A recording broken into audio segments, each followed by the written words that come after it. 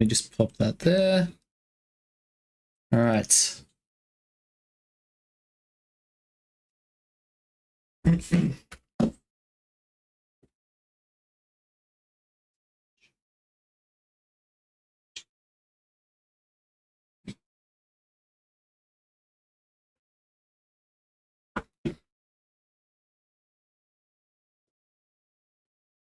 Some pretty interesting teams on both sides.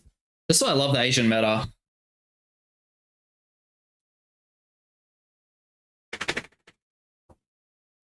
Look at that Eldegoss. That Eldegoss is good. Talon with a float. Double tank.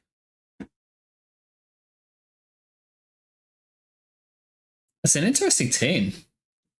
But Joe is Unite. But Joe is Love. Interesting team comps. Okay. I love this Asian meta. Hang on. Oh, there's no audio. Let me fix that up. Let me fix that up. There should be. Can we hear any of... Oh, okay. Hang on. Let me fix that up. Let me fix that up. Let me fix that up.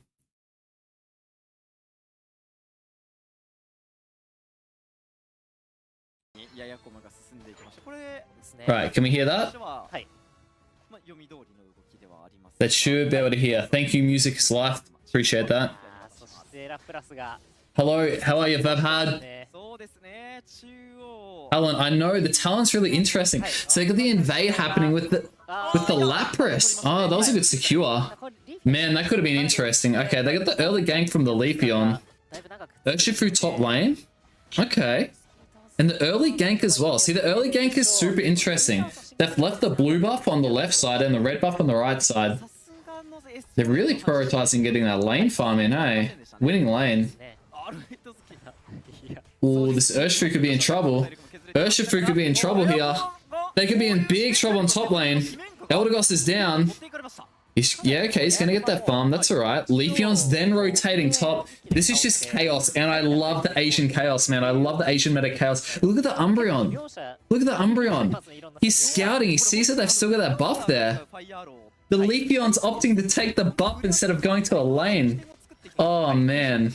Yeah, but look at how passively the right-hand team is playing, though. Look at how passively. Hello, Woods GG. Hello, Unknown. Wow, and then they're straight into it in the middle, and have a look. They're trying to take that available farm. Oh, dude, these matches excite me, hey. There's a double invade happening. One from top, one from bot to support. The Inteleon's then going in as well. Lapras is taking a buff on the blue side. Look at the Leafeon's then starting to invade. Look at a fight breaking out here. Wow, the Inteleon and the Umbreon gets out. The Inteleon gets the kill. Oh man, this is chaos. Wow, what a game. Oh, Urshifu's looking pretty strong in the top lane as well. Holy. Whose jungle is who at this point? Squirtle's looking for a buff here. Everyone's looking for a buff. Oh, he could be in trouble here though. He gets slowed down from the Eldegoss, yeah, and then a Leafeon comes in. Yep. Yep. Is he level 8? Holy, he's already got Unite move. Joey's Lava looking like they're in a bit of trouble here. 30 score, that's big experience. Then get a nice overcap top. He'll take those Bs. He just wants to starve that. We'll have a look at the bottom lane here. We've got Snipe Shot level 8. Wow. Mosquitoes are looking so strong here. Okay, there's a KO. There's one KO. Oh, the Talonflames just escaped that. They're leaving this on 5 points here, so looking for the overdone. They've broken top, so I want to get some value there. Look at the Leafeon just suffocating all the farm. Has the Unite move up his sleeve as well, so he's not going to die here. Oh, is he just going to pick off? Oh, he's getting converged by 4. Oh, he goes down. Okay. No KOs there either. They get the bottom objective there. Holy. The Leafeon was just trying to suffocate. Maybe give him back a bit of experience there, but that's, I mean... It's alright. You got to take the risk to get well ahead. Yeah, okay. Urshifu's looking for a fight. Okay, Clefable's going to get picked off here. Yeah, Clefable's in trouble there. Okay, and then look for top objective here. Joa's Love looking for a score down bottom, trying to equalize that score, getting a 30 in. 30-30, okay, that's a bit of, that's fair, and they're going to try and defend the Reggie in the top lane. Okay, let's see how Mosquitoes take advantage of this Lecky here. They're looking to peel top. There's no jump pads. This is definitely a time they can get in. They have 4 Unite moves, by the way. There's one. Yeah, they're getting this in, man. They're getting this in. They have 4 Unite moves. The Talonflame's trying to push it out. The Talonflame's pushed it away. Is it going to buy enough time, though? I don't think it buys enough time. Oh, and they're going to completely break top. There's 5. Oh no, they need more money. Yes, the 40. Oh, dude, Mosquitoes are so far ahead on score here. They are so far ahead on score here. This is actually scary. Holy, look at them. They're just in their farm, taking it all. They've got their own farm on the side of the map. They're not even interested here. They're just trying to suffocate as much as they can. Only 1 Unite move on the side of Joa's Love. Leafeon getting that bot score. Look, they're just taking their Indeedis here. This is brutal. Oh, does he get out here, though? Does he get out? No. That's big catch-up experience there for the Talonflame. Talonflame gets 1 kill. Talonflame could go on here. Oh, nice little shove there from the Eldegoss. They'll take the farm here. Alright, that's good catch-up experience there for the side of Joa's Love. They are very behind on the score. Inteleon playing very safe there. Popsy Unite move. There's one. There's the Espeon Unite. They're really looking to push this. They're trying to take as much score. They're trying to get that score back. Here comes the Urshifu to help defend the Blastoise Unite. Holy moly, I cannot keep up with this. There's the Urshifu. Urshifu Unite picks up. Urshifu's going to go on. Puts the pressure on the Lapras. Oh my gosh, the Clefable's running away. And the Lapras is going to get picked up here. Look at the Inteleon keeping himself safe. Huge snipe shot. Good job. And they're looking for bottom Lecky here. They're just a bottom Reggie. They're going to rip it. Force the Talon out. They should definitely have this one here. And the Inteleon's looking to just do a quick rotate back through to the farm. So just optimizing his time on the map. Hey Sippy, how are you, mate? Thank you for jumping in. We're having a look at some of the Asian Day 3 here. And these guys are so creative, hey? They're so creative. Oh, look at that Urshifu. Okay. There's so much map pressure on the side of Mosquitoes here. They're looking for a 50 score bottom. He's going to get it. He's going to get it. He's got it here. Does he have his Unite move? If he doesn't have his Unite move, they're going to converge. But they've still got to be careful of this top Lecky. Mosquitoes might just stall it. Look at the Mosquitoes. They're not interested. They're just defending that kind of area, taking all the farm available. They've got all the vision there on Joa's Love. Yeah, they're not interested. They just want to press this at like 2 minutes 30. And they're just going to defend that area of the map. How are you, Grippy? Hey, Brandon. I'm excited. I love these games. Hey, I love this Asian meta. I love it so much. The creativity. There's always something to learn from these guys. Okay, so they're rotating up. Joa's Love understand they need to try and put some pressure on. Talonflame going in. Oh, huge snarl. Huge snarl from the Umbreon to avoid getting shut back there. Doesn't get pushed out of place. That way they're not able to take on a 5v4 in that top lane. The Lapras might be considering a score. Bottom? No, he's just looking for farm here. He's looking for farm. Okay, Mosquitoes are in a very strong position here.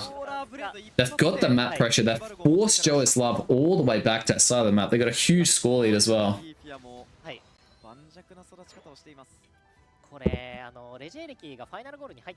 Leafeon's just looking for vision.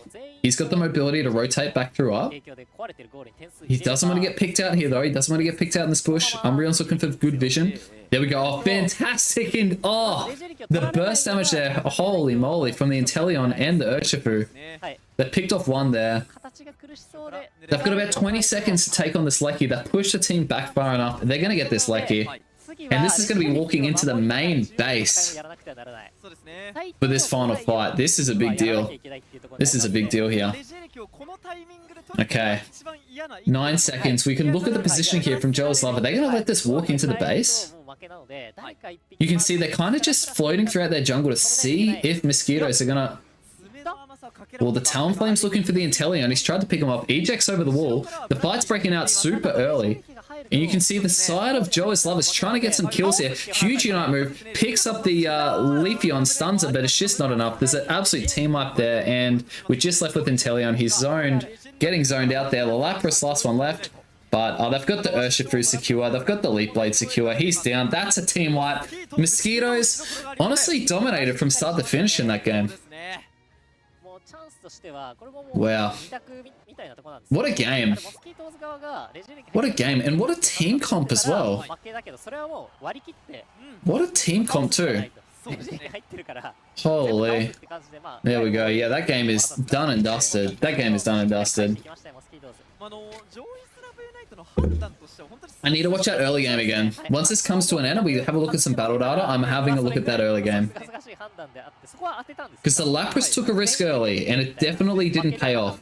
He took a risk against the Leafeon, and it didn't pay off.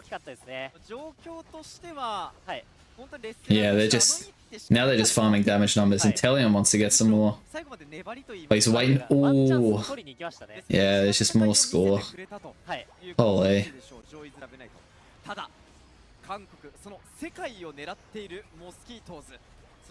Huge. Yeah, well done. 1,000 score. Oh.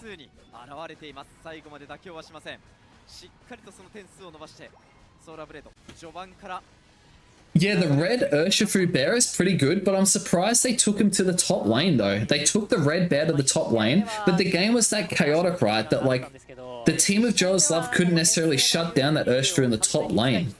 So, because there was just people everywhere. You could see early game, it was just everyone scattered throughout the map.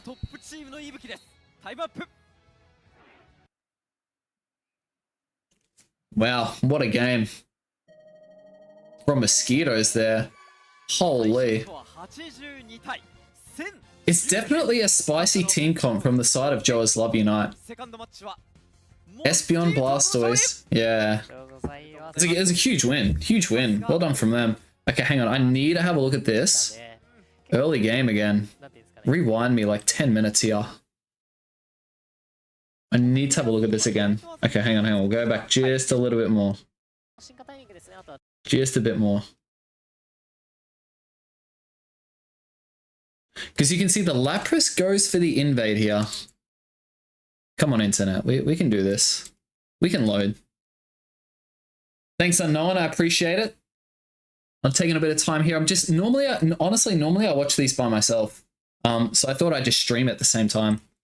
All right, come on, give me a bit of love here. Australian internet, come on. Give me that Australian internet. Come on, do it for me. It's not liking it. The Australian internet is not liking me right now. How's the health of this stream, though? That's probably worth checking. Am I dropping bars here? No, my stream is healthy. There we go, there we go. Okay, hang on. All right. Not this part, not this part. Okay, so the Lapras goes for the invade, right? All you Americans probably looking at this like, man, what is this? This is the ping we play on, eh? This is the ping we play on. Okay, so they've sent Blastoise, Clefable top. You can see the Leafeon's going into the middle. They've got Talonflame in the middle, right? So you think, okay, this is looking fairly standard. Now, they're sending an Espeon in lane bottom by itself. That seems okay because it does have Swift early to get some secure. This stream should be saved, Emmanuel. This stream should be saved. I believe they all go live as a video on my channel. Please correct me if I'm wrong, but I'm almost certain they do. Yeah. Okay, so he leaves all the farm back there.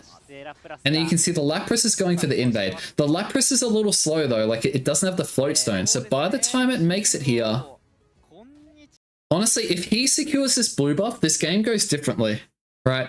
The Eldegoss does help support the Urshifu in the top lane, right? Because it's got the range pressure, but it's also got really good healing early. So that top lane actually seems pretty healthy. And they know they're not going against anything that's mega strong early, like a Buzzwole or like a Lucario or something like that, that can really shut it down early. So, okay.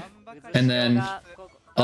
see, he's used both of his skills, like in combination there. He had the Swift and the Quick Attack and just went bang, had them both ready to go because he knew how important that secure was. Wow. That is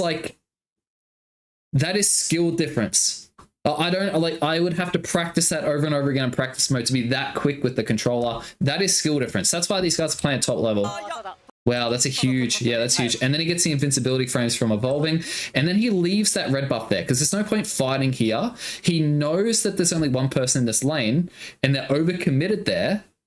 So he wants to help support them out. So very good play there. And then the Lapras goes off, and he knows the Lapras isn't really going to get there. Yeah, like even by the time he takes that and rotates top, I feel like Leafeon would get the value in a 3v1 lane here. 8%. Hey, Ricey. Were you in that video about the Spraggles? Ah, that's cool. Yeah, I mean, hey, look, Bazan, we're all trying to get technically proficient. Yeah, okay. So this is even more interesting, right? Talon takes the blue buff and then goes, is it the blue buff? No, the red buff. The red buff and goes straight to top lane. Now, I think he's done this because they recognize that they don't want this Urshifu getting too many stacks, right? So the Urshifu's gotten one stack here and they want to try and shut it down. Now, I thought they were in big trouble here, right? I thought they were in serious trouble because they've got the damage on there. He's dashed back to prioritize the farm because he knows he's not going to kill him. And then he's not going to get as much farm as he probably thought he would, or at least the stacks there. The Eldegoss comes in, does big pressure. This Talonflame then looks to do something. No, he turns around and he goes back up. Then he goes back up, right? Yeah. So he goes back up and he's... Wow, this is looking pretty scary here. I actually thought they were in big trouble. Gets the farm. He ejects out. The Synthesis just heals the Urshifu enough. They pick up one there. Yeah, and they know they can't overcommit there because the Leafeon could have come up. If they overcommitted on the goal zone there, the Leafeon then, wow. And then the Talonflame evolves off these things in the back there, right? Yeah, so the Talonflame gets the evolution. Wow. Okay, so the unsuccessful invade, are they even on levels? Not really. Mosquitoes are ahead by 2 levels already. But like, look how chaotic it is. Leafeon isn't even in a lane at gank. Like, if this happens in your solo queue lobbies, you are pinging that guy. So this just shows how much different like a competitive 5-stack is versus your solo duo queue, even trio queue lobbies, right? This guy's not even going for Yeah. They knew he skipped, right? Because they would have seen that. So like someone in top lane would have just called out, Talon's only got red buff. Like, you know, there's no blue buff. They'd be communicating that. So he looks for this blue buff here. Gets it. Because that's big experience early. The Eldegoss is doing a phenomenal job at keeping this guy alive here. And they're just playing so passively. Oh, and then he comes up here because he sees them backing out. Oh, he doesn't quite get the value there though. And then the invade's on again, right? Because there's currently no farm in the lanes at the moment. They're just looking for like slowing down the enemy. So yeah, okay. So the Umbreon kind of like herds him back to the top lane because he wants the invade to be successful. Holy, this is so complex. The Umbreon's like that cattle dog, right? He's trying to push him out there. Does he get that red buff? He gets the red buff there. The Umbreon, again, is just trying to herd them away from the Leafeon here. Wow, this is so complex. Well, yeah, ejects away. He put himself in a tricky position in the Talon. Gets out there and then gets a massive water gun. Gets the kill. That is honestly fantastic early. So they just, honestly, they got ahead early and they just rolled with it, right? Because in the meantime, this Urshifu's 1v1 up here and he got the Urshifu evolution. So he's level 5, gets that Wicked Blow, and all of that farm is literally just his. Holy damn. Wow, what a game. What a game. All right. I can't believe that. That was so good. I mean, I don't really think there's a whole lot to see late game. I really don't think there's... Like, they got ahead. They pushed Alecki into the base. The team fight was breaking out. Yeah. That was a good game. That was a good game. All right, let's catch up live. Where are we at?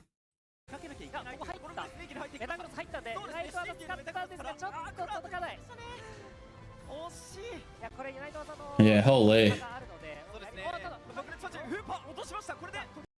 I think Blue's plan... Hang on, let me lower this volume here.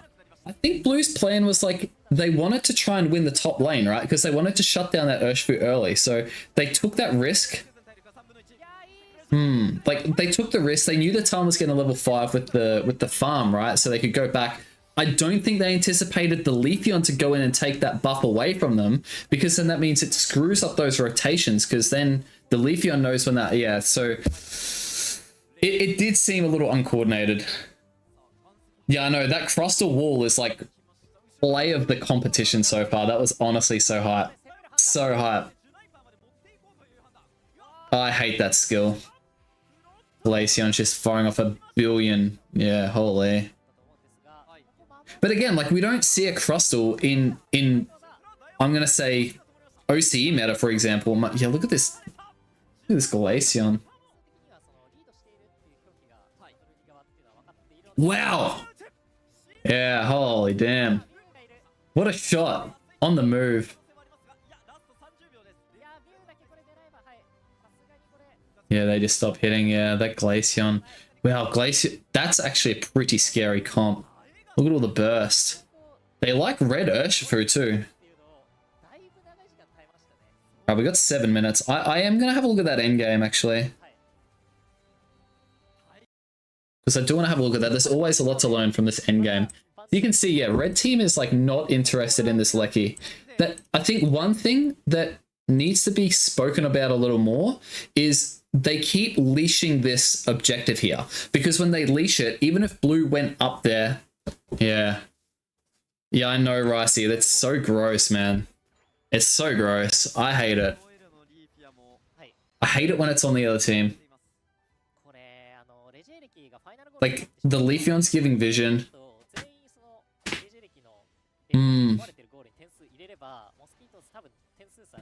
I want to point out this, though. Like, this, yeah, that's a huge pickup on the Clefable there. As soon as, like, this is all red were trying to do, right? They're not overcommitting. They waited for blue to come in, and as soon as they pick off one person in a 5v4, that objective's theirs. And as soon as they picked up that Clefable, we knew that was done. And they've got the Eldegoss healing too, so like they're happy to play a little bit overextended. They've got the Pollen Puff. Yeah. Wow. And the Leafeon's just pressing, giving vision because he can just quickly dash back. Look at that secure as well. How well coordinated is that? Okay, alright. Now, they're letting this walk. I think the Blues' plan here is, and I think this is pretty common in our solo queue games, a lot of people just try and rip this Lecky in lane. I think what Blue are doing here is they're trying to maintain vision to see if the red team is going to walk in through their jungle to follow this Lecky in. All right? So they've got a couple people here in as if to say, we can rip this Ray, and if the fight breaks out, we might be able to win the fight, because it's a bit of a Hail Mary. They're behind like 270 points, which is a lot, right? So they go in, Talonflame, they get a slight vision on that Inteleon there. The Talonflame dives him. Everyone's got their Unite moves. The Blastoise has got vision on their tank moving that far forward, which means the Leafeon knows that he can go in for a swipe. Yeah, and then the Talonflame ejects over the wall. The Inteleon's still very healthy. The Regieleki's walked into the pad at this point. The blue aren't too... If they split fight the E-Lecky... Yeah, you can't, even, I know this Regieleki's walking into base. Think about how risky of a play this is though. Like, think of it as a guaranteed 20 points. They extend their lead, right? If it walks in. If Mosquitoes then go into the enemy mid and they can like stall them, pick them up in a fight there, dive on them and get like even 3-4 KOs and let the other person just go score the Lecky. It's only 100. They can take the raid. They can potentially win the game. So I think and again, this is like not a good position to be in if you're Joa's Love Unite. So I guess they kind of just let this thing walk in here, and they've actually got like, they've probably counted 5 players. So they're like, nah, just come into the Ray. And then, yeah, the fight breaks out. Clefable gets blocked, which is not really all that helpful. Yeah, and then it was just like Talonflame tries to unite, gets absolutely destroyed. Holy, that was just so... There's so much burst damage, hey? Like, they've got the Urshifu with the Wicked Blow, the Solar Blade, and the Snipe Shot. Like, that is a lot of burst damage on the side of Mosquitoes. That's kind of cool. And yeah, they've just got... Yeah, they've got so much healing as well with the Eldegoss. Yeah, and he gets picked off. That was game over.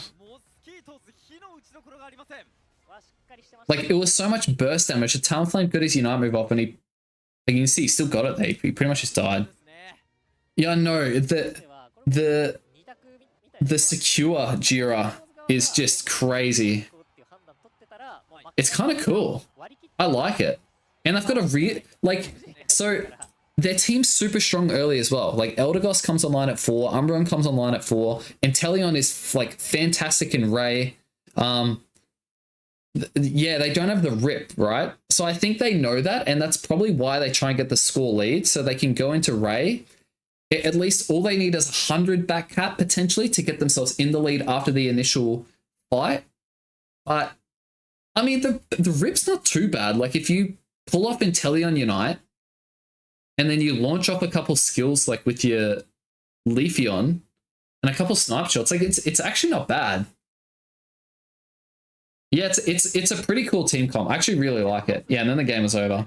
All right, let's see if we're on... Are we on our next game here? 2 more minutes. So who we got next? Kaze and Shin Rude. Are MYS playing today? I'd love to find out. I really hope MYS are playing today. They're, like, hands down my favorite team in the world to watch. Hands down my favorite team. They're Taiwan though, so they might be playing.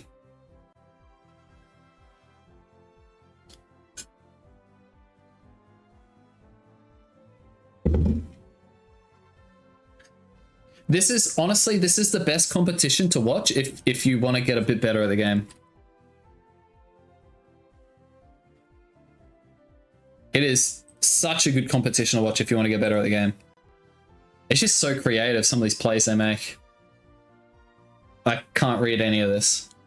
If anyone wants to translate what's going on.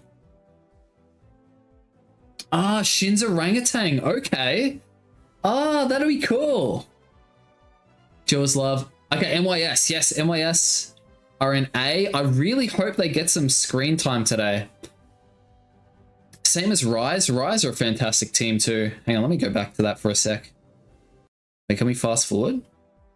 Okay, all right, next game's in a moment. Cool.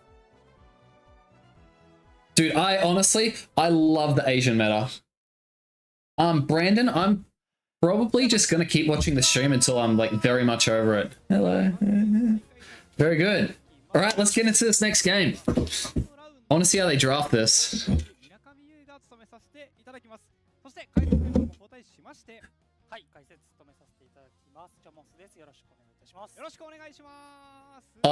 Dude, Umbreon is like... Okay, if you want to keep yourself alive with Umbreon, I'd personally suggest going Snarl and Foul Play. And you've got to get that Foul Play for the mobility. And if you're playing solo queue, I would be using an Aeos Cookie as well. Like, you got the HP emblems, but also the Aeos Cookie.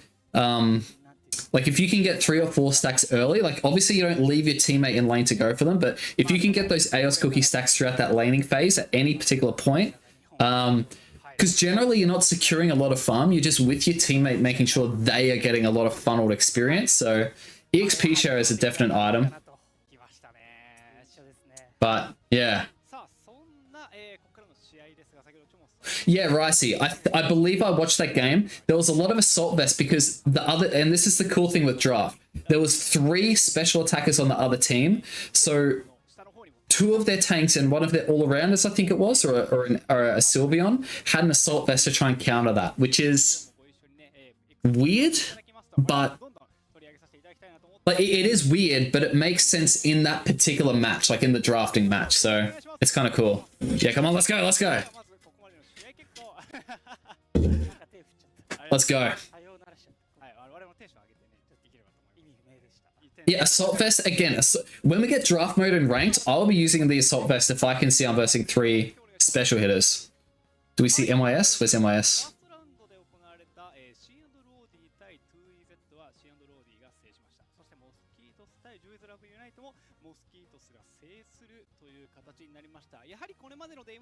Okay, alright, okay, okay.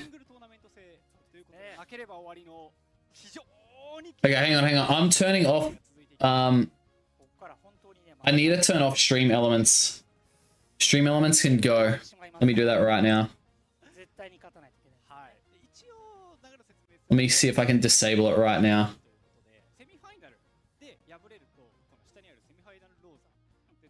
YouTube Studio. Settings. Community. Oh no, I just got rid of Nightbot.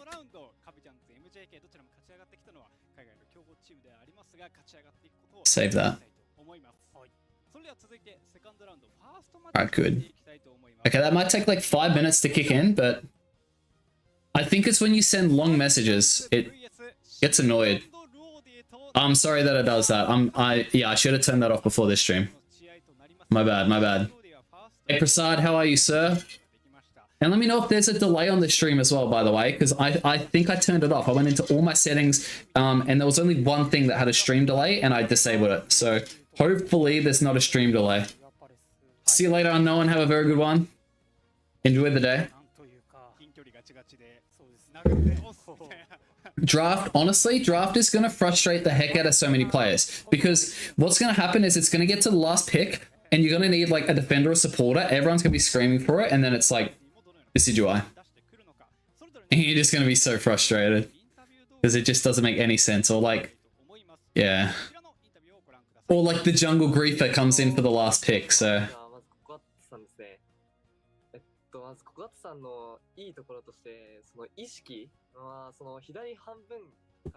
Hang on. 出て相手の陣地に攻め続けるっていうその超好戦的な考え方がとても好きで、まあそれでチーム全体にその共通意識として一生ファイトをし続けるっていうそのこのカビちゃんとしてのチームの特色が出てて、ココアッツさんのその意識、その思考がとても好きですね。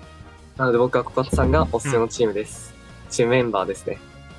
僕のお気に入りキャラクターはタメックスですね。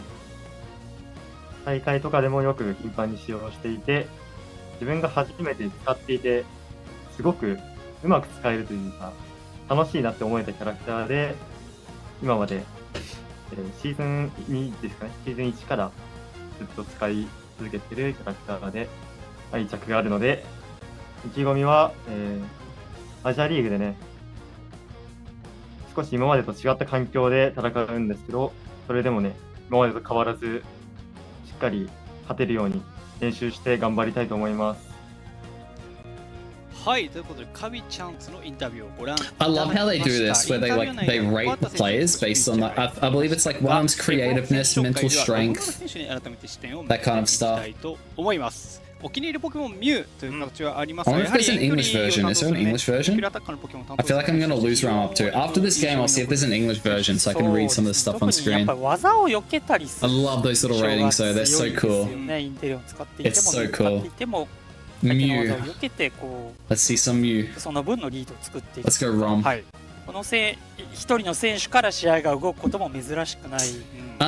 Brandon, I think that was the team that just won Mosquitoes, but I'm not exactly sure. I need to see if there's an English version of the stream. I'm only subscribed to the Japanese one. 視聴者の方からもオートエイムという勝手に狙いを定めてるんじゃないかってぐらいのその正確な性格も Alright, hopefully the players are ready for their next game. 本当に印象的ですよね、ロンマル選手。オードリオとヤミラミにね、先に当たるんだシーンもありましたよね。はい。Now, let me turn that down a bit. Okay, hang on. Let me get it up. Let me get it up. 我们队伍比较厉害的地方就是，当我们有优势的时候，我们会打得很针对性，就是我们会把对面的资源都会抢光，然后我们就会让对方很无力，我们让对方喘不过气，就让他们很无力的感觉。对，这就是我们团队厉害的地方，那我们的风格。对。Hang on.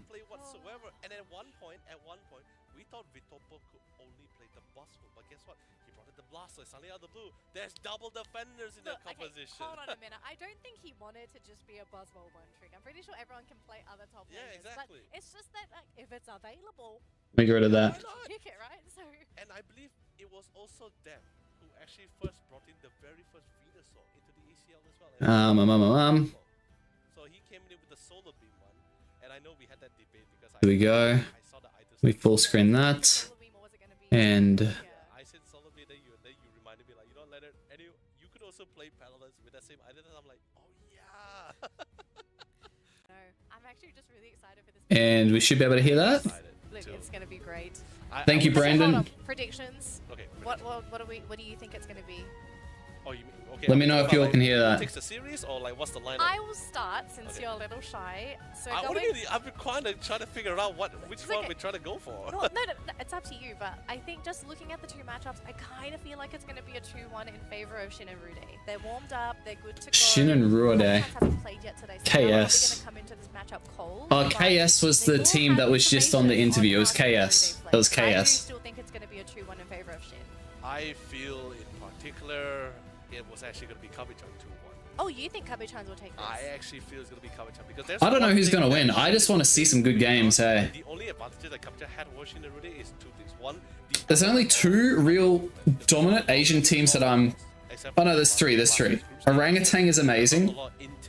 Rise is a fantastic team. And MYS have just got this special place in my heart. I think they are just hands down one of the best teams in the world. Hands down. For Shin and Rude's side, they don't know Hands down. They're always consistently, always doing well in every single tournament. They do well at Worlds. They've been able to play counter divers. They also able to play diving composition as well. So nothing really fixated. And play the... Shin and Rude said they're going to play aggressive and steal the enemy farm and play the early game as aggressive as possible. Ah, cool. Okay, alright. I'm excited to see it. I'm super excited to see it. I believe the draft is ready, so as soon as we're Alright, let's go. we're going to jump right into that game number 1 draft. Let's go, let's go. Exciting. Alright. We have to talk about some of these Pokemon that are going to potentially come out on both sides, and I think for Kabuchans, they have to understand that Inteleon is going to be a no-go, and I also think Glaceon might have... Alright, let's see, let's see. So they're banning Umbreon, and then Blastoise. That makes sense. Hey Rishu, how are you? How you going? This should be a good game, by the way. This should be a really good game. This should be one of the best. Yeah, so they're banning a tank. That makes sense. Who's got first pick? Okay. You'd imagine they pick tank here, right? Like, okay, maybe not. They've locked in Intel. Yeah, tank support. Crustle, cool. Okay, well then, these guys don't pick tank until their last pick, because there's no need, really. Well, they pick in. Okay. Okay, alright, cool.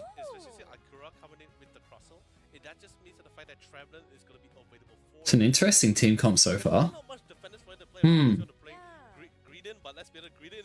That's scary. That's actually scary. They're drafting so fast as well. So we've got great attacks. Yeah, they are drafting super quick. Limited on options here, and it looks like Garchomp is being highlighted. And that might be the objective here for Shin and Rude. Right. Oh, hang on. It might be Machamp. Machamp! So This is what I mean. It's just like, I don't see Machamps in my lobbies. I don't see Urshifus in my lobbies. I rarely see Blissies in my lobbies these days. Crustals are rare as well, right? There's just... same matchup here because that means Machamp is going to be going up against Trevenant up yeah, I mean, Trevenant's one of the best defenders in competitive. Woodham is so good. Yeah, it's Urshifu's super popular in Asian meta. Actually, no, I think it's Yeah, it's a great build. Because you got focus and EXP share really, really good on the tank. And then you get the Aeos cookie, just gives you that, like, I guess you just got further sustain. Your other option is raise guard, but you just want to stay in the fight and keep CCing more. The Buddy Barrier on Blissey is really useful. The focus band on Machamp is, it's an item pick. Stacking specs as well on the Clefable. Because like I said, right, they do have definite roles, but no matter what they pick, they always end up switching up those roles. That's what I'm saying. So it gets relatively difficult for them here, but Glaceon's just such a strong pick, though. when it comes to range damage. Shin and Rude has Glaceon's so strong. both the Mew and the Glaceon, and also with the early game advantage. Ah, true. Okay. I kind of feel like the early game is actually in favor of Shin and Rude because we know what Shindy is. Pedal going to do, dance. right? And then Kabe-chan's a little bit more. Yeah, you'd imagine so. They've already got the sniper of Inteleon. Urshifu needs level 5. Right, let's have a look here. And then So you'd imagine it would be Venusaur laning. just to make sure that they're able to stabilize their lane. Okay, yeah, cool. Shingdi, Snowball, The Urshifu's going in. try to win these lanes up against BKZ and Bushwan because these side lanes. Okay, no invades so far, early game. Literally in this hand right now, in this game, cut That's going to be a really tough bottom lane to outsecure. They've got the Inteleon and the Mew. the amount of space. And They're playing aggressively on that Machamp. They don't want him stacking.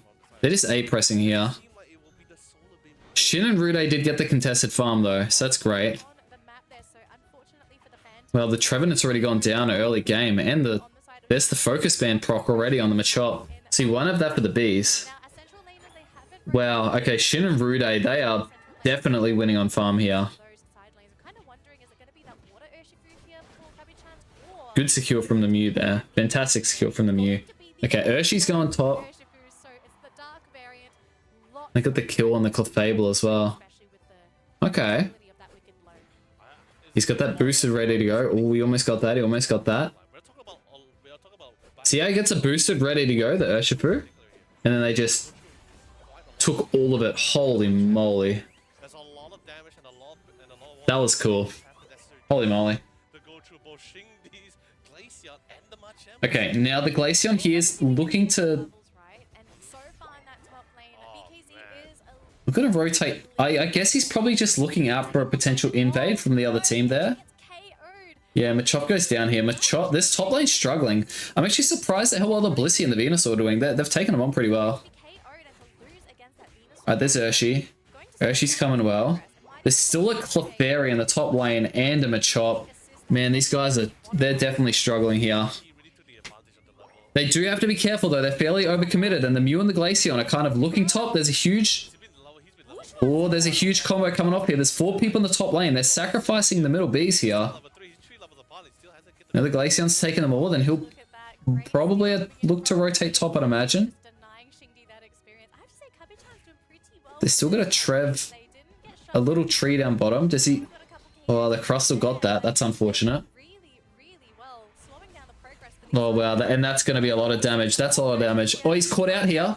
gonna be struggling. Ooh. He's able to get out of there. BKZ gonna be A-okay. Oh, okay, here we go. The Machamp can dive on and gets a big burst damage. Big burst damage from the Machamp. Holy. And a massive Wicked Blow to turn it around there. Equation as well. So 1-to-1 Massive Wicked Blow to turn it around there. win there for Kabe-chan. Holy. Good priority target. And Inteleon, beautiful snapshot, getting rid of That was massive. from this fight. That was massive. Pura and Holy moly, he's got a good shot on him, this guy. Otherwise, they're gonna be losing more bodies on the floor. The intel was a little They got the Venusaur online early. He's got a bit of a level lead over this Machamp. Oh, he's caught. He's caught. Is he caught? Holy, that's a lot of healing from the Gidra. Oh, he's picked him up. The Urshifu comes in for support. Huge damage. I picked up the Crustless. 2 KO. some actually more And they're looking at getting this Reggie. seal his fate and his route of escape. This could Wow, they're looking at the bottom objective there, the red team. They've got to be careful for the snipe, though, from the Inteleon. They look to body block it. So Kabe-chan's gonna be focusing on that red. Yeah, they've taken him. Every day really want that Yeah, okay. also get a defensive bonus as well. They've traded top for bottom there.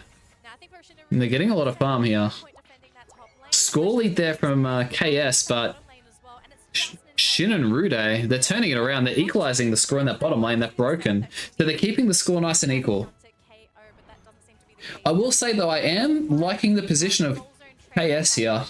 They've got levels. Doesn't quite connect on They've almost got a Unite move on that Venusaur. They've almost got a Unite move on the Inteleon. another peace treaty by both They've got the Blissey's pretty much ready to go for the next big fight. They're going to get him a champ here soon. They've got them a champ here, so aggression. Not when this could be an exciting next fight here. Yeah, the Machamp's online here. they get those unite moves, get those extra levels, but I think at this point And the Machamp's ready to go. to see the try to Alright, can we zoom out a little bit, cameraman? Thank you. but then again as he was Oh, huge. Goes in with the eject button. That's pretty aggressive to try and take some of those bees there. casually secure the hand Eject for the bees. I don't know about that. BKC actually didn't do anything. Oh my goodness, this is not a game for him. I mean, his game Not a lot of farm on the map. not behind at all. Russell's looking at Ideally like to be score 16. our front runners. Get at least a level Fair 12. enough. Just get ready for that late game because that's the goal with this man. BKZ loves Yeah, it's a little bit weird. We might see a bit of a fight break out here. We have an aggressive push coming in from Kabi-chan's, actually looking to take that second Taking the buffs off them. away from Shin and Rude to deny that experience. Wushwan is there with the electro. Oh, there we go. Yeah, there's the big Unite move. That's huge. Catches 3 of them. Goes on. The Glaceon then engages. Glaceon gets a big combo. The Moonlight healing. The Venusaur turns around. They got the Blissey Unite. The Shinichi Doll's huge. Stalls them for that long. The Venusaur's able to get back in. The Urshifu gets a huge Unite. That's a massive Unite move as well. And the Mew will save himself. The Crustal's kept himself alive. He's ejected out. That's a big play. The Mew's taken out the Urshifu. Well played by the Mew there. What a shot from the Inteleon. Picks him off in the bush. They make it look easy. They make it look easy. Holy, look at all those spears coming from... Oh, that poke from the Mew. Alright, yeah, this probably should be a bottom objective here on the side of Shin and Rude. The Machamp's rotated top. He's taken that farm, getting himself in position. And you can see KS just gave up that bottom objective and just started farming straight away. They gave it up and just started farming straight away. Because they didn't do that. Then this farm in the middle here, that would be up for contestation, right? So, yeah, well done. Okay, levels are looking... Honestly, levels are looking pretty even here. Well, the Machamp looks to... He's popped his Unite move. Is he trying to get the Unite move on the Blissey? He's going to have to go here. Oh, was that a full heal from the Venusaur to get out there? Well done. Oh, pops his Unite move, goes in there. Unfortunately, they don't get that Unite move. The Inteleon's popped his Unite move, sitting in the bush. He's going to do a whole lot of damage here. Gets his crits ready to go. Unfortunately, gets zoned out there by the Crustal. Huge Electro Ball follows up, and that Reggie has gone into the top lane. Shin and Rude are going to be able to get a head-on score here. That's a huge pick off there. There's 2 KOs. Holy moly, the Machamp's picked him up there. That Venusaur's really trying to zone him out there. They're really trying to stop those scores from coming in. They're saying, if you want to get him for scores, you're going to have to die. And the Trevenant has popped the Unite move fairly late here. I'm not sure if he's going to be able to get that back right on time. Stops the 40 score. That's a big play. That's huge play right there. Holy, what a play there from the Trevenant. See, these tanks and supports, that's what I mean. That is skill diff. Can I do that? Absolutely not. I need to get better at the game, dude. Wow. That was good. Wow. So now they're looking to farm and try and get those power spikes. The Machamp's hit level 13 and he has got cross chop, so he's going to be getting those extra attack stacks in. He's kind of just chilling there though. There's not a whole lot of farm for him to get those stacks up on though. He's positioned himself well in the top lane there. He's being careful for a backup. They've got the lead there. They know they've got the lead. They're positioned very well down this bot lane here. It's a Reggie steal. The Crustal zoning himself pretty well. You can see the Venusaur and the Urshifu are in the top lane. They're going to be able to get this Reggie steal. That's going to give them a whole lot of attack here for this late game Ray. And this could get exciting here. This could get very exciting very quickly. Urshifu's got fantastic positioning there. He's probably got the more optimal positioning there. A good poking there from the Mew and the Inteleon. And they're pretty much just looking to try and poke out. Get some poke on the Trevenant there. Trevenant's happy to just sit in that bush though. Gets a little bit of healing from the Blissey. Machamp's still just waiting for that peel off there. Being careful for a peel off. He knows that Urshifu's probably sticking around. He is getting those attack stats and he has hit level 14.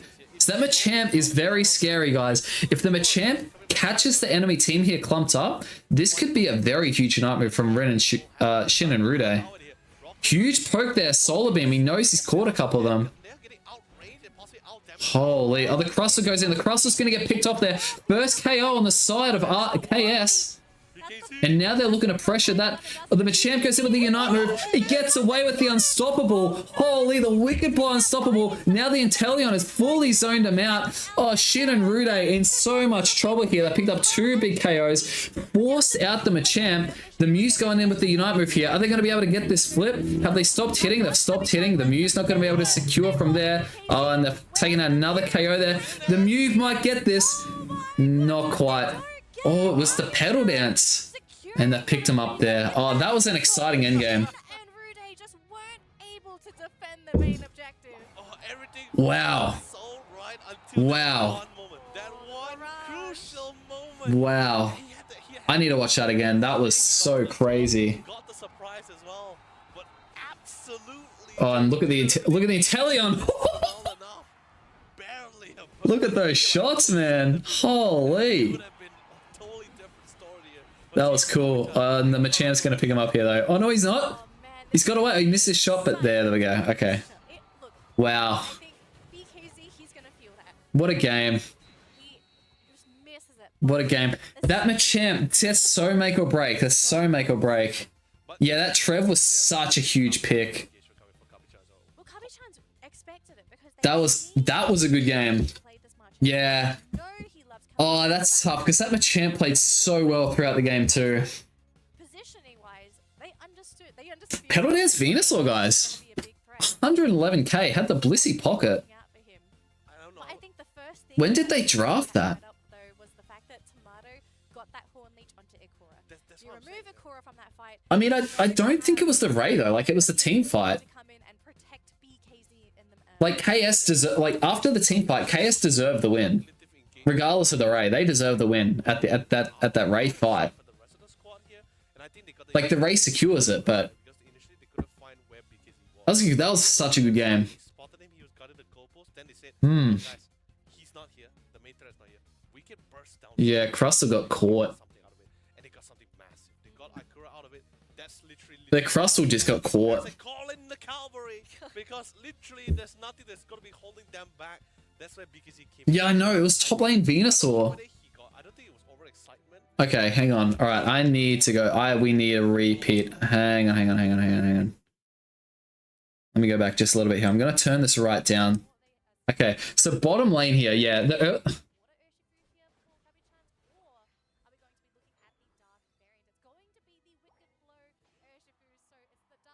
Okay, one thing that's... I mean, it feels like a pretty standard early game. Like, they're both playing fairly aggressive. They're going for farm. Couple picks up here. This Urshifu's getting his boosted here. Does huge damage and picks up all of the farm. That's huge right there. That is actually big. That's actually big.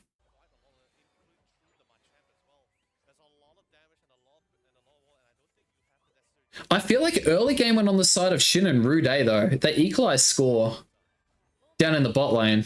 I feel like it was more decided at this in the lead up to this Ray, though. Yeah, big fight that breaks out there. This play right here, though. Because Shin and Rude, if they get another score in here, they've got such a big lead, and they break this top pad, it makes that Ray fight so much easier. So this Trevenant, man... Yeah, the tree's just defending. There's only two of them alive. It's the tree and the Venusaur. Without the healer, it's literally 1v3 to try and stop him. And then he turns around and X Sizzles, though. Because he... Oh, he's not... Oh, man, what a combo. Wow. Oh. What a combo.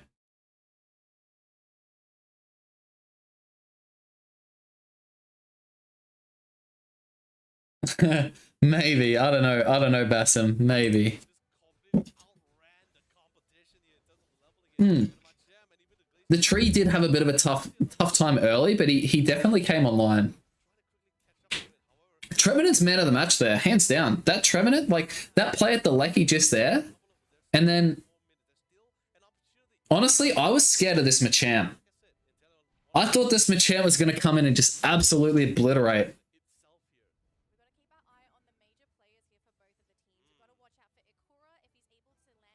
So the position here is really interesting, right? So Shin and Rude have got bottom lane. It's really healthy bottom. So this Lecky is this Reggie is pretty much theirs. The Machamp is just ensuring while their team's down there, they don't get a back cap. Right? They could 4-person push that, but I just don't think that's a, yeah.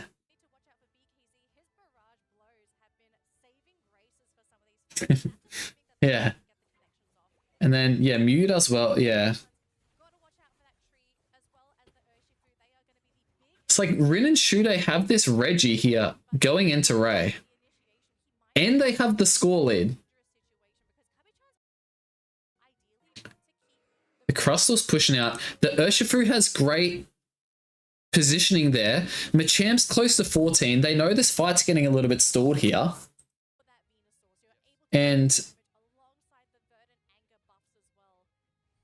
like the Mew's poking. The Mew's doing great poke too. Like the Mew pokes the tree there. You can see the Venusaur's just farming a little bit to try and get that 13. The Machamp's farming a little bit to get that 14. So they're getting those power spikes.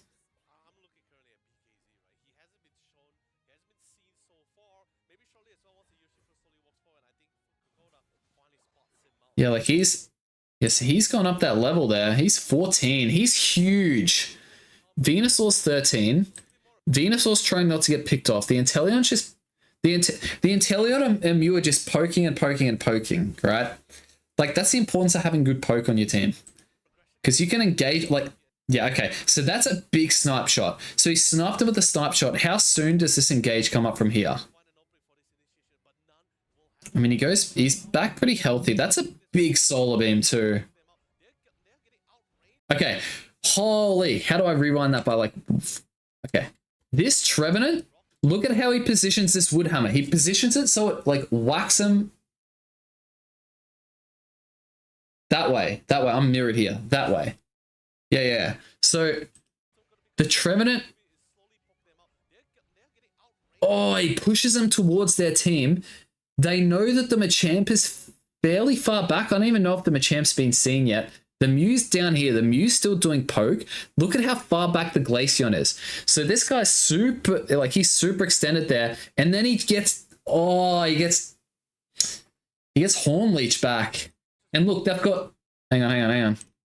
They've got 1, 2, 3, 4, 5 people all on him, right? And they're all in a way where they can just diverge when they run off to then take a refight. Like the Urshifu and the tree can go down there. The Blissey and the the Blissey and the Inteleon can whip back into their jungle, and the Venusaur can run up towards the Ray, or even in that way. So everyone can split after they get this KO, right? And you can see that's kind of what they try to do there, because they don't want to get hit by the solar beam. That's a huge pick. As soon as this picks off, and then you can see straight away they start poking that Ray to panic to get everyone to come in. So, and again, this happens super, super quickly. It's like in the moment. J on the keyboard rewinds 10 seconds. K to pause. L to... Oh, okay. I didn't know that. Does it work like that? Oh, it does too. Thank you. Okay. Oh, that's such a big pick there. That's such a big pick. And then you can see the Machamp. The Machamp's trying to sweep around. At this point, they know the Machamp's coming in. He ejects over the wall. Can I slow this down a little bit? I need some slow mode here. Oh, he's missed it. He's literally missed it. Yeah, you can see the Machamp. He goes in. Dynamic punches over. Goes through them with cross chop. That's a fantastic engage. And oh, what even happens there? Who is that? I can't see over all these animations there. Urshifu. Oh, wow. And then you can see the Blissey just dives on the Inteleon. If that Inteleon gets caught, that is super rough. Hey, Megans, hello. Thank you for catching us live here. This is fun. This is fun digesting this. So, oh, he misses. That's so big. And then a huge Woodhammer again from the Trevenant to put the Glaceon out of position. Who's the next one to get picked up here? Stuns there. And then the Unite. So the Trevenant, hands down man of the match. Hands down man of the match. There's no arguing this, right? And then he's screwed here. He's literally screwed. Shinichiro, he's dead. So oh man, the Clefable then gets picked off as well. So the Trevenant has picked off the Crustle and the Glaceon. The Mew is impossible to pick off. He's also got his Unite move. And the Machamp, yeah, this game, Chaos have absolutely won this team fight. I don't think it was snapback. I don't think it's snapback. I think it's more the Machamp was trying to push them down into the Rayquaza pit towards their team, right? Because that's exactly what he tries to do here, right? He's trying to go in, and you can see he wants to push these blue guys, because look at where his team is, right? If he pushes them like up towards the, this is weird, it's up into the Ray pit, right? Around here, right? his team isn't going to be able to get to him. So he's trying to push them back towards his team. And in the split second, how does he even get out?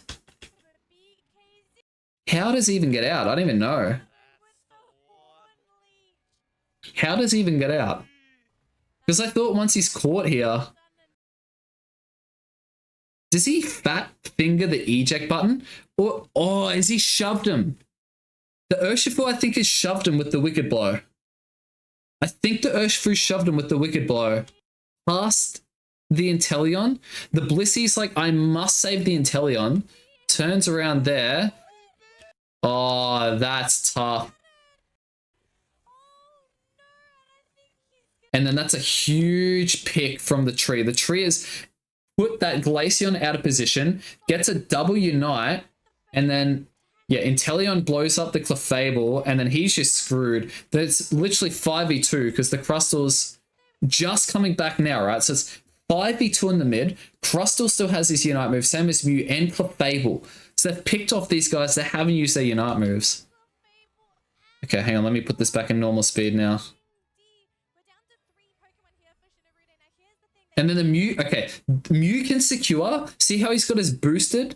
So if he goes with the boosted and the Electro Ball and the Unite move simultaneously, that'll out-secure Wicked Blow.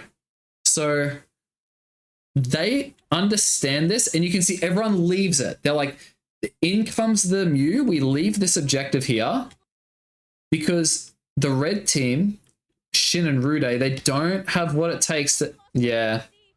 And then he tries to get the boosted. Yeah, not quite. I mean, look how low some of these guys are getting as well on the side of Shin and, what do you call it? KS. Oh, wow. How does that happen?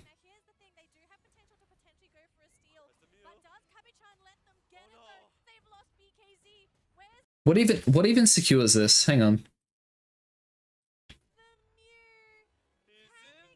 It's a Petal Dance tick. It's a tick of Petal Dance. Wow. Wow. I can't believe that.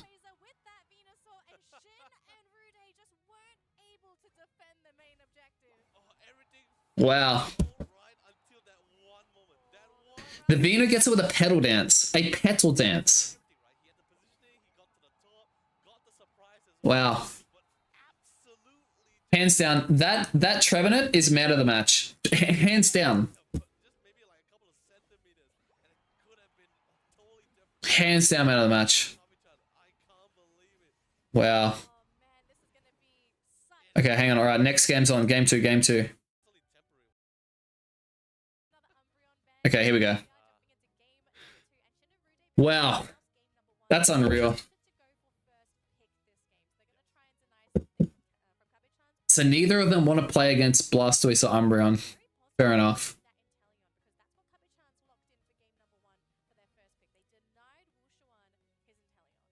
Ban the Umbreon, ban the Blastoise. So do they go for the Mage pick again first here? Okay. Intel's a good pick. Mew.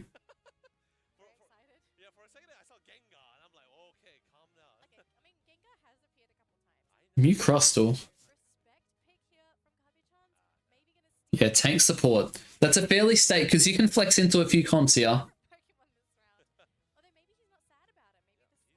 Okay, hang on. Let me pause this for a moment. Basam. So and this is going to be coming into ranked very soon, right? So this is a good process to understand. So each team gets to ban one Pokemon, which is really good because Unite has this constant. How do you word this? They like to release Pokemon that are very strong. So with draft mode, if there's a Pokemon that's very strong, you just ban it and you don't have to play against it. This might be in your Masters lobbies only though, so it could be annoying at the start of the season, but so you'll be able, so each team gets to ban once, and then the first team gets one pick. Now I'd imagine it's going to be your highest ELO players to your lowest ELO players, which is a little weird because I mean, look, I don't know if that's going to be the way. So they pick one, and then the other guys pick 2, then they pick 2, then they pick 2, then they pick 1, right? So it's like 1, 2, 2, 1, 2, 2, 2, 1, 2, 2, 2, 2, 1, right? So they each get their picks there, and generally, and again, I'm no pro, right? I've like literally no experience playing competitive, but I've logically thought, like, see how this team's picked Blissey? I thought the other team would then think about flexing into their support last here. But I guess if they pick their carry here, then these guys have another 3 picks to counter that carry pick. So it probably just makes sense to use something, you know, pick their support then. So, And then after the drafting phase, then you can change all your items and everything. Yeah, so if one team picks a Pokemon, the other team cannot pick that Pokemon. So there's no mirror matchups at all. So like Inteleon's first pick, the other team can't pick Inteleon at all. So it's again, it's I think it's good. I think it's fantastic. That's correct. Yes, you cannot have a cross on both teams. I think on double beam here. This could be double solar beam. We'll see who the last pick is. Shin and Ruda have a scary team here, though.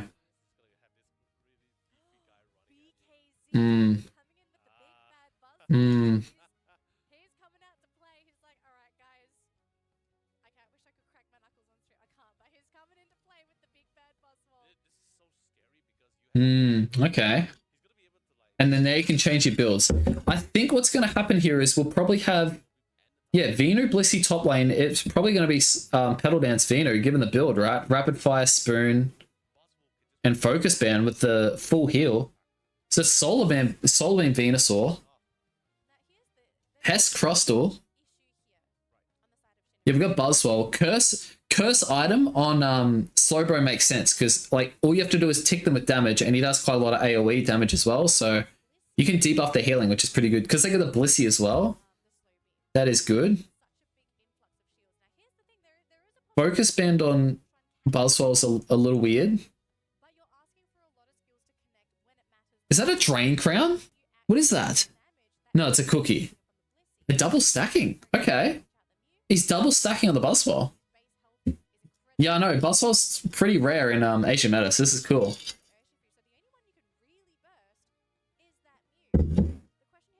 Okay, cool. Let's see how this game goes. Yeah, Buzz is super popular in NA. Buzz is popular in Australia as well. There's a lot of good Buzzwole players in Australian region.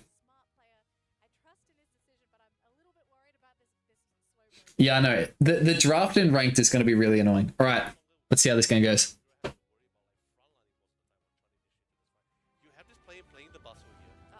Oh, we got a pause here already. Someone's probably just disconnected.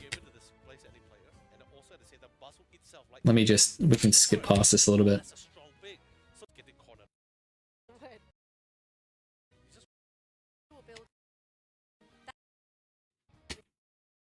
Oh wow, it's quite a long stop. Good on them for stalling though. That's a good stall from them. Okay, here we are. So we got the Glaceon going middle. Look at the pressure that the Mew puts on though. They're straight onto their side. Who got that? Was that Slowbro that got that?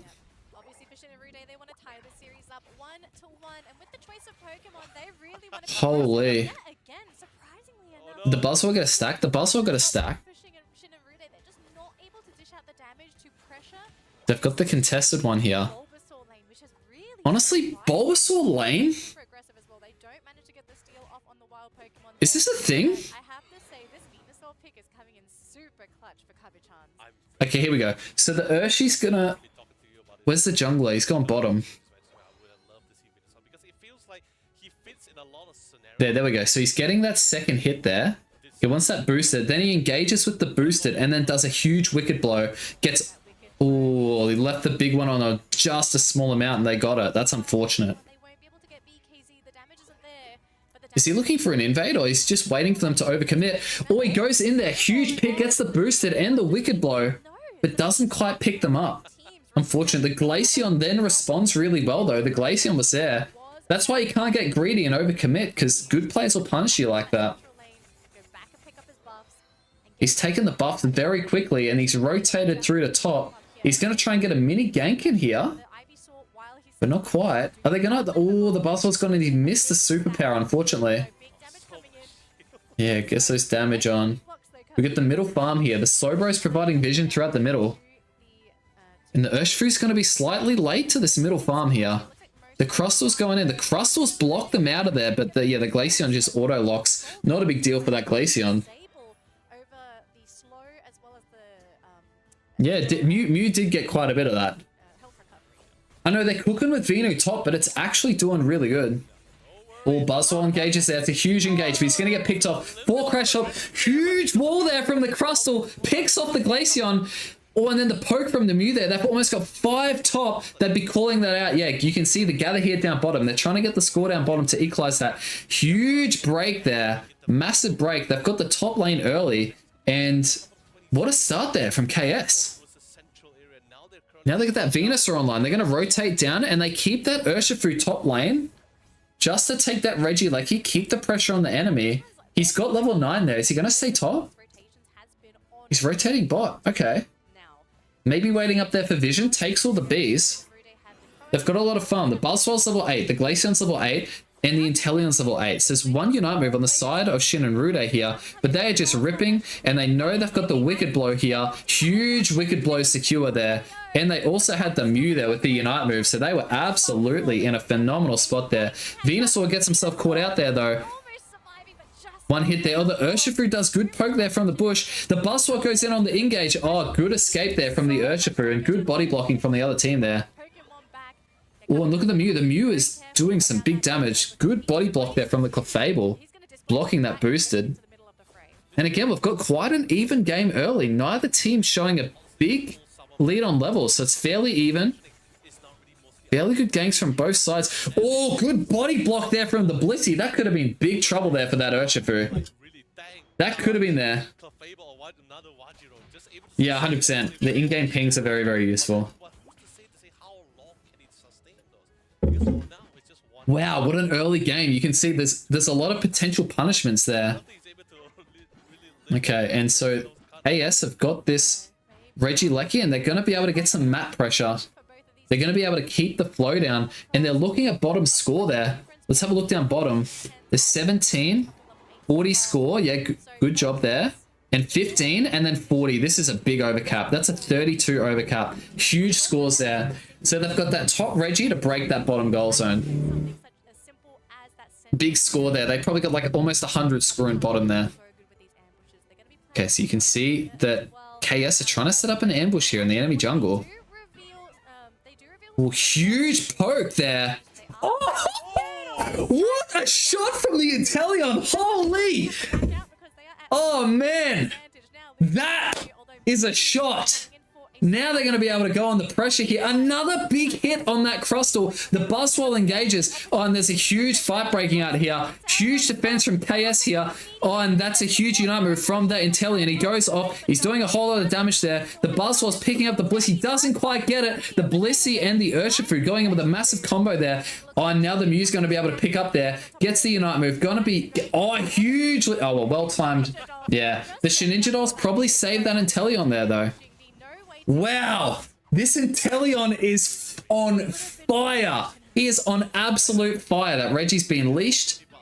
And are they going to be able to rip it down quickly enough here?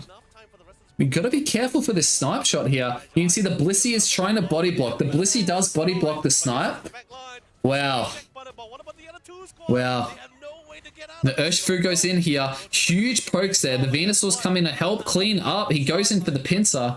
But again, gets sniped out from the Inteleon. Dude, I want to play Snipe Shot Inteleon right now. This is actually so hype. Can you imagine if you're as good as this guy on Snipe Shot Inteleon? Wow. This is actually hype, man. This is like... If you think you're good enough to play at the top level, you gotta think again, man. Oh. I'd be E tier. Wow, that's a huge... Goes in with the Unite move with the Crustle. It's the last time they're going to be able to get their Unite moves off. Big escape there from the Inteleon. He goes off the huge Crustle wall. Picks up one. Goes on with the Cliff But they're going to get a huge score in. Oh, they're going to completely break the top lane. And they've got this Regieleki with a minute 20 to go until the Ray. They've got a massive score lead. This is massive. Look at the Crustle walls. This Crustle. Oh, man. I've never seen a Crustle do this. What is this guy on? Oh, the walls. I mean, look, they have got low mobility on the side of Shin and Rude, so these walls are very frustrating. These snipes, though. Okay, they're going to take this Reggie off the map a little early there. They're speaking English, Bassam. This is a English stream. This is hype. Yeah, they're quickly trying to rip this down. They're quickly trying to rip this down. The levels are... They're slightly in favor of KS here. KS have a huge lead. Oh, they're playing very aggressively and giving them nothing there. The Urshifu hits 14. That's a big deal. The Urshifu's huge here. And it's a Reggie steal, and it looks like it's going to the side of KS here. Unless if Shin and Rude take a big fight to break out here. The Buzzwell's going for it. The Buzzwell steals. That might keep Shin and Rude in this best of 3 right here. That might keep them in.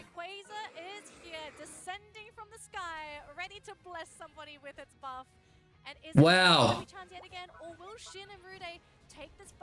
Man. Okay.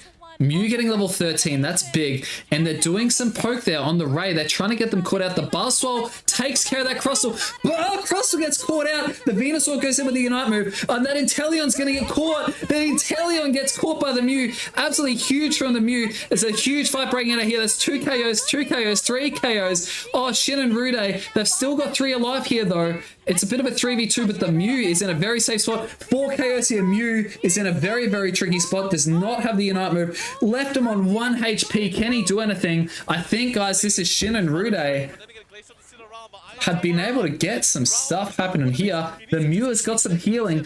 Is he going to be able to get that secure? Let's have a look at the... Wow, huge pickup on the Glaceon. The Crustals come back in time. This fight is swung in the side of KS here. It's a bit of... Okay, it's 3v5. The Ray's getting low. We've got to be careful of the Mew here, though. The Buzzwell zones the Mew. The Buzzwell has punched the Mew to not let him get that secure. Holy. Breaks one shield there. Oh, man, he's broken the shield of the Inteleon. The Buzzwell gets 50. The Buzzwell getting the secure in for the Shin and Rude. Who else has got some shields here?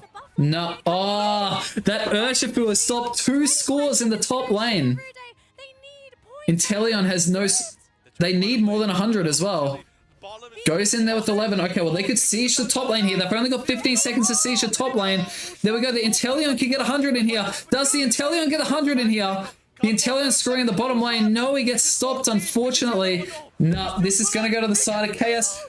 No, they've stopped him. They've stopped him. Wow. Wow. Wow. Oh. I can't right now. That was a game. That just shows Rayquaza does not decide the game. Anyone who says Ray wins the game, The Urshifu has stopped 2 scores in that top lane. You could see the positioning as well. Those snipes from that Inteleon was absolutely insane. That was insane. That was insane. Definitely for sure. And although it is unfortunate, but I think they definitely gave it their all. And I think they're somewhat satisfied with the fact that, you know, like, the times are changing. People are getting... Wow, I am actually speechless. For more growth for their end. Although, yes, it is... There is so much to go through with this game. I can't. Such a pleasure to have you guys grace us here. Sure, unfortunately, back-to-back championship will be... What the heck? But for now, we oh, man. That was so hype. I can't. I can't believe that Buzzwole punching the Mew out of the way so their team gets to secure. So the Mew, like, he just punched him up in the air. He could have taken it back down. No, he's just gone, whack, you can get out of here. Because like, right now, Oh, wow. the throne is vacant here. Now I know the Crustal did get caught off. throne The Crustal did get caught out there. come to the limelight here, but of course, man of the match for these guys. I feel it's so difficult. Who do you give man of the match to there? In particular, definitely Tomato. I know there's been a lot of attention thrown to players that have been playing Crustal. I don't know if you can give it to KS's Crustal there though. He got picked off at Ray, guys. But at the same time, He was so good throughout the game, like win the game for so good. right? He had the Horn Leech that connected onto Ikora. If Shin and Rude win that is Inteleon's man of the match. Those snipes were just ridiculous. No, I'm definitely on board with this. I'm definitely that ship has sailed a long time ago. Wow. Okay, hang on. I need to go back. I need to go back. Fun, but of course, we just got to call.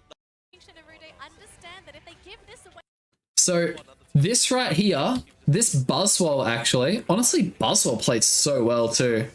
to Reggie Steele, and this is right. Because if this goes to the side of KS, it's pretty much game, set, and match. They've got levels and the buff of the Reggie. Understand that if they give this away, this is going to put them so. And he picks up, who does he even pick up there? No one. The Reggie Steele of it. Okay, picks up the Reggie Steele, gets the secure. In this fight, The Wicked Blow is just a little bit too late there. And then you can see straight away they run away. They're like, see you later, we're going. he gets the steal. That's gonna They be keep everyone alive. Oh, wow. This late game because Rayquaza is here, descending from the sky, ready to bless somebody with its buff. And is it going to be Kabi-chan's yet again, or will Shin and Rude take this buff for themselves and tie this game? And then you can see the Buzzwole's just poking the race. Like, we've got these buffs and we want to get a fight happening pretty much immediately. Yeah, I know those light screens with the Mew, they're so good. The snipe misses there. The Mew solar beam's a big pick. The Buzzwole then picks up, throws that Crustal onto the other side there.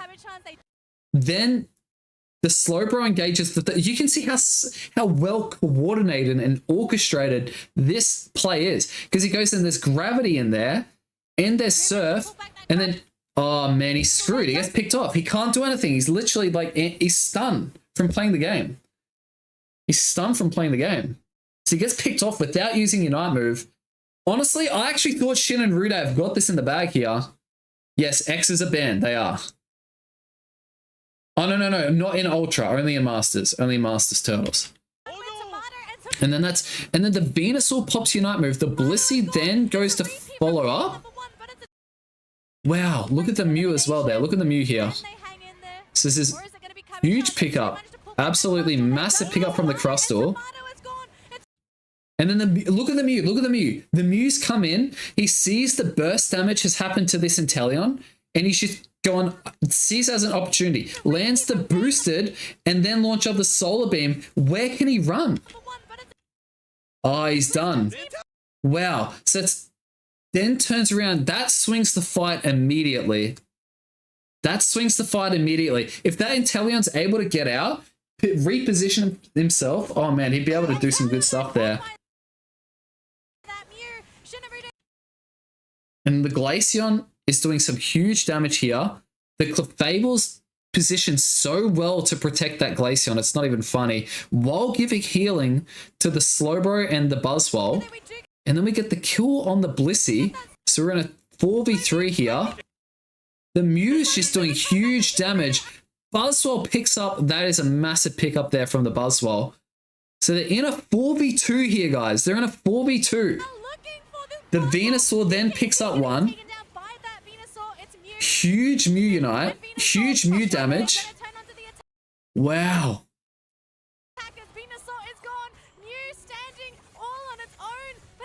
How did KS turn around and win this game?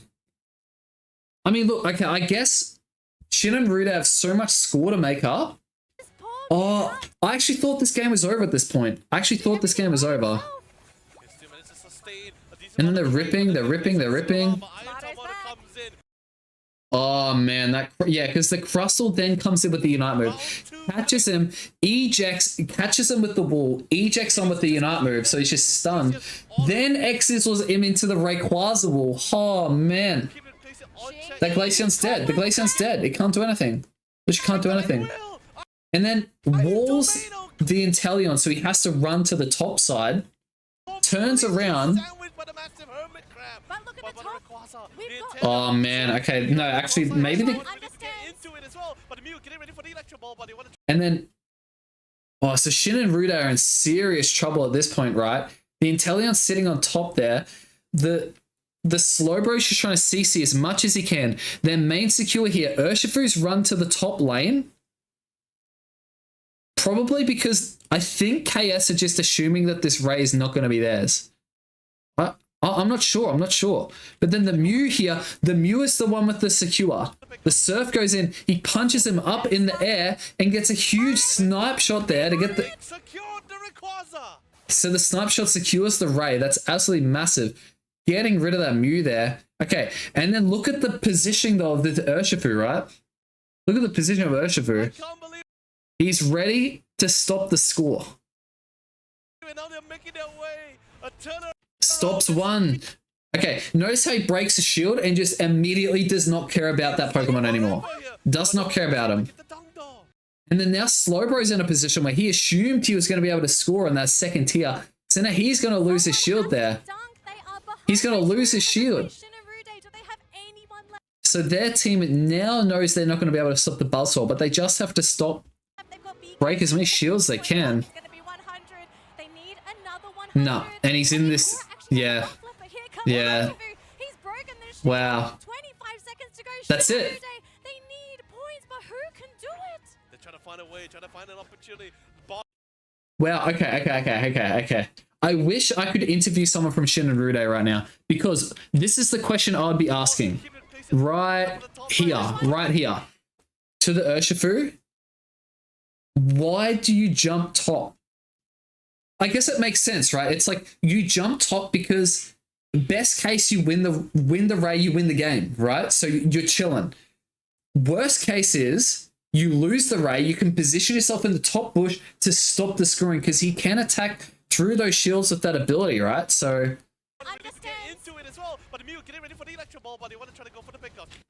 yeah, okay, Urshifu's playing for worst case there. I'm just assuming here. Because if he doesn't play for worst case, they actually risk losing the game.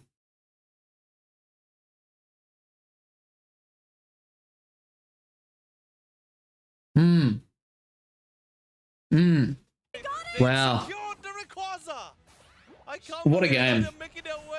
A turnaround that feels like forever here, but no one was able to get the Dungdor. And you can see the okay, so then late game, right? All they're looking to do is they're like vision. The Urshifu knows he's going to be able to stop some scores in the top lane, right? So the Venusaur then doesn't really need to support him stopping those scores there. He looks for vision for anybody else trying to, yeah, because the Urshifu's got the passive ability there, right?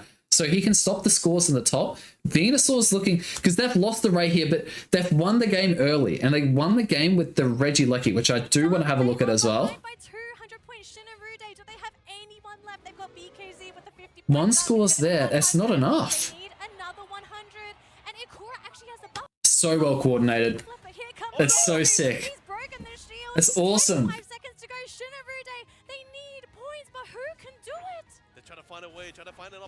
And then the Buzzsaw. This, honestly, this could have been something awesome here, though. They didn't allow Wushuan to go for it, but he's not able to find an opportunity for it. Gets a nice pick up.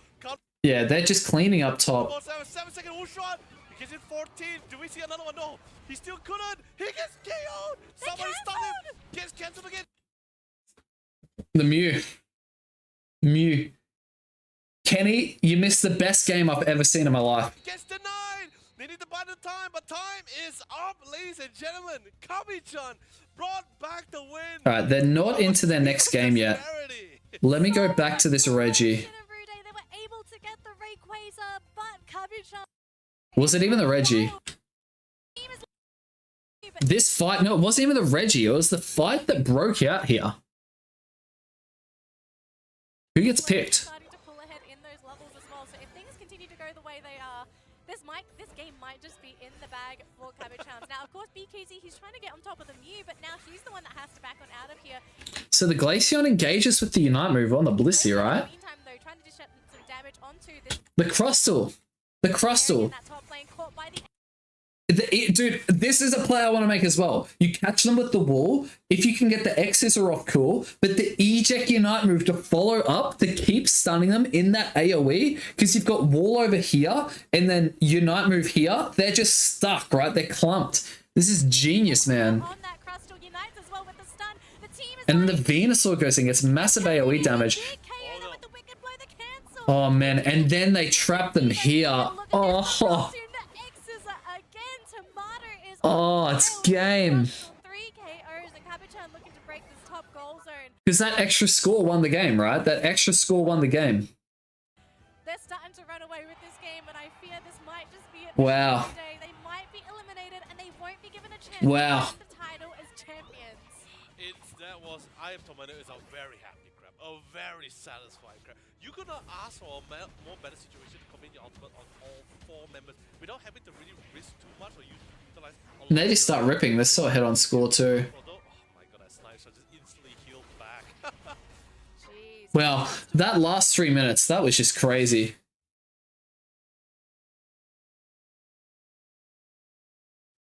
Turtles, if you go onto Unite DB, we can actually have if you go onto Unite DB, they have a full detailed outline of how experience works, but generally it depends on levels and stuff like that with how much experience that you get. And there's a catch-up modifier and everything as well, so To be the new pub meta. thank you, Ricey. Have a very good one. Hey, we'll be doing some streaming soon. Have a good night. That's the thing I'm kind of worried about here, because for the longest time, people have said Crustle has had an identity crisis. This is one Wow, of the okay. game, and then all of a sudden, Alright. we have Ikora and Tomato. Okay. Next game's in. I think there is something to be said The mosquitoes are about back. starting off with the So mosquitoes are banning Mew. Actually, most people would think, okay, mosquitoes, you know, they've won against Joe. MJK, I know they're a fantastic team as well. You know, they're gonna feel good. That might work against them with Hmm. this for, Dragonite. query you just mentioned, right? I He loves to hope get so, aggressive. but I Okay. hope so, because if S4L pulls off the standard. I mean, I guess if you take Mew off, Oh, I'm yeah, they're going to take Umbreon. Alright, If you leave Umbreon on the map, they're definitely taking it. Dragonite and Mew are going to be taken off the table, and look at these Buzzwole. Buzzwole into Clefable. Umbreon and Buzzwole to secure They're confident. points, whereas Mosquitoes prioritize the Clefable, so they have the sustain, but we're looking at 2 very strong. So you'd see Mew and Inteleon are the dominant mage picks. Inteleon, big snipe- Buzzwole and, not Buzzwole, Blastoise. Could be the main defender, could be that top Yeah, laner. Blastoise and Umbreon are fantastic picks. Mamoswine. Mamoswine being considered No. MJK. This is a familiar Mamo! that we've been seeing a lot from Unite Hall. Like Mame loves to run the Mamoswine. This is so cool. And Ruin's gonna be playing the Pikachu. Ah, that's sick. Okay, okay. MJK are cooking here. They have. I mean, look, what other mage option have you got? So Pikachu does make sense there. Like, you could go Glaceon. Oh, okay, well, that picked Glaceon. Saw Kala relatively untouched, always able to fish himself out of problems. Some of the problems with Joe is Love Unite. They didn't have enough dive. Yeah. This, they are getting in there whether Okay. you like it or not, and you need to deal with it. Hold on, we might have to deal with the Zorak. Zorak as well. So we have They've taken Zorak and Buzzwole one that could potentially into have Clefable. points. If you're selling color, you gotta watch out for where Luca Pro is gonna be, because Really? he is really, really great at finding those Okay. bad squishies to just eliminate them. Alright. I mean, that's cool. That's cool. You can do that. I'm worried. Like, look at that. You see that Pokemon over there? His The- name is Lucario. the I don't Lucario? know what he does this game. I don't know what he does. You're just gonna get MJK. The whole squad's like, yo, we jumped the back line. Okay, full squad, 5 members in. It's curtains. All you really have is Penkupo, and I don't think Lucario? I don't know how you're going to play Lucario into this matchup. He did on the Umbreon. Not his fault. It's just a byproduct of the Pokemon. I actually don't know how you're playing Lucario into this I matchup. believe requires that EXP to get to the Okay, hang on. What are these builds? The Floatstone on Lucario, Floatstone on Umbreon. So we're looking at potential invade angles here. Maybe. Why would you though? That means Clefairy's going to be going top lane by itself. Because I'm going to guess that Blastoise and Intel are going bottom lane. Pikachu MVP? I don't know. I reckon it's a tough game to be an Inteleon. Although, like, if the Blastoise and the Lucario and the Clefairy work together, they can give good vision and zone them out. Let's see. Okay. Energy Amp on that Pikachu. He's pretty keen to get it going. He's got the anti-healing item as well. Okay, one thing I want to point out here as well. This is when draft comes out. There is, if the other team has a Clefable, there's always someone who has an anti-healing item with AoE damage every single time. You see it every single time. Every single time. It's not like that Umbreon where you're level 4, you jump in around hindrance resistance. Haha, I don't care. It's a tall task. All right. Let's see it. Alright, hang on.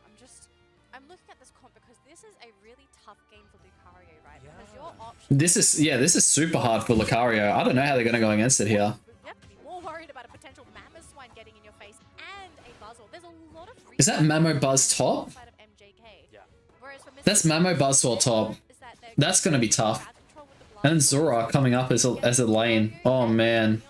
That early game top lane is going to be pretty rough. Cause a bit of disarray. Inteleon's just poking. They're trying to get that farm there. Do they get it? Blastoise gets it. Good secure from the Blastoise. Yeah, Mamoswine's just getting in their face. They get this. Okay, they've taken the contested farm there. Oh, Zoroark comes bottom. Good pressure from the Zoroark. Glaceon's looking for bottom here. Does Zoroark go top? Ah, interesting. They're keeping vision on each other pretty well here. This is a scary early game. This is scary for MJK. Sorry, for the other team. Oh, the Clefairy's just lived. Okay, this Lucario could be in all sorts of trouble here. Oh wow, good escape from the Lucario there. And he ejects out. Okay, yeah, nice. All right, the Mamoswine's going to be able to pick him up there. Does he get out? He's got out! I mean, they still get all the scoring and everything in, but they could have been a bit worse. Okay, now Lucario is just giving vision through the middle here. He's looking for an anti-invade, okay. Oh, unfortunate there. It could have taken that buff there. He sits in the buff. Sits in the grass. Wow, this is, again, it's chaos. It's chaos. There's one kill there. Is the Zoroark going to be able to get out? They've got 4 people converged on him, and you can see that the Lucario is counter-invaded as well. The Lucario gets out. The Floatstone coming in pretty handy there. Does he get out? No. The Umbreon gets a good KO. Foul play there. Very good job. And this Buzzwole's already 7. The Buzzwole's the highest level on the team, and the Pikachu. Wow. All right. He has to write an apology. They all have to write an apology letter to that Baltoy right now. He actually just did them a big favor. Big score there for the Lucario. Yeah, shoves him there. Trying to get it out of range from the Buzzwole, because if the Buzzwole catches that Lucario, he could be in big trouble here. Yeah, okay, they get a bit of farm there. The Lucario's caught up on the experience decently there. Okay, the levels are fairly even. Everyone's rotating bottom lane here. The Buzzwole's looking to get any buff he can, but the Glaceon's coming down. Zoroark knows he's not going to be able to get his 9 there. Mosquito should start ripping here. Oh, that was a huge catch there from the Pikachu. Wow. Huge. Oh my gosh, this is just chaotic. Oh, is the Lucario going to be able to pick up that? No, he re-engages on the other team here. The Zoroark gets out alive, but they're pretty much getting the team wipe elsewhere. There's 4 KOs there on the side of Mosquitoes. Great cleanup. And the snipe, dude. The snipe from the Inteleon. Holy, and they're getting a good overcap down that bottom lane. Huge. Well, the early game there. The early game there from Mosquito is pretty good. Dude, these Inteleons are getting me properly excited to play it. The Lucario's looking for a bit of a backup here on the bottom side there, but there's still an Umbreon down there. Yeah, it's only 4 score. They just ignore it. And Mosquito's got good pressure on the map here. Oof. All right, there's a potential angle here. Oh, and he gets the snipe. Wow, that's so well coordinated with the Blastoise going in to push them away. We can see a very big... Yeah, it's a bit of a team fight happening here, though. The Pikachu's got a good anti-healing there. The Buzzwole goes in, unfortunately doesn't quite pick him up. And now the Inteleon pops the Unite move. Ejects over. He's able to pick up one, picks up two. He tries to get the Pikachu there. Is he going to get the Pikachu? Goes in there. Oh my gosh. And there's going to be 29 scored maybe on the side. Okay, it's an even break there on the side of Mosquitoes. But yes, they are definitely ahead. The Blastoise comes in and picks up there. Make sure the Glaceon gets out alive. That's a big pick. That's a huge pick. Glaceon's 12. Glaceon's got to be careful of the Piloswine here, though.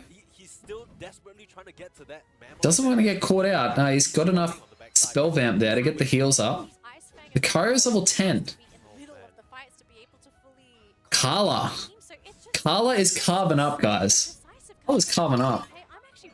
They're getting the hit on the Regirock there. They're just looking to rip straight away and keep that map pressure. In the meantime, MJK are just looking to get some score top.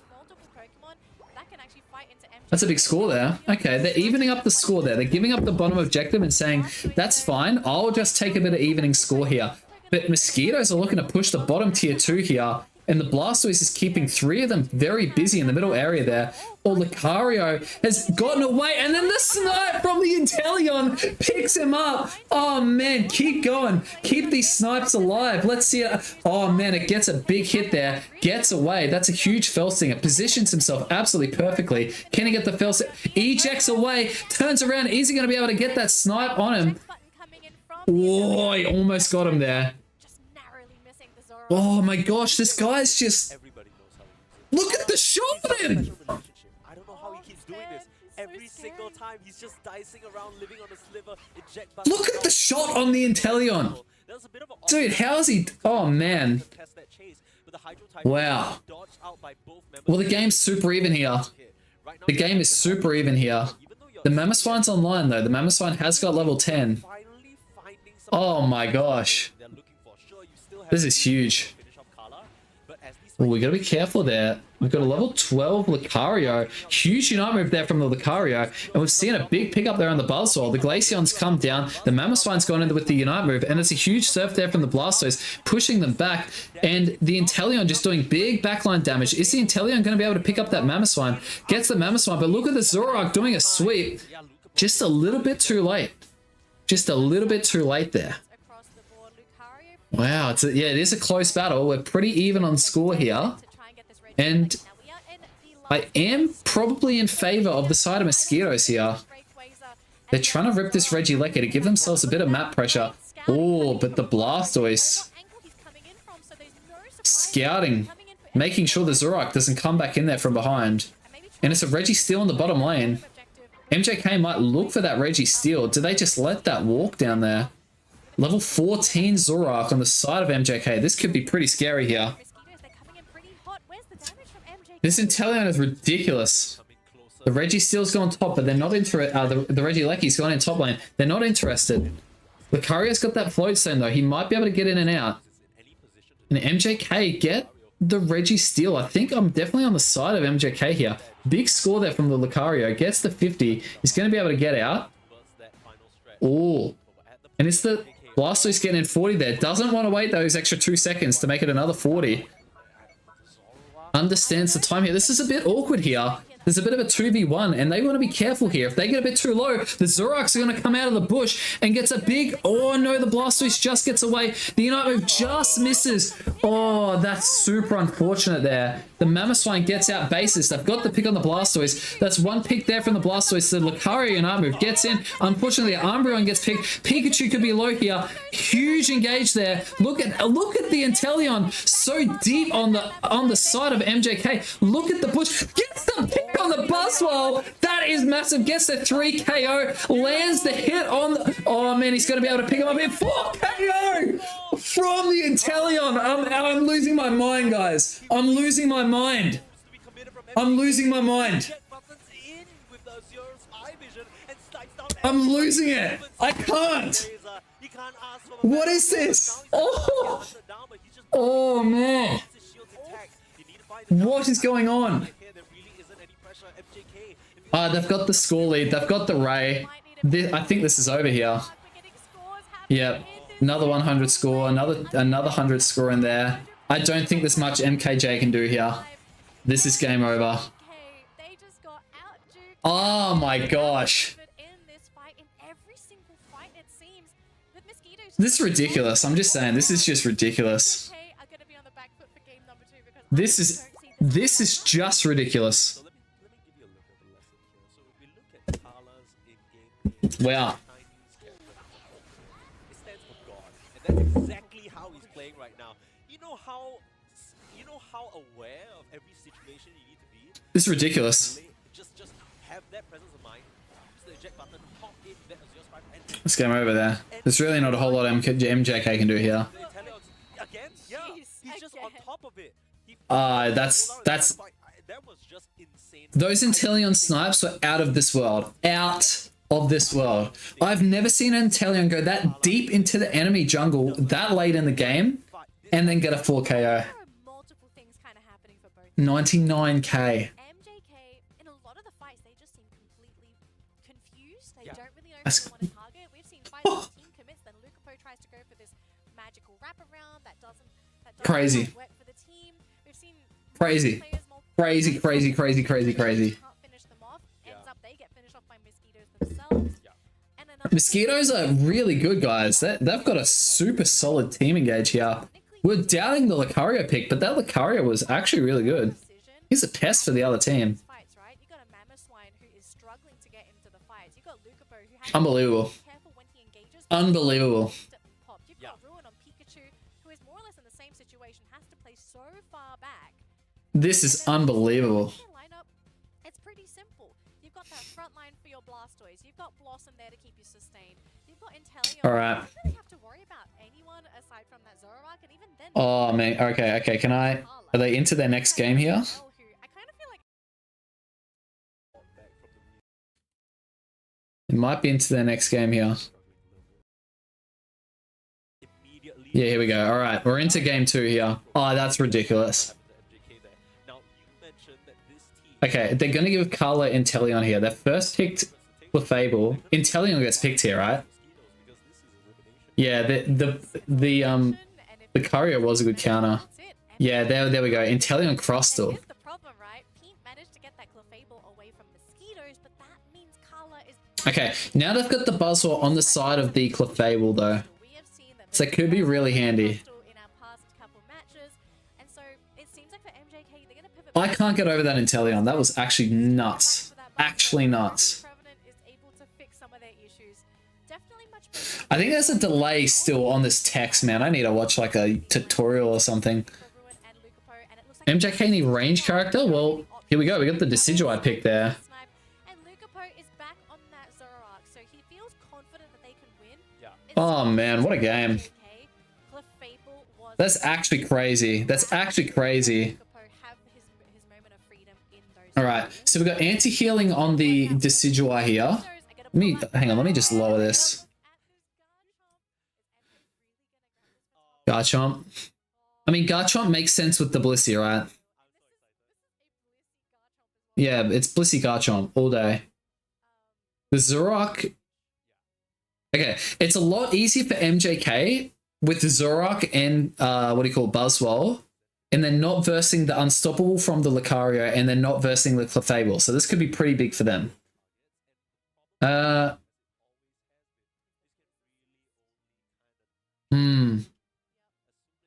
Oh, this should be a good game. Attack weight. Who's jungling, though? It's got to be Zoroark jungles, right?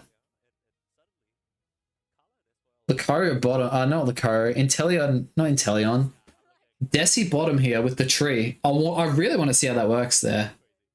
Hang on. Did I see an Assault Vest? Okay. Assault Vest on the Clefable. That's probably to try and body block as much as he can from this Inteleon. And they've also got Glaceon as a special hitter. They have got Garchomp, though. Okay.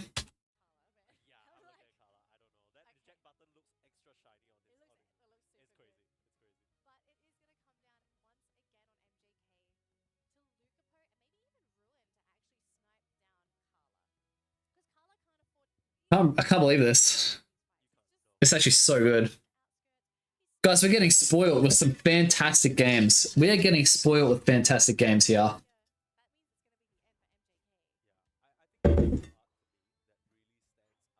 I can't get over this, hey. Yeah, Zorak, the Decidueye goes bottom. He's going to have a really tough time out securing an Inteleon, though. Yeah, like, all the contested farms just going to go to Inteleon. And he probably can't stack either. Okay, he's just pressuring. It's good pressure. Yeah, the Inteleon just gets all the farm in the bottom lane, though, right? This could be scary. Okay, Garchomp's looking pretty good there. They got that, okay. Aos Cookie stacks. The Fable's gone bottom. Keeping the passive alive on the tree, that's big. The Zoroarks come down to support and get some stacks in the bottom lane. Makes sense. And then gets the stack and runs straight top, I'm assuming. Okay.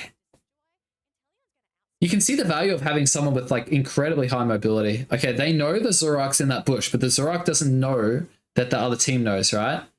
Or the Blissey's given such good vision there. Oh, it's not really going to matter, though, because he gets his combo off. The Glaceon lives on one. The Garchomp's following up here, though. The Garchomp's gone in super aggressively. Or he might get punished here by the Buzzwole. Oh, if he has superpower, he's screwed. If he has superpower, he's still going in. Oh, I don't know about that. I don't know about that. Oh, that's getting punished for making a very risky play here. MJK off to a fantastic start. MJK are in a good position here. Okay, Clefable, they've got it online here. They're in position to get the mid. I think MJK get all the mid farm here. Ooh. Yeah, gets a stack. I think the Buzzwole just bullies the Garchomp top lane. Yeah, there goes the Clef. He's dead. Okay. Looks like there's going to be a fight top lane here. You can see the Decidueye's taking the blue buff, trying to get the level 7, gets level 7, so now he's got great pressure in the bottom lane. There's a huge push here, 4v1 in this top lane. Okay, they've got the Inteleon online, so it's looking fairly even. Sniper v Sniper, let's see some big shots here. If he hits this, if he hits the Buzzwole, I'm going to lose it.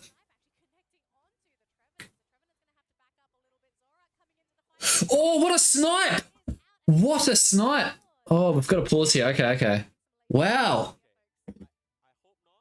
Hey, Croco, how are ya? Hope you're doing well. That was a massive shackle. That hit like a truck.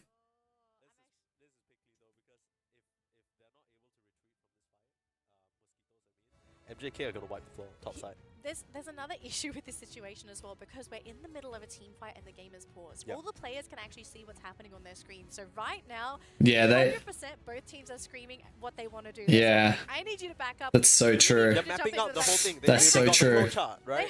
They have to do quick maths, trying to figure out, okay, can we win this fight or do we need to back up? And I kind of feel like in this situation, Mosquitoes might have to... Yeah, what do you do if you're in the Inteleon? Fire off a shackle onto their base. He's got the anti-healing on the shackle as well.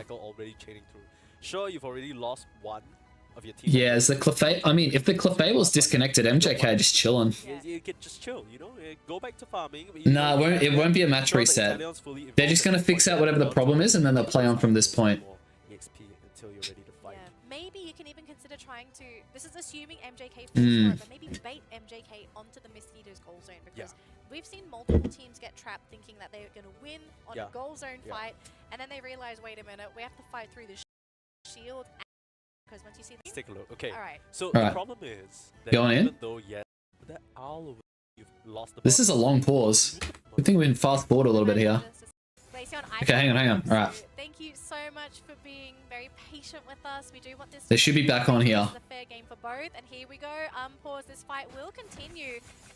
Yep, gets another one. Yep, huge pick there. Yep. Oh, yeah, they just follow up here. They were always in trouble. They were always in trouble here. Gets a huge break. That's another stack for the Decidueye. They've got to be so careful here. They're going to prioritize top here. Because they'll be getting pretty close to a Decidueye Unite after some of those KOs there. He's just chilling in the bot path and didn't want any part of that. Like, if Decidueye gets Unite move and goes in with the Clef and the Tree and the Zoroark, there's no stopping this. Now, I'm not sure It'll be completely broken, and they've got the money to break as well. Yeah, that's what the Decidueye's trying to do. He's dead, he's dead, he's dead, he's dead. They're in some serious trouble. There's the Unite move. They're gonna try and push this in. That's done pretty well to defend himself there. They're really trying to push this in. The Inteleon's come in to defend. The Crustal's held. The Zoroark does a huge Unite move there. Are they going to be able to defend? Huge snipe there. Huge snipe. Oh my gosh, what is even going on? This Inteleon is still alive. He's still alive. Oh, he's caught here. He's caught here. He gets a kill. He pops the Unite move. No, I think that was a bit wasteful. MJK hyper aggressive. Yeah, if he was in my solo queue lobby, I'd be reporting him for sure. Kenny, I'm going to be live until this day comes to an end potentially, or, you know, I'll take breaks and stuff for dinner, but yeah, I'll be live for a good chunk here today. Oh, good eject from the Glaceon, but he's in trouble here. Yeah, he's overcommitted the mark there. Okay, 21 score, 1 score here. They're going to get a good overcap bottom eventually, but MJK in a fantastic position. The Regice is in the bottom lane. Regice still not taken, so bottom objective's still up.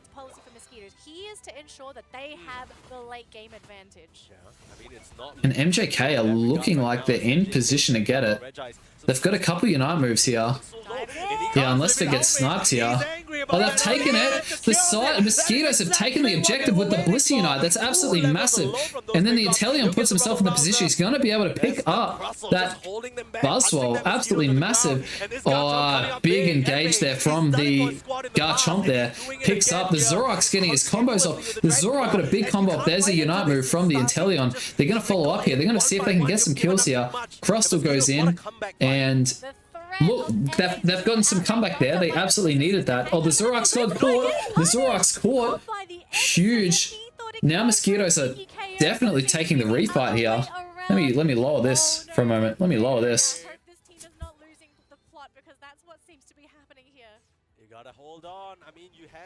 Oh, wow. Okay, now they're going for the screw on the top lane. They can definitely do that. Huge defensive Unite from the Trevenant there. Oh, and that Decidueye is doing a big Unite move from the bottom lane there to defend. Is the Crustal going to be able to get him? Not quite. MJK with a big defensive play there. Huge defensive play. Oh, how's the Shedinja Doll? Oh, Trevenant ran into the Clefable. If he didn't do that, I think he survives there. Because I think that redirected then onto the Trevenant after he Shedinja Doll'd. But he ran into him and it does that AoE damage. Okay, MJK looking to get this Reggie off the map to just have map pressure. You're going to assume what MJK are going to do here. They're going to walk through, try and get all the farm here, and then just crash on the bottom pad here and try and get the biggest score lead they possibly can. And Mosquitoes are very aware of that. So they just leave one person to defend there. And yeah, the Inteleon's just playing passively there. Oh, big defensive Unite. Okay, and a fight's going to break out here. This is weird timing. A lot of Unite moves getting here. Ooh. Huge. Oh my gosh, that almost one-shotted him. That's almost one-shotted him on the Decidueye. Holy. Look at this Inteleon. It's just it's the show of the snipers. It is literally just a show of snipers right now. Are they going to get this Reggie? He's got to be careful with the Shackle though. Okay. Yeah, that goes to the side of Mosquitoes. Ooh, okay. The Garchomp dies there. Probably helps him get a Unite move back a little bit quicker and ensures that there's going to be a Reggie on the side of Mosquitoes. Alright, end game here. Landed a perfect connection on both backliners. You just imagine one Spirit Shackle through it, career's over. Mosquitoes are out, we're to a game 3. That's what it feels like, at least as we're near to this final stretch. MJK have the point advantage, but they still have that tier 1 goal zone in the top. Okay. Zoroark's position top to try and defend that. The Garchomp's just trying to get his level 13 power spike there and get the Unite move back. So he's got the Unite move. The Glaceon's got level 14. Look at the positioning there. It's just going to be a bit of a snipe show. And the Buzzwell's looking for a back cap. No, he's not. Maybe he's just trying to herd them out of position there so we can get some snipes. And Garchomp's just kind of pressing this Rayquaza here. Oh, big snipe there from the Decidueye onto the Glaceon, and then in return onto the Clefable from the Inteleon. Oh man, I'm scared of these. Oh, huge hit, and he's got the Inteleon. The Inteleon's gonna have to back out there, get a little bit of healing. And you can see the Trevenant as just X-Speed. He's trying to go as aggressive as he can. The fight's breaking out in the middle area of the Mosquitoes. Holy, there's 1 KO, 2 KOs there on the Unite move. At the most aggressive Decidueye Unite move I've seen in my life here. They've got 2 KOs here. You think this is definitely going to the side of MJK. They've got the rip and they had the secure there. Definitely a good adjustment putting on that Decidueye. That's a great adjustment. That is a great adjustment. Wow. Good job. All right, we're going to a game 3. All right, let me... We saw a Bliss assist on the Glaceon last second to try and go in for that save, which meant that there was going to be no Wombo combo. Remember, they've been surviving off of these Bliss-assisted livid outrages. I think if Mosquitoes were able to sort of keep their composure, they might have been able to save this, but everything just not going according to plan. Yeah, they just weren't able to connect onto Ruin on the flip side. All right, there we go. I'll throw up a little bit of a poll here, guys. I'm going to take like literally like a 2, like probably even like a 1 minute break here. Be back in 1 minute. And I'll be back. I just need to very briefly go to the bathroom and get some food. And get a refill, right? We'll be getting a refill. Wow, this is a game 3. I'm pretty excited. And going into game number 3, so here's the thing, right? Mosquitoes are going to have, I'm not sure if I want to say it's going to be an advantage, but because they lost this round, they will get the choice of either getting first pick or last pick going into that last game. And so this could pose a problem to MJK because the only reason they could run this was because they got their 2 ideal Pokemon. They got Lucapo Zoro and they got the Clefable to ensure that they didn't have to worry about a gravity. Correct. So going into this next game, Lucapo may have to play a different Pokemon because firstly, no guarantee that they can ban all of this because Umbreon could go through, Clefable could go through. Umbreon also hard counters a Zoro with Mean Look. Yes. So we might have to have a bit of a change up here, unfortunately, for MJK. Now, the thing is, we do know Lucapo can play multiple Pokemon really well, but Zoroark seems to be the flavor of the day here for him. Yeah, I think the main thing for me is that even though Kala secures that Inteleon, which we've seen look amazing for him so far, everybody else is kind of forced onto a different foot, right? First Blossom, what he's been playing has been that Eldegoss. To a certain extent, some of that Clefairy as well. Or Clefable, sorry. It almost feels like they weren't used to the typical Blissey conundrum, as we'll step into some highlights here and see how it all broke down. The Blissey forces you, like we said, into just really only being able to save one of your team members, and when that Bliss assistance is also such a key combo component for your team fight, it puts you in a really, really tough spot. I think it's worse as well if you Bliss assist someone and they still get KO'd. That's exactly what happened, right? That's exactly what feels like lost in this game. That's what happened with Sal. Yeah. And I mean, this extended pressure was perfectly done, right? Ruin, sure, he cops a couple of damage bits here and there, but the entire time, the Clefairy, the Clefable's just all over him, healing him up, making sure it's fine. Now, this was the one fight that really looked amazing. The Blissey was able to come through with the Unite move, lock them down, and slide through, but even on the backside, take a look at the muscle, man. He's holding them all down. So that was the one time this entire game that it felt like the execution was on point. Every other time, it's just, they're getting handled. Perfect Phantom Force. And I think at the same time, I kind of feel like they didn't respect Ruin's Decidueye. No. Because up until this point, we haven't really seen a team be able to fully utilize Decidueye to its full potential. It's a difficult Pokemon to play, right? We have to admit that. But Ruin did a really great job, just always being in position close enough to help his team, but also far enough. This Decidueye was popping, hey. This Decidueye was genuinely popping. They weren't respecting those Spirit Shackles. Hmm. Many multi-man shackles, and especially fully charged ones, they just do so much damage from the backlines. It catches you off guard all the time. I mean, we're seeing here before, right? This poor Glaceon trying to go for this KO onto that. It's crazy. Injadol ruining his plans, and then again, Spirit Shackle. I don't know if it finishes off here, but again, just ruins Decidueye. that's something that you have to look out for it. I think in this next game as Mosquitoes. Strawberries are kind of gross. So good. Ridwin, I'm not actually sure how Dota 2 drafting works.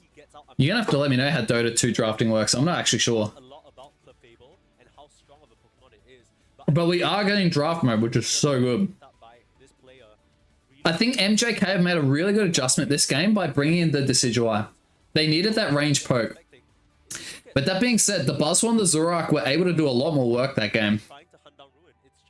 Alright. We need to review that game. You need the follow-up, yeah. Actually, we should be into a game 3 shortly though. Peanut. Intellion's just popping off each game. Look at the damage from the Decidueye though. And the Zorak. I think that, you know, we're at an age of Pokemon Unite where a Clefable excellent performance isn't hard to buy, but this particular game stood out to me because he was always taped to the hit to ruin, allowing him every single time, you know, under any threat, oh, follow me, hey, yo, hey, Hi, come here. hello, you know, don't care about that guy, he's just gonna Spirit Shackle 4 members of your team, look at me.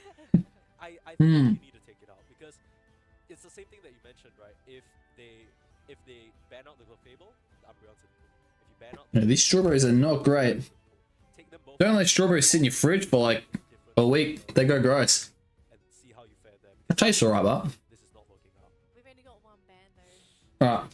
And they, I don't even know what the priority is for the Have a look at this. first pick, or do they want last Have a look at this Ray fight though. Color and the Garchomp. So So, okay.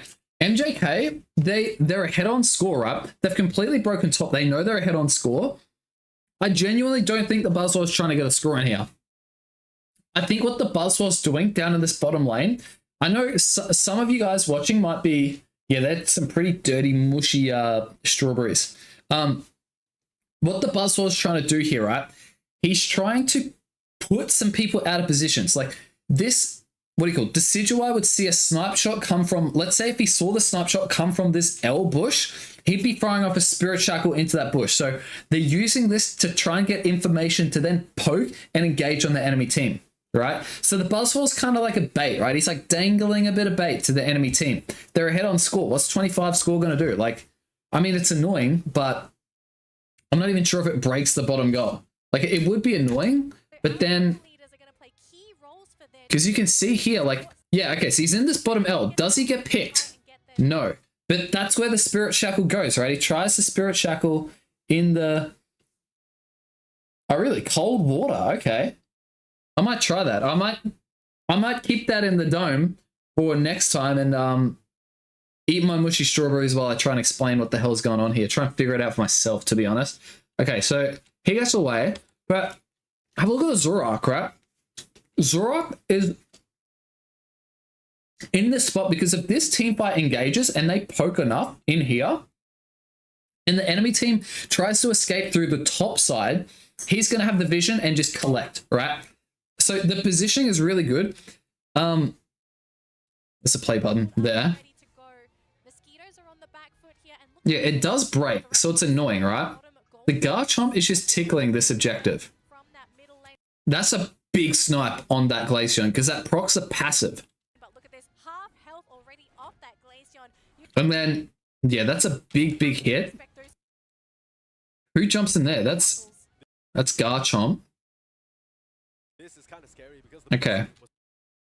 This is the first big hit here, right? So there's a bit of a fight breaking out here. The Zorak is cleaning up the Glaceon top lane. So the Glaceon is screwed, but it's 2v1 on the Glaceon. The Decidueye hits a shackle onto the Inteleon, and he's got to go. He's got to run, right? Because that's a... Yeah, he's got to run. He's got to go, right? So then the Garchomp... Wait, what's happened here? The Glaceon... Wait, the Glaceon didn't go down. The Glaceon got away, and that forced the Zorak out. Come on, Australian internet, you can do this.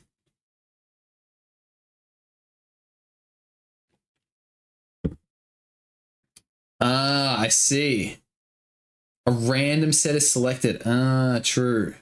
I understand. That might be interesting. I think it would keep a lot of players accountable for actually but actually not just being a one trick, right? Like being good at many different roles. I think that would be pretty cool. Yeah, I don't think Rayquaza enjoys being tickled. It's probably a bit of a violation on the Rayquaza. He doesn't enjoy that. He doesn't like being tickled. Alright, come on, internet, we can do this. We can get there. Come on, man.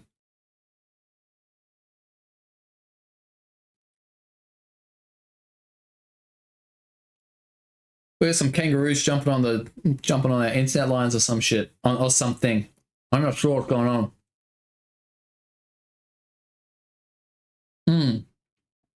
I think it would be definitely an interesting concept, Ridwin. Rid1. I apologize if I'm pronouncing that wrong. I tell you what, I'm not going to apologize for. This is bad internet, man. Come on. What's going on? That's one of what. Okay, hang on. Okay, hits the snipe on the Inteleon. So they get the Zoroark out.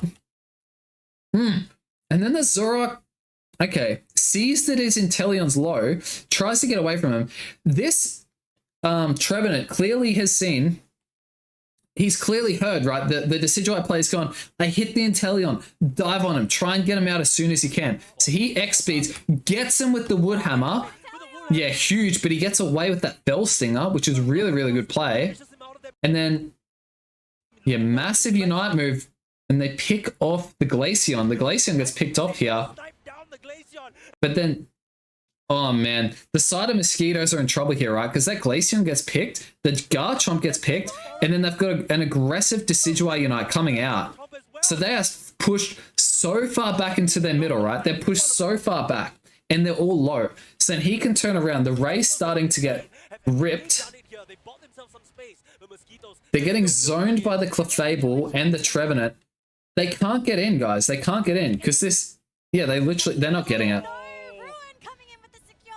So what turns this fight here?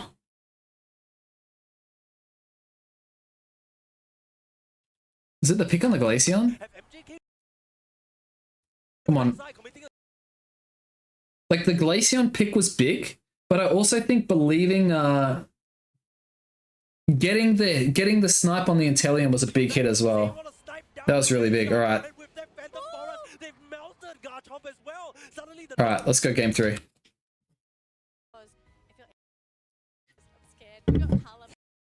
And hang on.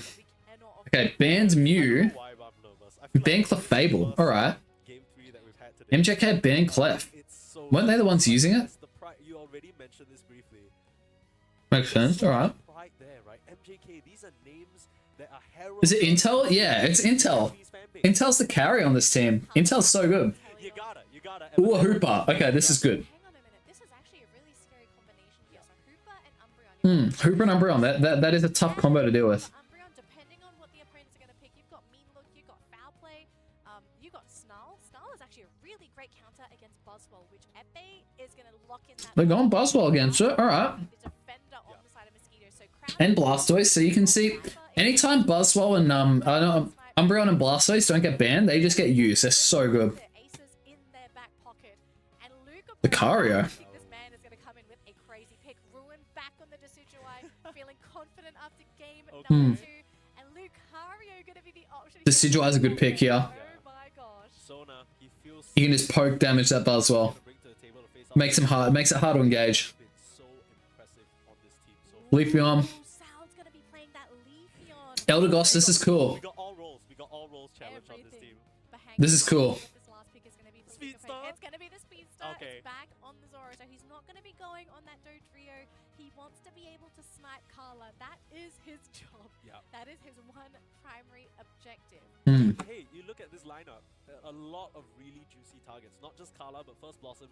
Okay. Sometimes, you know, it might reach a stage where you actually have to pop your Unite move just to get away from Lucapo, which would be a big... Wise glasses on Eldegoss. That's interesting. I'd probably rock a muscle. It's the matchup again. It's the double snipers, you got your burly, beefy front line, and you kind of got pseudo intense healing, right? First Blossom, he can pump a lot of those shields out. The anti-healing on the Decidueye is really cool. Resets. It's so tough. Goes to eject. That's a good Hooper build. Because I also need to know what's the build going to be for Umbreon Yeah, the Umbreon wax on that Aeos cookie. Look to lock someone down, then you can set up for Ruin. We're good. Ruin or Lucapre, even for Lucario to come in for the finish off. Is it This is gonna be good. now play to try and dive the backline, catch Sal or catch Carla? Because that's also going to be pretty important for this. Eldegoss is going to be annoying with the Buzzwole early in that top lane. Wish is an option. But then again, they are versing Lucario and Hooper, so that's pretty tough as well. Pairing that Snarl with. And bottom lane, Umbreon and Decidueye going up against Inteleon and the Blastoise. I think it's probably going to go in favor of bottom lane of the Inteleon again, right? But they've got a much stronger top lane, Buzzwole and Eldegoss. Yeah. I know that sounds crazy, but I think early game's looking pretty good for Mosquitoes here, I think. the rest makes the rest of the options very clear for the MJK lineup. You know where they're gonna try to pick up into. Alright. Can get in there, so can Zoroark. I mean, it's gonna be a tough task to go. Yeah, good secure from the Lucario there. Oh, alrighty. We've got the lanes here, and so far MJK being pushed back. Good secure from the Lucario again. Unfortunately, as Mosquito's going to play pretty aggressive here. Okay, early gank here from the Leafeon. Trying to get a catch here, but the Lucario's doing some good shoving here. So far, this pairing is doing pretty Hooper gives him a berry, surely. to have their central laning. Give him a berry, Hooper. He's starving. Great pressure coming in from MJK. They won't be able to get that farm, but it's going to be all right. Down bottom, though, a bit of a different story. MJK going to deny Carl, Bottom lane's looking pretty good for, like, look at the Inteleon. He's got so much farm. especially in that late game. So one of the best ways to slow him down. They're keeping vision, so they know that Zoroark, well, he's turning around. Even without Interesting, he still goes top here. just the He's going to do a late engage on these bees from behind. This is scary. So much secure. so much secure. Oh, there we go. Gets one, gets two, gets three. Does he get the combo off? There goes the Leafeon. Gets the Leafeon. Leafeon almost dodged that, though. Hooper gets the reset. Cute cheeky reset as well. Set up by PNT, but not able to Goodbye, Eldegoss. Goodbye, Eldegoss.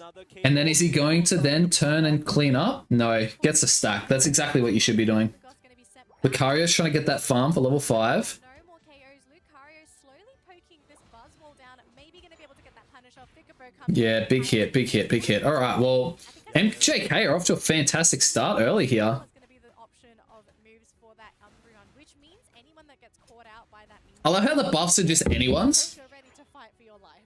Yeah, a lot of that going on. I mean, The Blastoise just invades and takes enemy blue buff. Hooper gets out. Zoroark gets all the middle stuff. Not safe. yeah, I mean, you can't afford to contest that. You can try and come through and maybe Where do you rotate here if you're MJK? So this is where I get a bit lost. that's the issue. This is going to Because top lane's gone so well.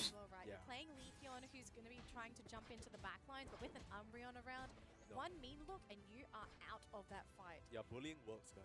Just angrily. Everyone's playing a little bit slow here. Everyone's looking a little bit slow. Workplace bullying. Yeah. Harassment. You gotta be careful Lucario here, though.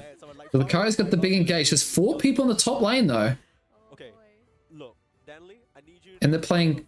So Lucario's sitting in the bush there, just trying to give a bit of vision. Been convinced by this Leafeon. The Inteleon's gone through. He's taken the blue buff. Zoroark's just taken all these bees here. He's trying to get that level 9. Zoroark's hit that level 9. And they're probably looking for a stack here if they can get it. Oh, that's big burst damage. That's a huge burst damage, but they... Oh, that's a big water gun to stop the reset there. There's a big... Yeah, okay, Citrus Berry and Zoroark. Committing with many. Ooh, Leafeon does big combo there. Leafeon... Oh, he's used the illusion. Oh, but he does get the Leaf Blade. The illusion to dodge that Solar Blade there. That's pretty... Counterpart, it looks like It's pretty spicy here. And yeah, this is definitely going in the side of Mosquitoes. Great secure there. Follow up. We could see some pretty good snipes happening here. Defense, mean look as well as that Snarl, just to slow them down. Oh, big snipe there from the Intel. Another big snipe there. He's going to have to get through that portal or he's going to be in trouble there. Big pick up there. There's one kill. And, well, the Zoroark's very low. The Zoroark gets picked up and there's a lot of big kills there. Another kill there. And is that going to be another kill? That's pretty much almost a team wipe in the bottom lane there. Is that a big overcap? They got a big overcap as well, but they're equalizing the score in the top lane, so it seems fairly even here. Does the Buzzwole, Blastoise is not getting away. He's popped that X speed. Ooh. He is being annoying, but yeah, he's going to get picked up. on the flip, on the very, very small, thin silver lining. Wow. It's a pretty interesting game so far here.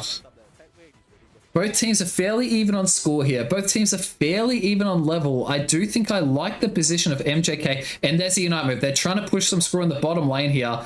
The Decidueye Unite move is just so good at pressuring the enemy team. And there's one kill on either side. The Zoroark gets picked up. The Blastoise Unite move stuns the enemy team, and they're looking at a team wipe here. The Decidueye is just stunned for days, and they're trying to figure out where this Hooper is. He's sitting in the bush. Is he going to be able to get him here? No, he shoves him out and gets away.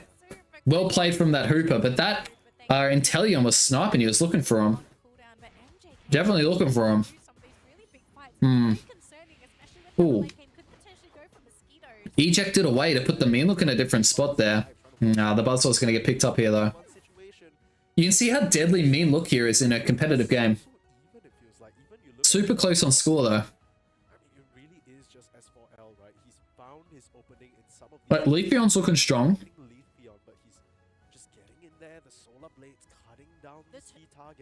He goes for a score there. That's decent from the Hooper. Will the Hooper... The Hooper's looking at top side here. After this Reggie gets... The Hooper might be looking at a Unite move on the enemy top tier 2 here, guys. It looks like a bit of lag there. Okay, and it's gone on the side. Now we're going to see a Hooper Unite. Hooper Unite will, I'd imagine, drag the whole team, potentially? No, because they're going to be successful in this bottom lane here. Wow, the Hooper's going to be able to port them top. Oh, not quite. Okay, yeah, okay. So they're not going to get the score in there. They forced the whole team down there. And yes, we're going to see MJK going to the top lane. Lucario trying to get that 31 score in there. But they will get the Reggie. Well played. Well played.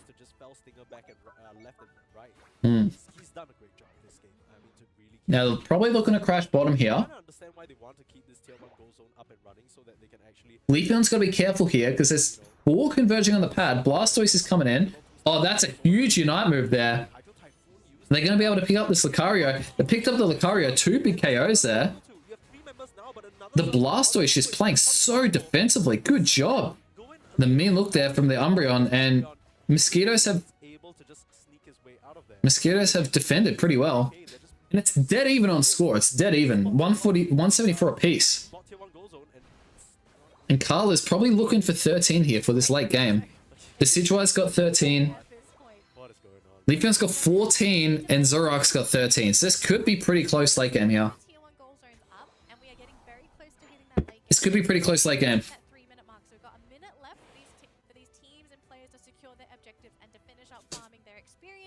This could be pretty good late game. They're looking at bottom goal here. Getting rid of them strawberries. Kind of gross. Ooh, the Zoroark does get away from the Buzzwole there. You got to be careful of the mean look. He's going to get caught out by the mean look here. 30 seconds to go, and that Buzzwole is dead. The Buzzwole's dead. The Buzzwole's alive. The Buzzwole's dead. And now Mosquito are looking at getting the bot objective, but yeah, they're looking pretty good here. Regirock going into this Ray fight is going to be fantastic. Yeah, and that's well coordinated there. That double secure. And you'd imagine the Inteleon's going to go for the blue buff here to get level 13. The Zoroark's got great positioning in the top lane. The Blastoise has got good positioning in the bottom lane there. So looks like they're playing from top side here, which makes sense on the side of MJK, closest to their base. And again, it's dead even on score. Neither team is ahead or behind. The Decidueye is trying to poke that top bush in the enemy jungle side there, but not wanting to overstep. Doing a bit of tickling to the Rayquaza. Ooh, and that's a deadly snipe shot. Just missing the Decidueye there. That could have been the start of an engage. Ooh, he's got a good shot on him, this guy. And the Lucario's position in the bottom just to defend a back cut there. Just defending a back cut because they know either side, if they can get a 100 score, they defend this tier 2s really well, guys. And the Zoroark is just starting to rip. Dodges that snipe shot. Huge engage with the arrow there on the Inteleon again. And you can see the enemy team, the Mosquitoes there, they're looking pretty tough there. And these Spirit Shackles are huge. Zoroark goes in. Zoroark gets picked off, but gets a huge Unite move off. Leafeon level 15 could be tough there. And oh, the mean look has saved him. And they're going to be able to get out here. Oh, they've got the double reset there with the Hooper and the Inteleon.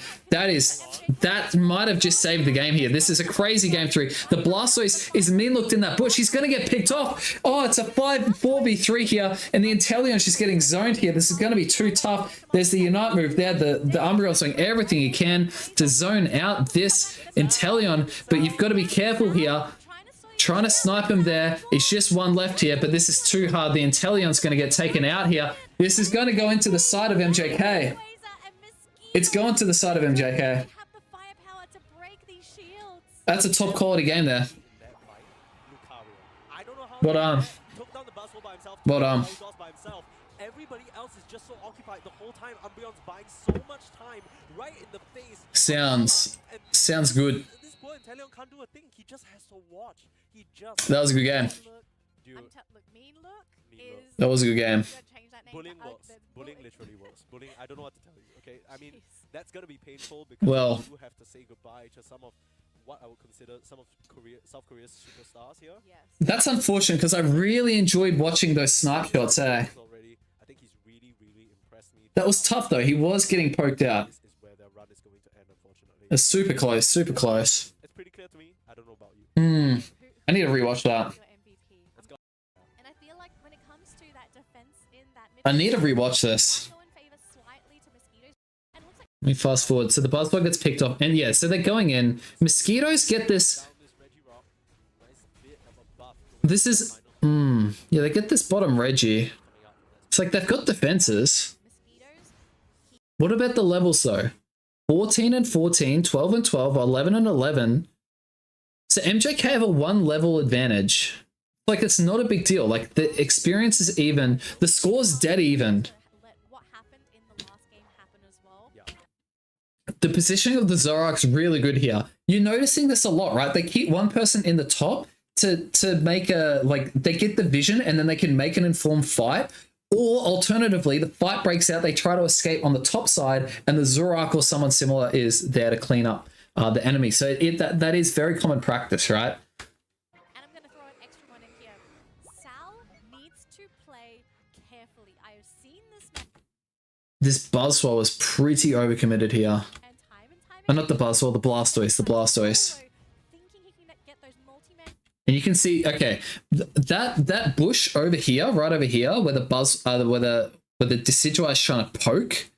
Normally, someone will try and sit in that bush there, so it is a good bush to poke. But you can see that's what they're trying to do, right? Because you can see that's where the Buzzwole's sitting there. It's a pretty good spot to engage. And the Inteleon, you can see he's keeping himself. And this is, oh, I don't know how that snipe shot misses. Yeah, honestly, Umbreon is just ridiculous, right? Like, he 1v1 the Inteleon. Oh, Omegle.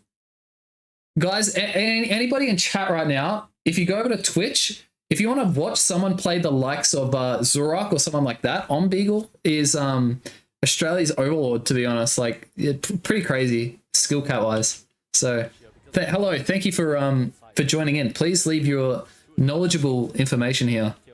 Because we're all here to learn. We're all here to try and deconstruct. So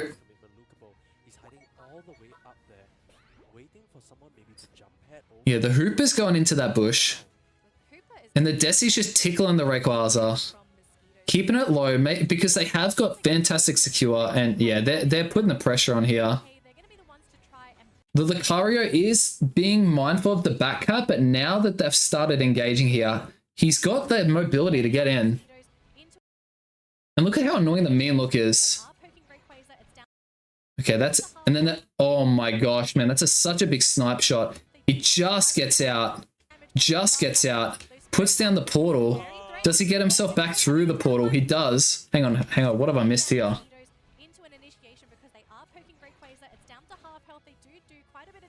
And then, okay, the Zoroark goes in.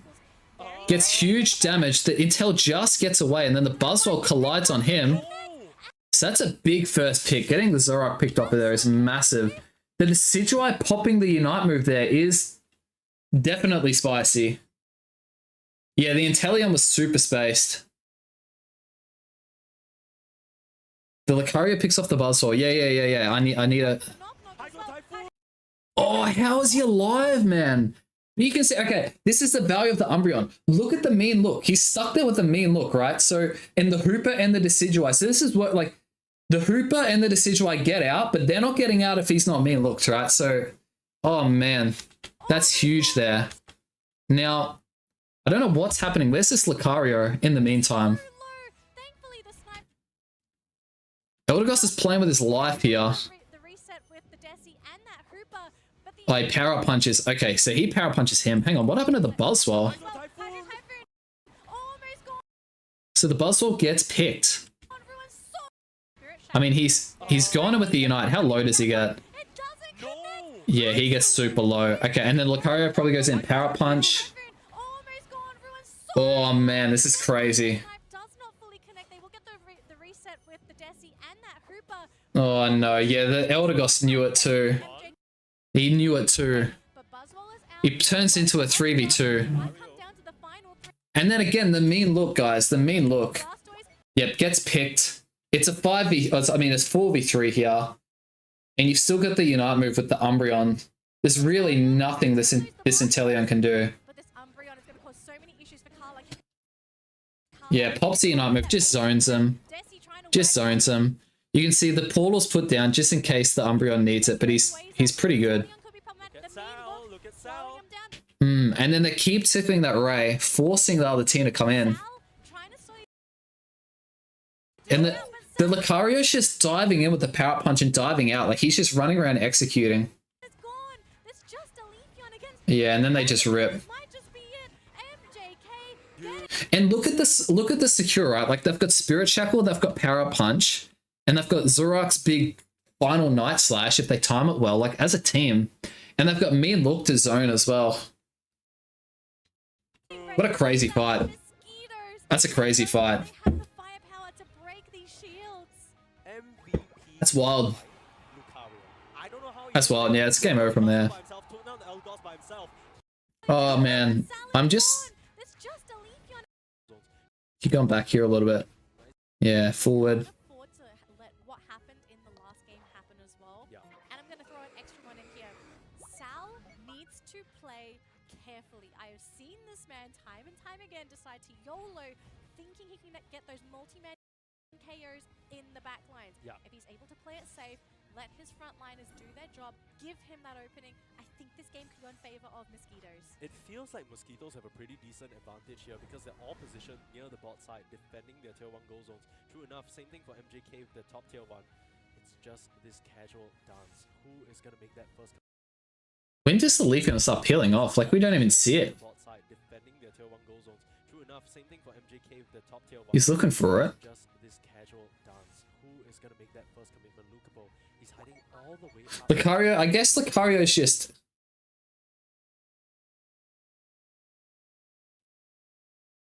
Yeah, that's true. Like, the Leafeon had such little impact in that fight. He played super passively on that bottom pad.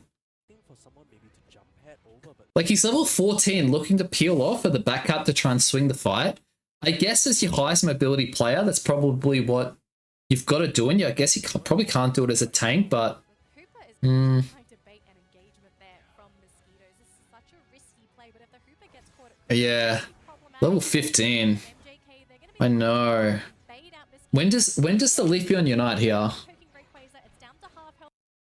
That... Okay, hang on. Who does that Spirit Shackle hit? The Buzzwole. Onto the Buzzwole, those Spirit Shackles. Okay, hang on. This happens really quickly. They're going to be the ones to try and bait out Mosquitoes into an initiation because they are poking Rayquaza.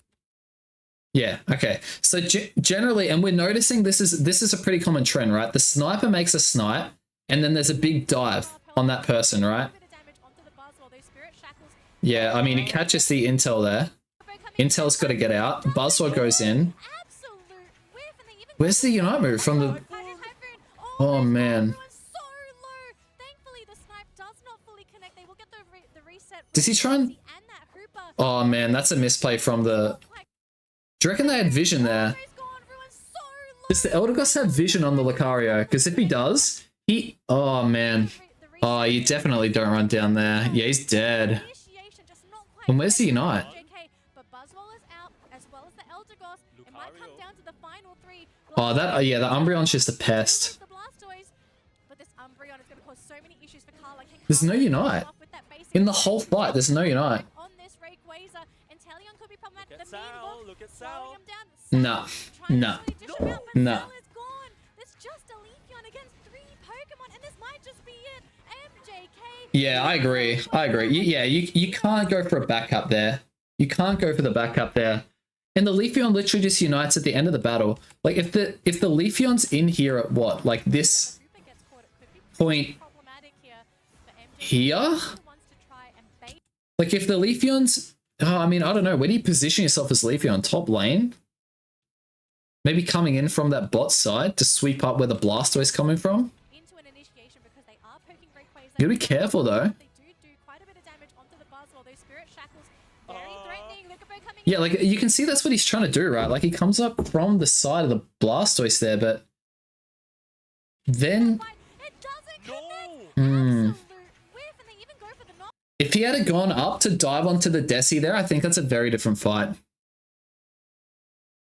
Knock as well. Hydro Typhoon. Yeah. Almost gone. Ruin's so low. Oh, you'd be mad. The snipe does The not Blastoise plays that so well too. with the Desi and that You can just see how strong Umbreon is. just not quite connecting for MJK, but Buzzwole is out as well as the Eldegoss.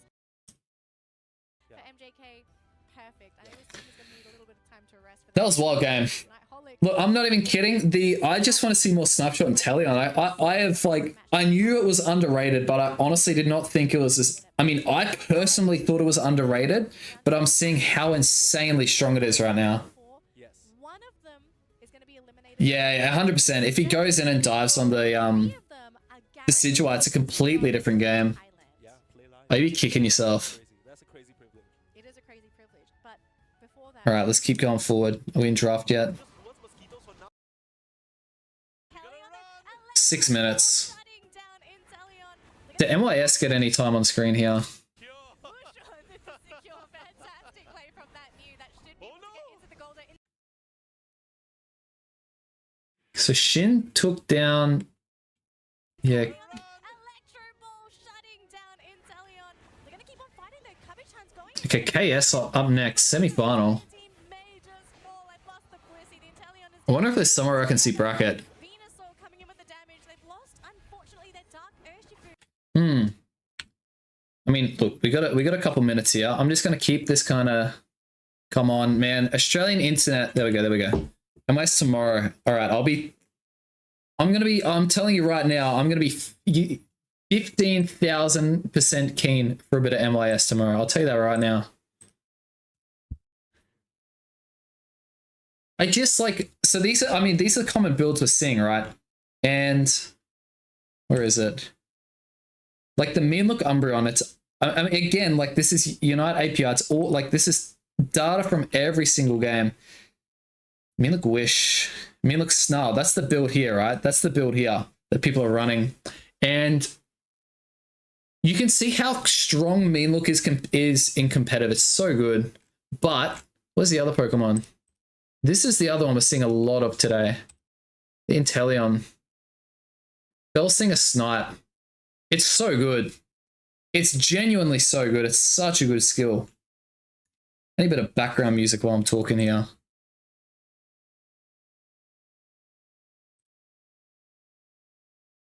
How do I add that?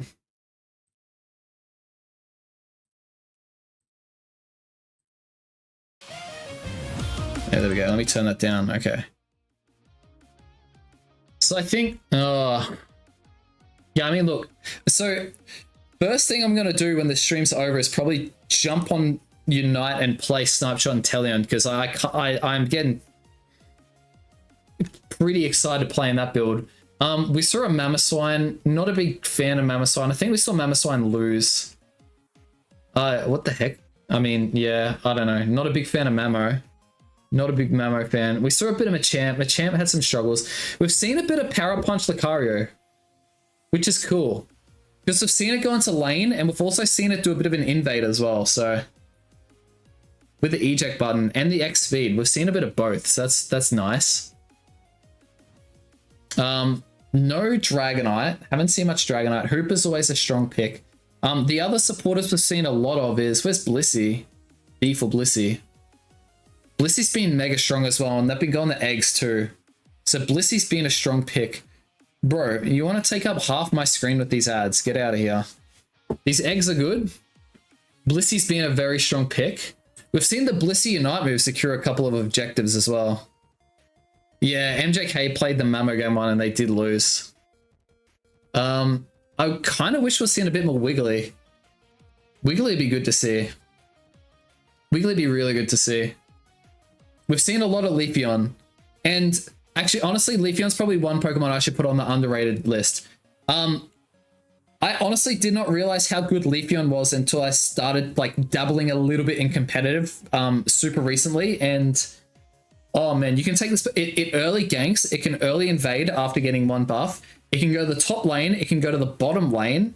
It's secure with the range on Solar Blade is ridiculous. So that's, yeah, I can see like it's banned and drafted so much. Leafeon's a super strong build. This data is not reflective of how good this Pokemon is in competitive. So that's one example. I mean, the other one's Zoroark, right? We've seen heaps of Zoroark.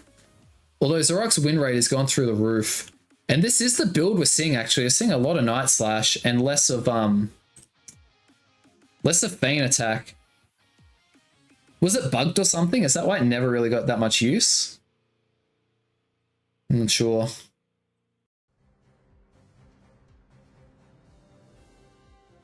Yeah, exactly. Exactly. The late game Leafeon is I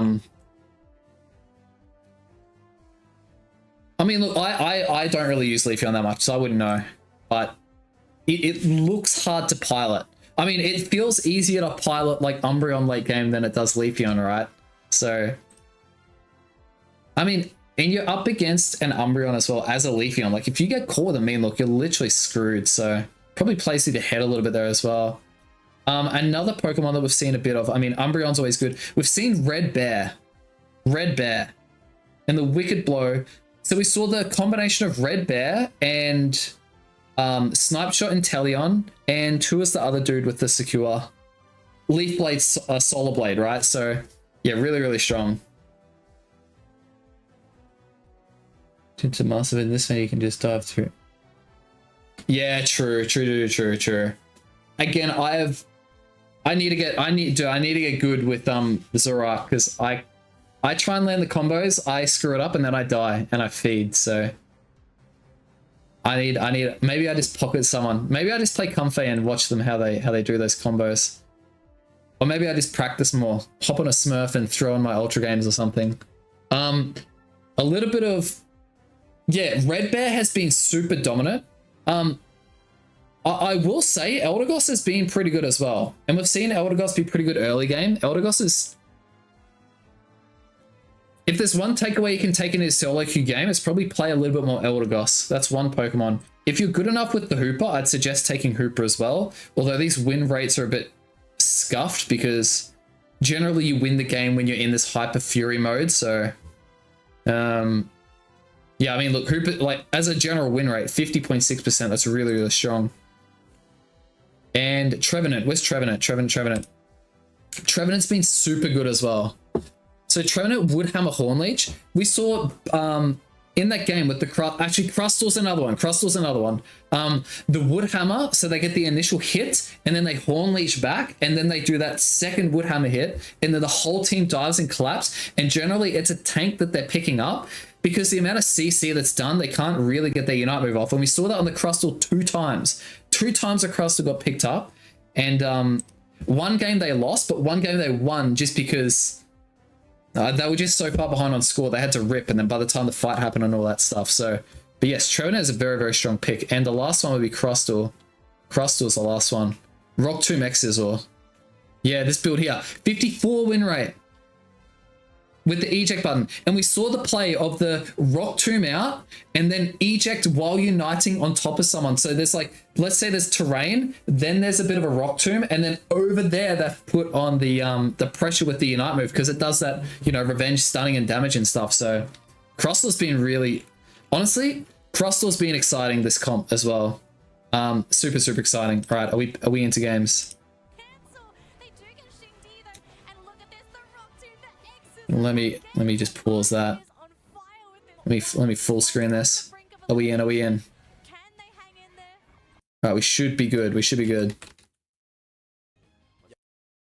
Yeah, okay, we got KS. Okay, the I Am Tomato. This is the Team Tank who was playing Crustal. I'm pretty keen to see a bit more of it because he was, he or she, or they were really, really good. Let's go, let's go. Give me the drafting, give me the drafting.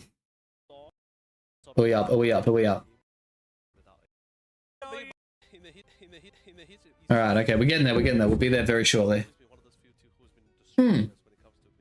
Again, like, the law of large numbers still applies, but 54 win rate on API doesn't translate into competitive win rate because, well, have a look at Umbreon, for example. Like, me and look, Umbreon.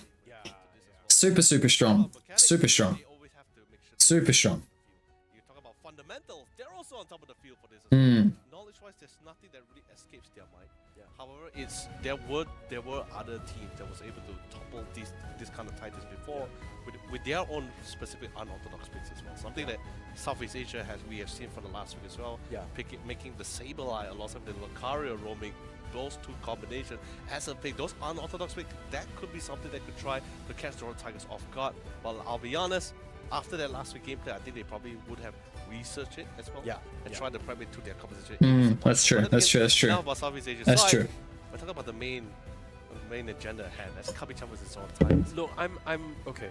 Look, I think in some of the previous matchups that we've had throughout this event so far, it's a clash of styles in terms of maybe teams like Joe's Love, or maybe even you could argue to say Shin and Ruge, right? The approach that they have towards the game, towards the drafts, a lot more creative, a lot more dynamic. They bring out some off-kilter picks. They are not afraid to try new things. But this particular matchup between Kabi-chan's as well as Royal Tigers Gaming feels a lot. Let's get these games going, man. A lot more well thought out. You're not gonna. Let's get them on. Maybe you'll see crazy last picks if that's what they opt for, but for the most part, you're sticking to that tried and tested, sticking to that bread and butter, sticking to that clean, structured, mechanical team play. That's what I think about when I think about these two rosters, their ability to just cohese together and take these 5-on-5s, outmaneuver their opponents, not as individuals, but as a unit. Yes.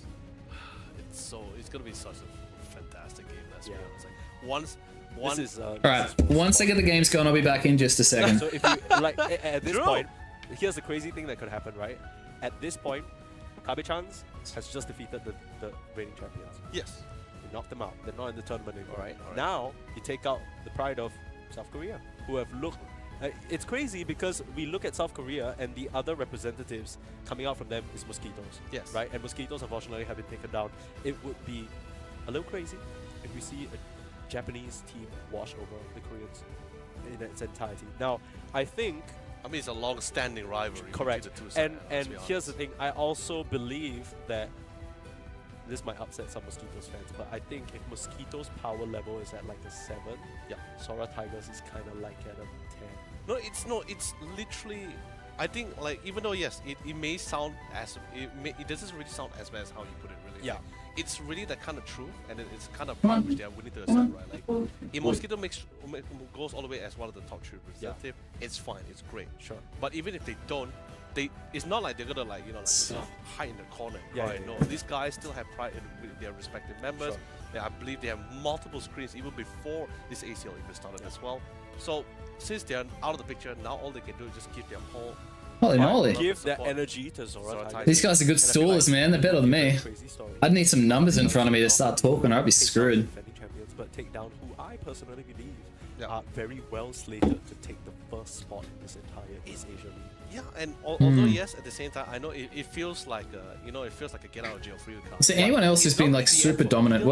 We haven't seen any Dragapult. We've been seeing zero Dragapult.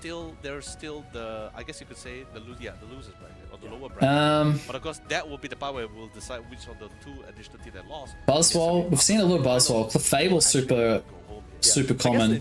Clef is super common.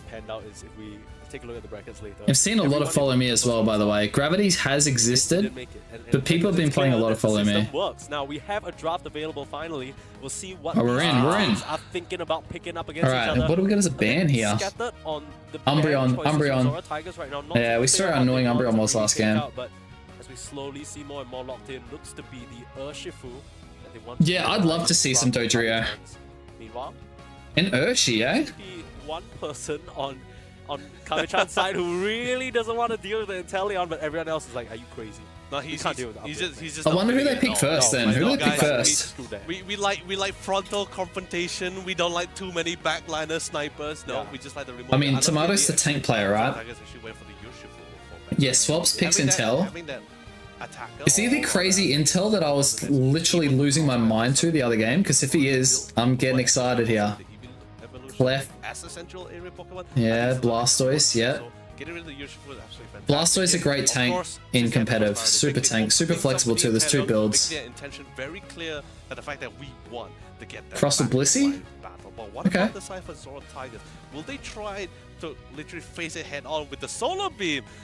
Venusaur, which by the way I've been looking forward to as well, but we're not bringing Yeah, definitely. bring a little bit more safety with Definitely. damage, but at the same time, Psychic Solari always great for any disengagement if an all-rounder were to be selected, which of course will be picked off, especially this is. But hang on, is there still... Yeah, 2 evolutions locked in here. Subin and Neil No hunting way. for Close that. I mean, they get the lead. No way. Okay, straight away to Zora. That's Kokata's Pokemon in the central area, and it's actually going to be what looks to be Are these guys... Okay, these guys are the guys that play Petal Dance Venu in lane. the Solar Beam option. Jong goes back for the Buzzwole in the And they somehow hard win every time too. favorite for Like, I don't know, man. I know how they're doing it. Though I am a little bit worried because I need to take this back a bit. Give me some 720. I want to look at pixels. playing that Venusaur in the top side Petal Dance, we already saw it succeed in the hands of They got Buzzwole. They're playing Buzzwole with the Clefable. bodyguarding for So you'd imagine it'd be Blastoise bottom with the Espeon. Clefable goes top of the Buzz. We're talking about like 3 people that can really tank down that icicle. Tigers have got a pretty strong early comp. And with 3, literally, we're talking about like, okay, if you're But I mean, so have KS, right? you have Crustle with the KS have got a super strong team early. and always sieging upon you. A Venusaur who is not a They got a super strong team, especially early, so this could be good. with the Giga Drain and the This will be good. with the items that he have and the energy amplifier, he's gonna get those Verdant Rage as fast as possible and really play alongside with I Am Tomato, which means there's gonna be a lot of space garnered for both the Inteleon and Zoroark to choose how they want to engage. Alright, well, On the fact that look at how many gold stickers these guys have. Man, they're well practiced there. right here for the side of Kabi-chan as well, and it's gonna be really hard for Buzzwole to find that opportunity. Let's go. I want to see this Crustle pop again. Feels like the entire initiation of Zora Tigers gaming is going to be on his back. I feel like it's going to be pretty tough for the Espeon to get the securing in the bottom lane against that Inteleon. Really well-rounded Pokemon, they can do a considerable Yeah, they take Petal Dance Venu to the top lane. The one thing they tend to lack is that initiation potential. It's really only Umbreon that can get in there. So strange. I mean, like, I guess it is a brawler, right? Than that, it's a bit of a tough affair. Makes sense. Like, it makes sense late game. To run things in a very telegraphed manner here. And he's probably pretty good anti-stack too. He's got the Razor Leaf. Side trying to secure as much Yeah, like... Oh, the Blissey got that. Wow. And he's got the range too, like to outpoke a lot of the other laners.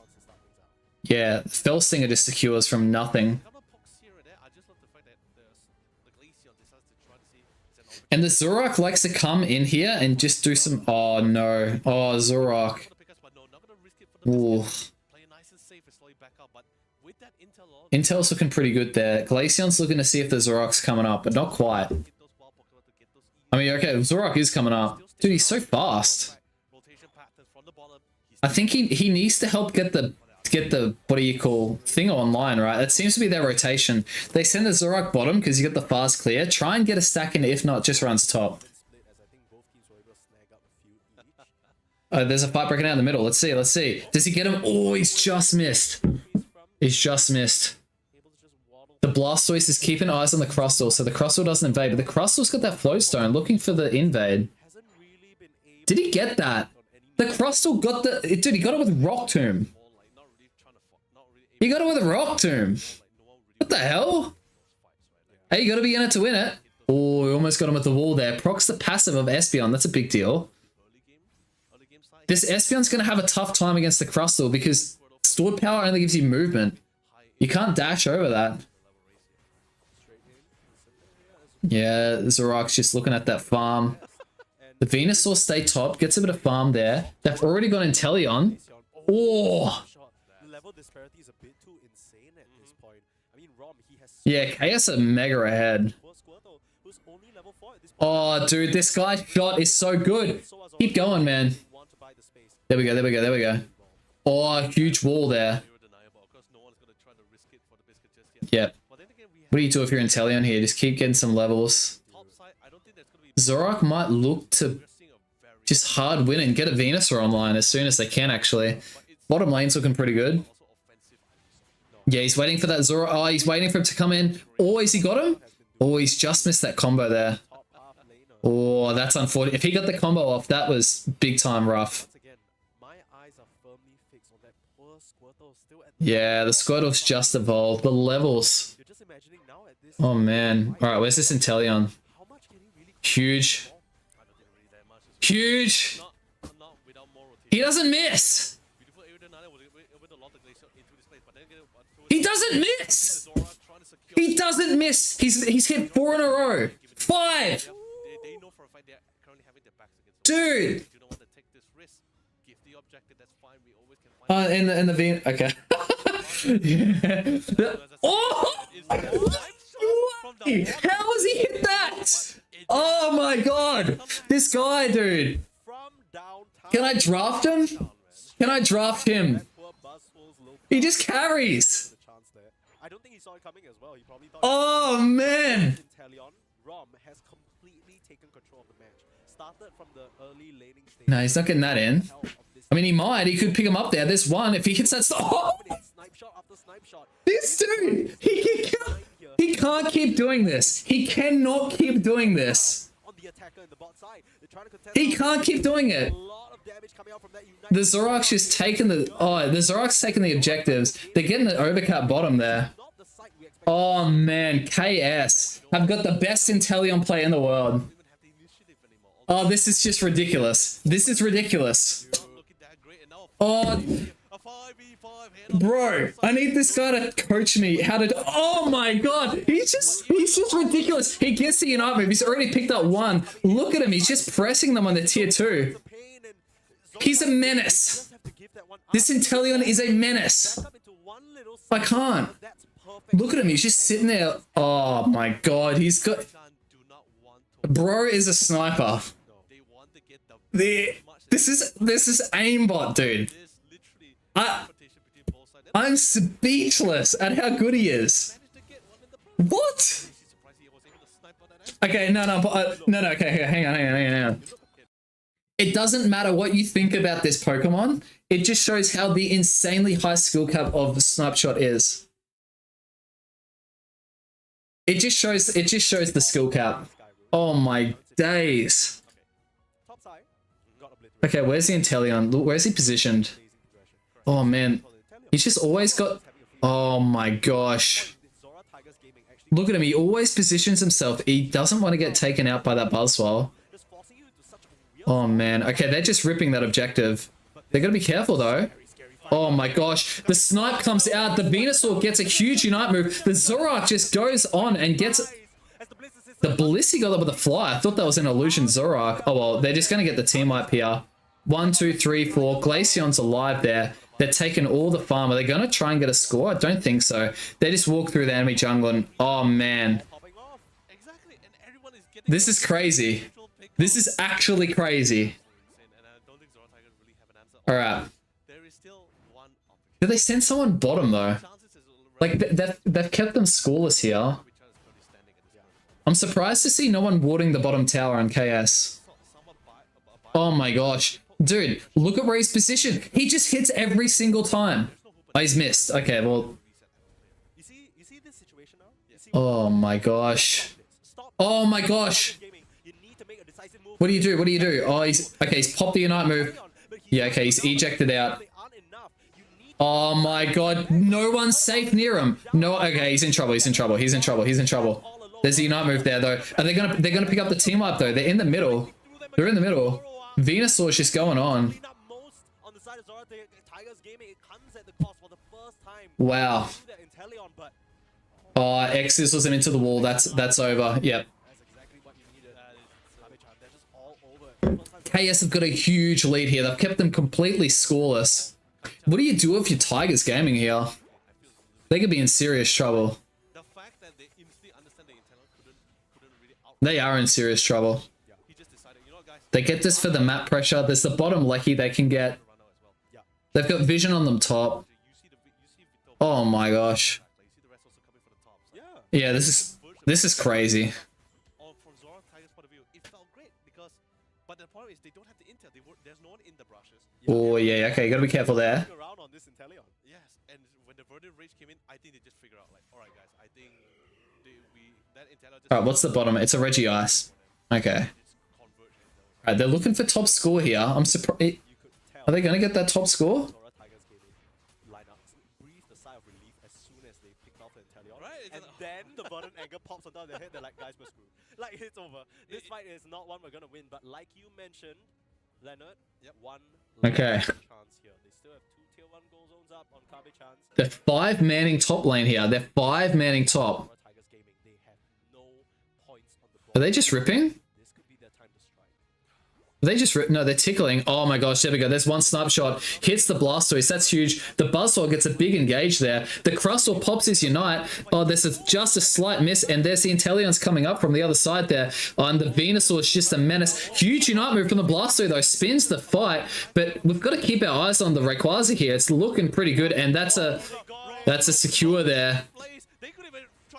That's a secure there. Well done. And Zorak misses the combo, but he's going to be able to clean up there. There's 2 KOs, and yeah, that's KS's game all over. They know how far ahead they are. Zora even slices Mm. even more of his opposition here. Oh man, He's gonna put a stop to Mew.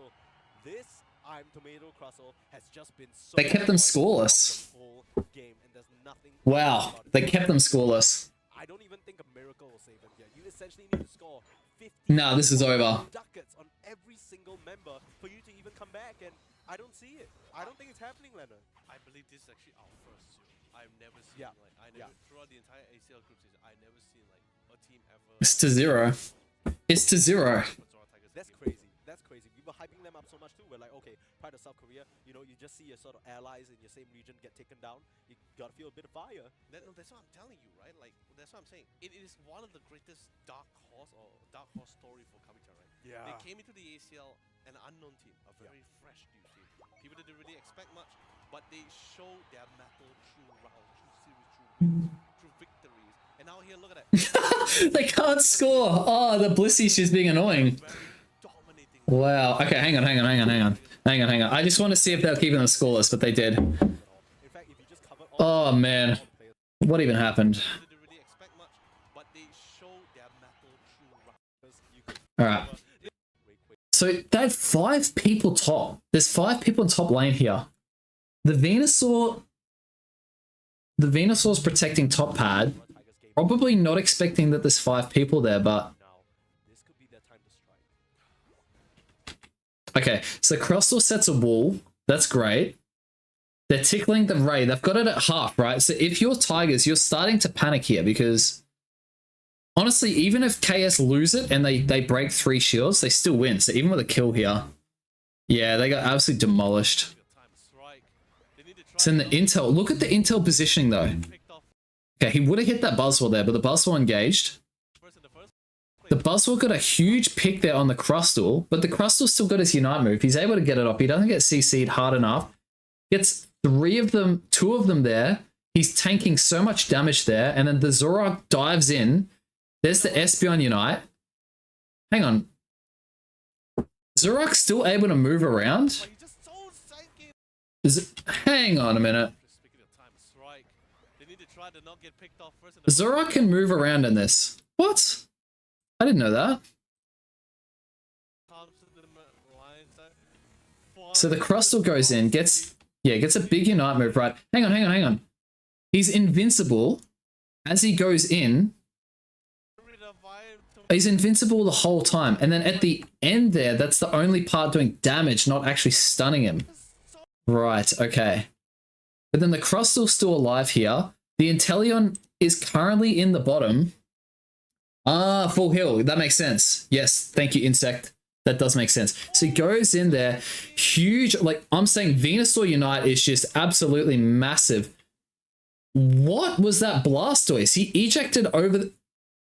Oh, hang on. No, yeah, he's right there. Okay. So he ejects Surfs, tries to get It gets a big pick. So they actually get the first KO go to Tigers on the Venusaur. And honestly, the fight's not looking too bad in their swing, but they've still got the Zoroark and the Blissey Unite though. And they are all fairly chunked. But that's a big Unite. But their team, yeah, they're just in a great position. Plus, like, where's the secure on the side on the side of Tigers? They don't have any, like, what? They've got Psybeam from Espeon, that's it. They don't have any secure. Or they're just rolling with Clefable. So KS are ahead, and of course they're going to go for this flip, right? And then, oh, look at the Crustal Wall. Traps the Blastoise and the Clefable. That's a cool wall. That's so cool. And then the Blissey goes in with the Unite move with the Snipe Shot damage and then extra damage from the Zoroark. And I think that Espeon's just too far away to hit it with a Psybeam there, so yeah, they can't block the Snipe Shot, but the Snipe Shot didn't get the secure though. Honestly, the secures more come from... there's no way KS are losing this. Look at the amount of secure that they've got here, right? So that ball comes out, traps them, and then they get hit by the Rayquaza Unite. Oh man, this is like watching me play, bro. That's what I do. I get caught out like that. But then the Blissey Unite comes in. I'm surprised the Blissey Unite... Look at how little that HP is, guys. If you play Blissey and you position like this, I mean, it's viable in your solo queue game. That's massive damage. Or does that come from the Inteleon Snipe Shot? Or does the Snipe Shot miss? No, I feel like the Snipe Shot's hit. Oh, that's just so much burst damage though at once. Yeah, nah, that's game. Nah, there's not a whole lot more there.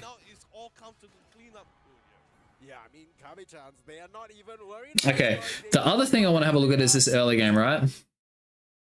And then I'll jump on, and then they'll probably be into their drafting at this stage. So we're at 8-minute mark, right? Bottom lane is definitely going in favor of the Inteleon. Makes sense. It's got better secure than the Espeon, right? Especially after level 4. Because sword power is pathetic, and you've got water gun, so you're good there. And you can see this bottom lane starved. Like, this Blastoise stays a Blastoise. Like, does he take that? Yeah. So you can see the level difference here, right? They've got level 5 to level 4. So they've got 1 level there, 1 level there, 2 levels there.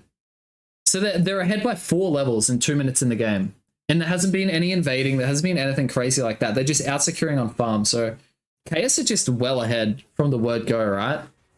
And then the Zoroark just goes in, traps him with a wall. Oh, that's such a good wall, eh? And then the Inteleon just starts.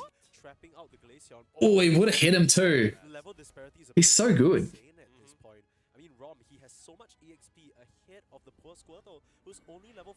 Oh, he just doesn't miss. Okay, so they're getting poked out by the Inteleon. Huge wall again, but I guess it just helps them secure the farm. Okay, and then this right here, right?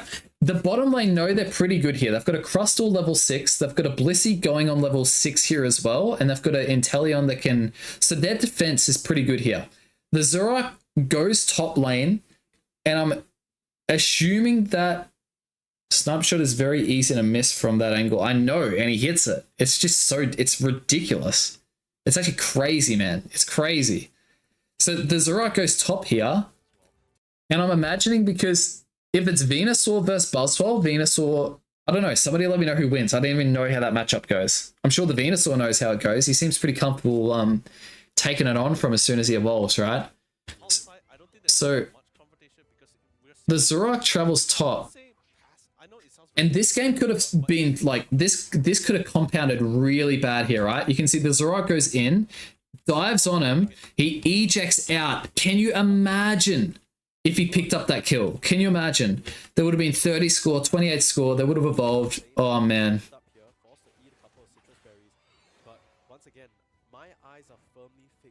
And they've still got blood. They've still got a Squirtle on the bottom lane. So it's 7 minutes. They're ahead by 1 level there. 2 levels as 3, 4. They're ahead by 4 levels. Still at level 4. Like, that's a big deal in a competitive game. You're just imagining now. It's a big deal. That fight for the objective. How much can he really contribute in this fall?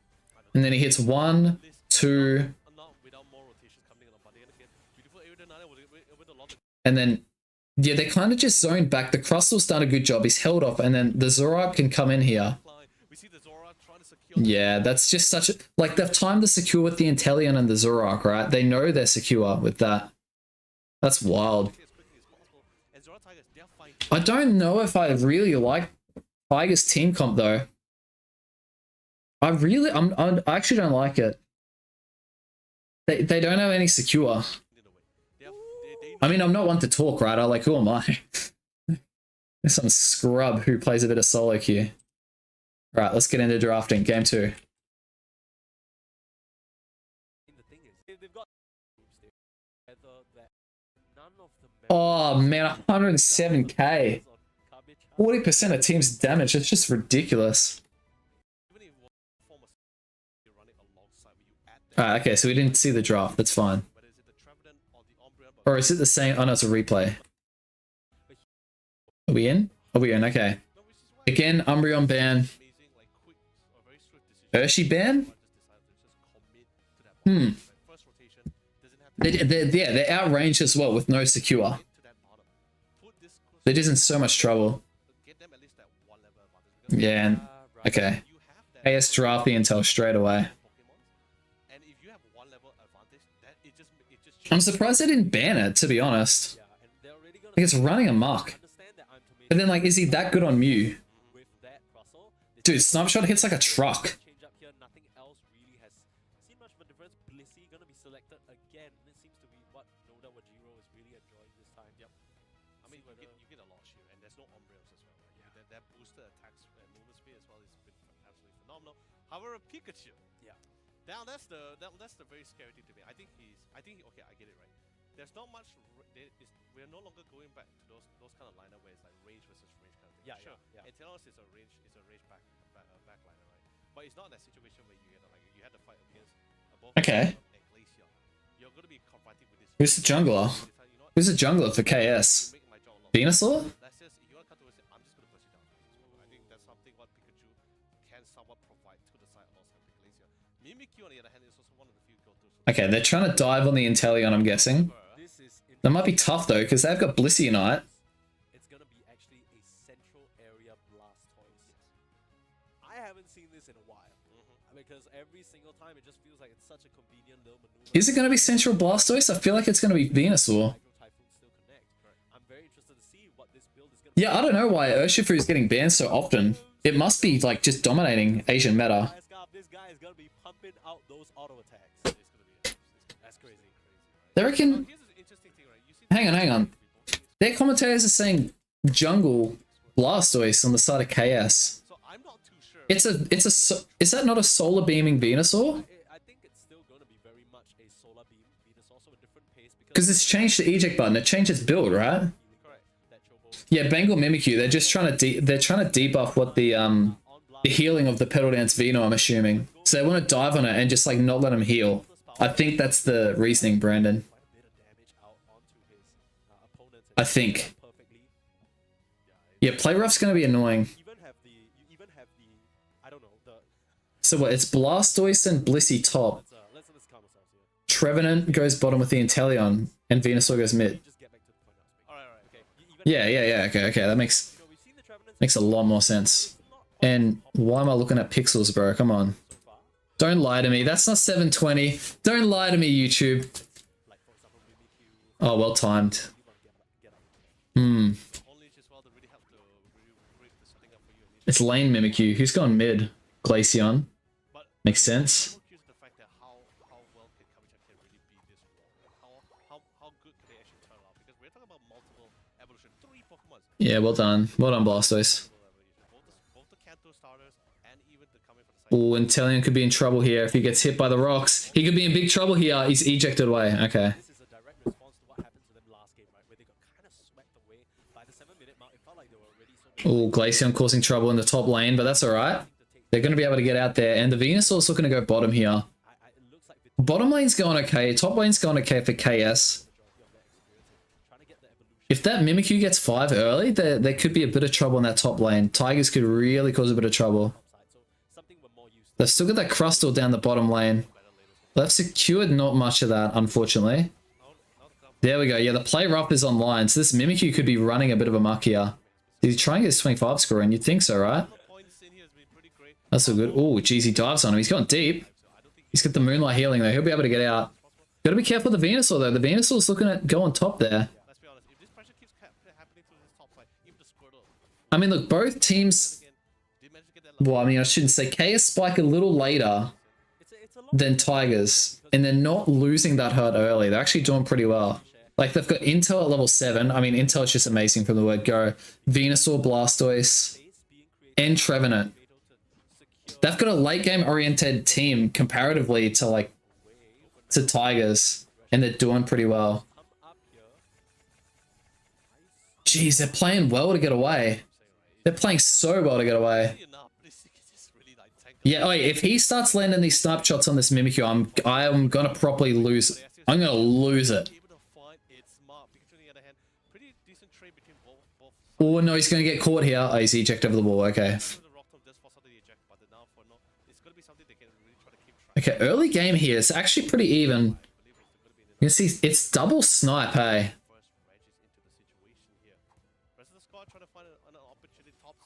They're looking for poke there. The Blissey stayed top side here, has he? No, not the Blissey, sorry. The Blastoise. Trevenant's doing some scouting. It's honestly a bit of a pretty standard and slow here early game.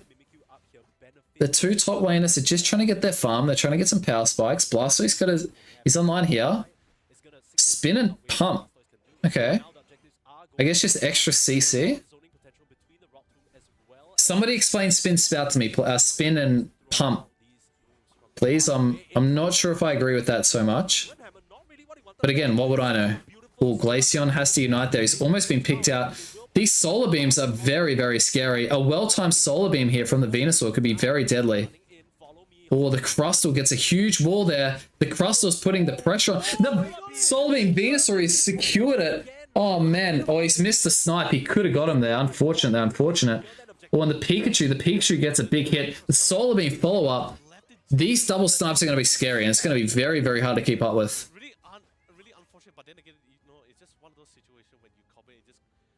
It's going to be hard to keep up with here. Yeah, wow, look at this. Oh, man, they're going to have to be very careful. If they get caught out by a snipe shot and a solar beam, they could be in a lot of trouble here.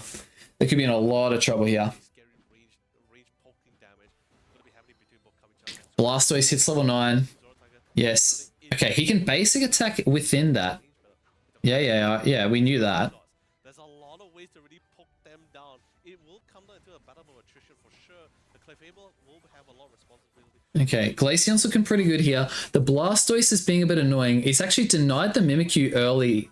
Like, he's just his Unite move. It's 5 minutes 30. Huge bush poke there.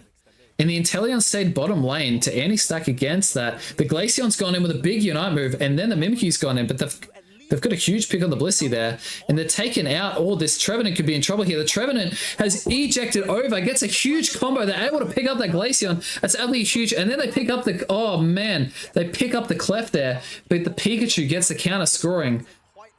70 score goes in for the side of KS there.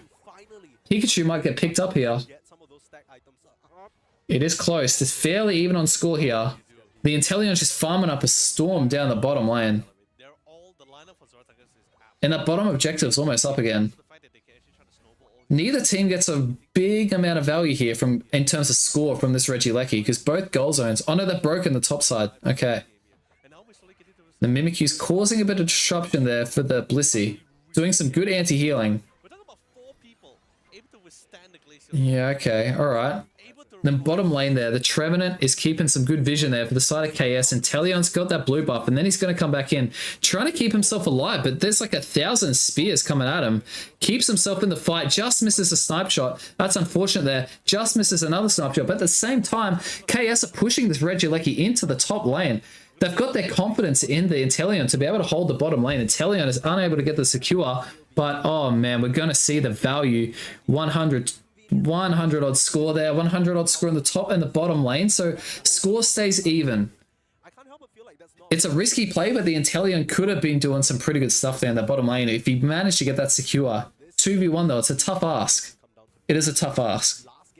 Yes, the attack speed, of course. Yes, true. This time round, like you mentioned, there's a lot of tanky targets from Kabi-chan who are just going to stand their ground and try and outmuscle you. You need to lay in with those crystals. You need to do the damage. There's just too much options from Kabi-chan, right? Like, if they want to play a battle. Did that just one-shot a Baltoy?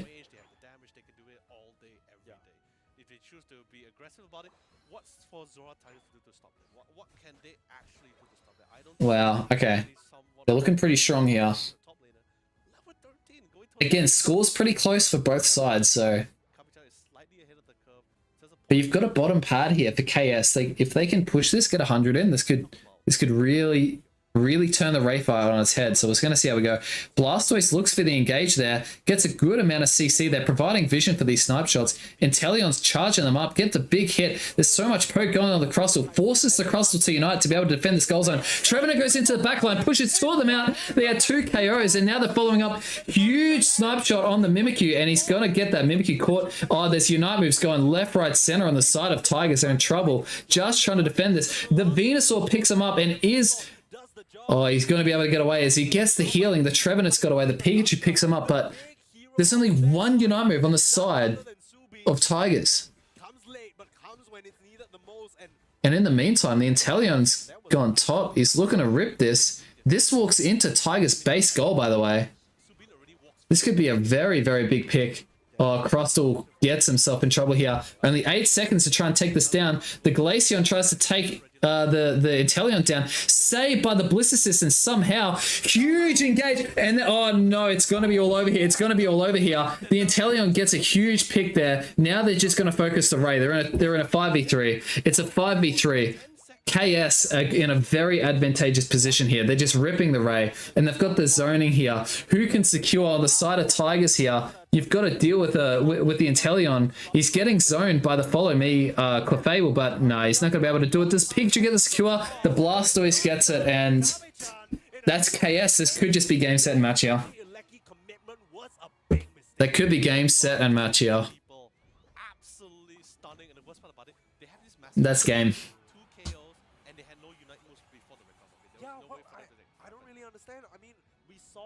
They had to defend that bottom goal, right, to try and keep the Wraithbite alive, but in the meantime, they lost all the Unite moves.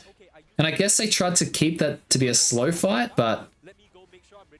Well, I mean, hang on, it's not over yet. It's still within 100 here, and there's a big fight breaking out.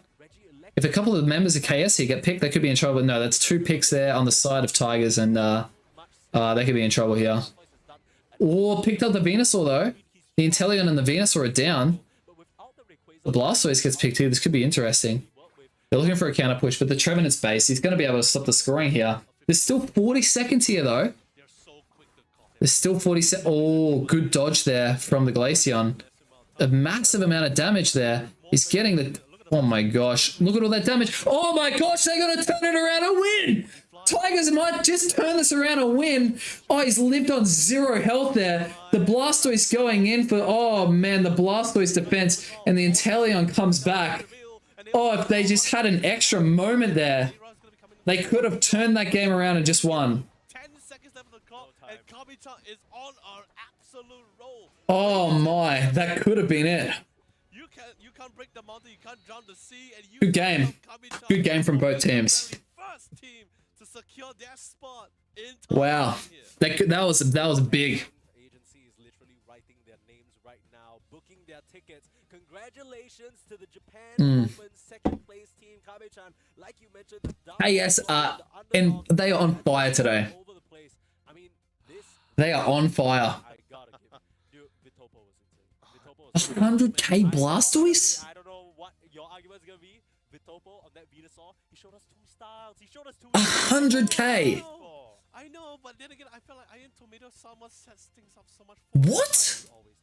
I know, that's what I'm saying. Everyone is delivering. It's so difficult. Oh my god, can we just flip a coin? Okay. Look. What? Okay. Okay, well, let's go with that. Like, Vitopo, I have nothing wrong with that. Let's be this guy played amazing. He did not make a single mistake. It feels like. and it felt like he had just answers. Yeah, the Korean teams are out. They're gone. Not only was he, But 100k Blastoise but he also like give that with Hydro Pump, water, Hydro Pump, Rapid Spin. sustain from Giga Drain, regardless of whether is it Giga Drain Solar Beam, Giga Drain Paladins, he's gonna be someone that would not fall down or be taken down that easy, right? Yeah. That gives a lot of pressure, allows the team. I mean, Pikachu's been pretty good, right? But Pikachu's just not cutting the mustard for me, to be honest. Pikachu ain't cutting it. This guy, this Trevenant is just ridiculous. This Trevenant is actually ridiculous. Is that it can only really choose one target to focus on. I can't with the Trevenant, man. Foil, sure, you He's can good. multiple targets, The Mimikyu struggled, hey. The Mimikyu struggled to get into that game. but then that's where you pick Hmm. Pokemon. Use my Unite move to get that advantage. Let me go farm it back up.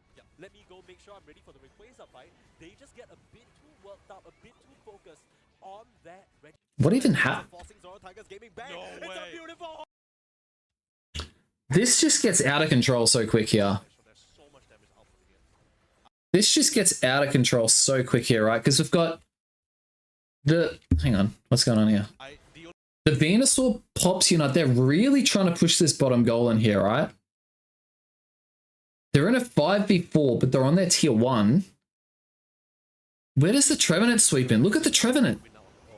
Does he eject? Hydro Typhoon as an Yeah, he ejects, gets a huge wood hammer, then the Horn Leech. Oh, man. into a hammer. You can't touch this. As Kami-chan absolutely The Pikachu comes... Yeah. Pikachu, but It's pretty late. On the bot side, trying to keep Jong up and running, but the last booster auto attack from the Venusaur does the job. He needs to get He out of stays the alive, too. coming through with the thunder. The He big stayed hero alive. of that fight is none other than Subin.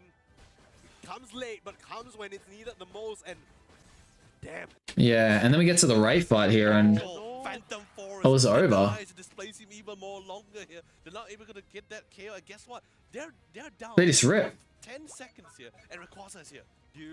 One of the things about this old school Blastoise is how fast it can rip objectives. If you allow Kokada to just get in there and Pikachu? start working on it, it's dropping. Nah, it's over. It's literally over. Left. They're trying to dance around. Like, you're preying on a Thunderbolt here to secure.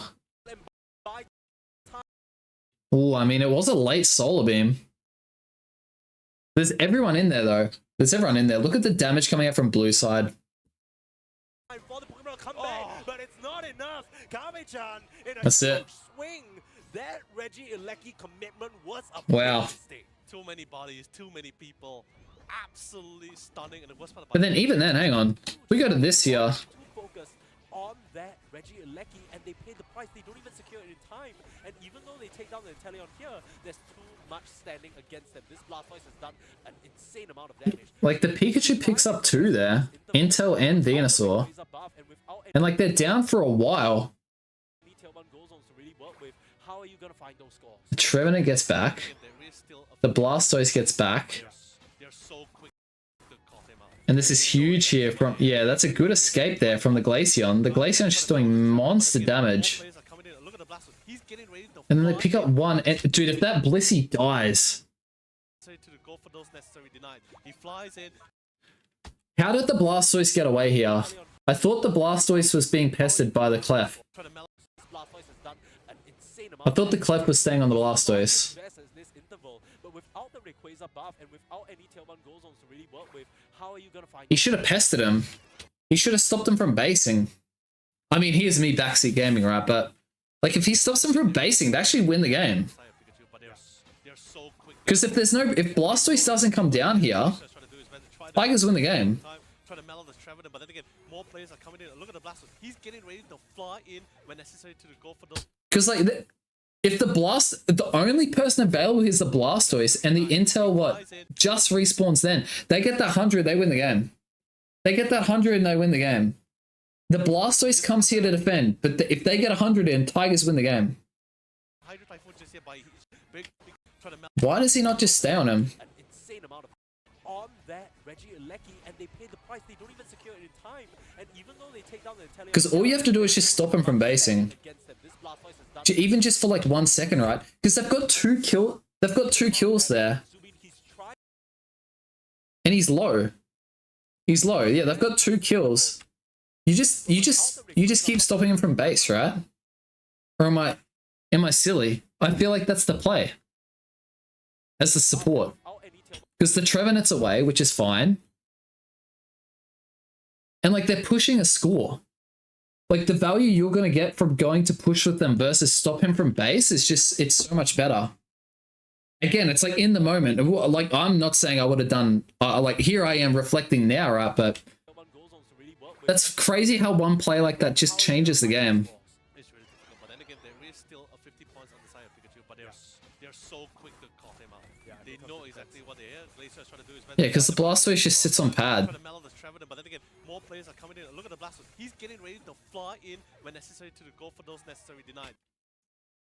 That would have been it. That like all even like I mean, look, hang on. How long was he sitting at that base for though?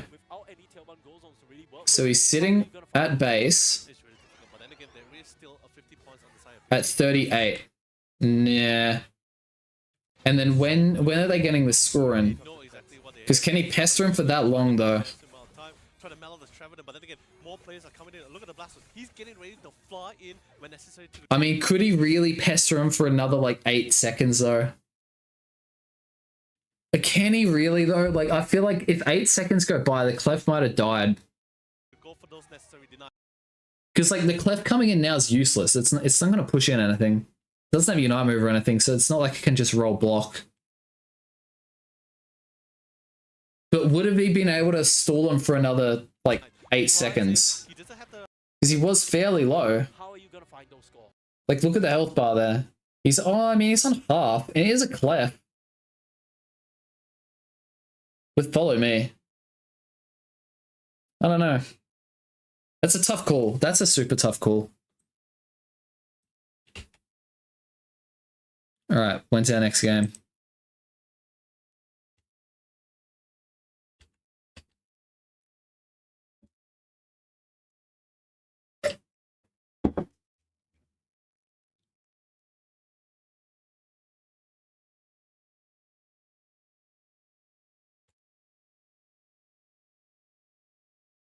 Hang on, come on.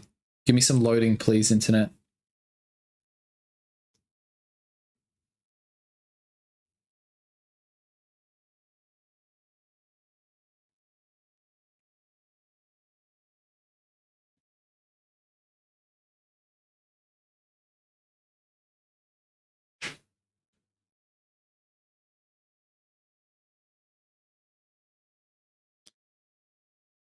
Come on, man.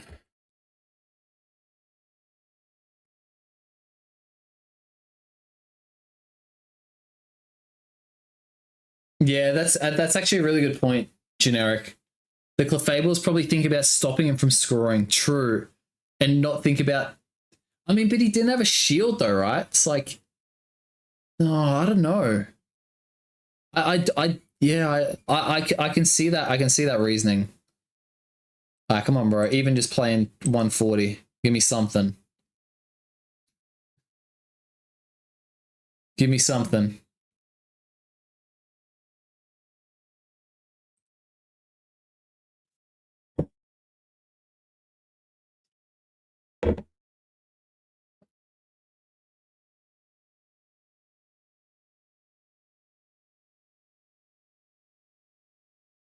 Yeah, the internet's a big L right now. What the hell, man? What's going on?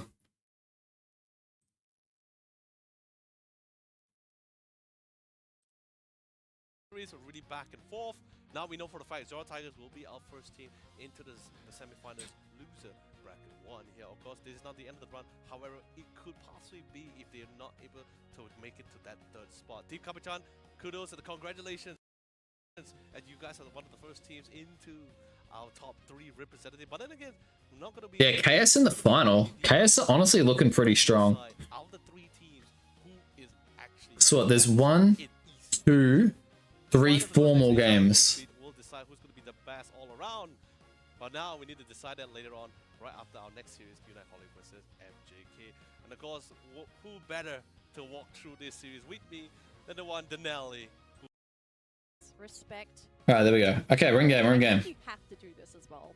Like, Mame's Hooper is just too good.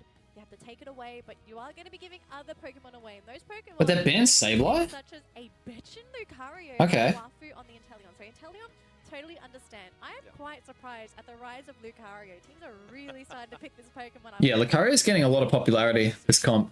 But then again, like, all Yeah, we're definitely getting into finals today, for sure. forgot that TNT, right, also plays a really crazy Hooper. Although not as common, of course not as common, it's usually falling back to the Clefable, which is a lot more safe, a lot more clearer for the kind of composition they usually run. But with the Hooper, it means a lot better of attrition is going to be somewhat in their favor, right? Because constantly you can reset fights, and you can also bring in Mamo. necessary Okay. objective fight if it doesn't look very favorable. Look at the Mamo. Now Garchomp come to the mix as well. Garchomp or Buzzwole. They also highlighted Buzzwole. They're kind of thinking, is Lucapo? Lucapo? Espion? A player-specific ban. I think he might get I understand. unless they don't swap. We'll see after this. We'll see after this. Dear my friend, what's the call? I don't know if you'd want to go for Dragonite. Red Bear? It looks like it's possibly going to be that Urshifu Okay. instead. It's a lot better. Yeah. Like, one of They've the got things about the insane Urshifu secure if they're going Red Bear here. seems to be running the water Urshifu anymore. Power Up Punch, Wicked Blow, Snipe It's Shot. going to be such a great move for securing those objectives. You actually got The Clefable stakes with the Urshifu, the Mamo. So you've got the Lucario floats giving vision. from Wafu and Dur. Assuming this is Dark Urshifu, Wicked Blow. Now for MJK, their Securers are going to be completely in Lucapo. You can't I mean, bottom lane definitely goes to the side of Unite Holic, right? They got Inteleon Mamo down. Yeah, Inteleon Mamo down in bot lane. That's going to be really annoying. Top lane, Clef Lucario against Hooper and Garchomp. That'll be fairly... Wait, who's mid? Stored power, like just the build to go for. Because I also think you need that mobility. Wait, who is mid? Is it Garchomp? And Dur, who's going to be on your behind. You'd think it'd be Garchomp, right? And you also have to worry about But then they got a mage in top lane, mage in bottom lane. Maybe it's a Mew mid. I wouldn't mind a Mew mid. from the basic attacks. I'm assuming it's Icicle Crash. So that's Dunno. another move that you have to be worried about. Mame might just be there to purely Dunno. control. We'll see what we got here. Provident as well. I'm more concerned because let's be honest, Urshifu you have this really massive burst, right? And then you have this, of course, Garchomp is gonna able to get back to the backline with the Dragon Rush, right?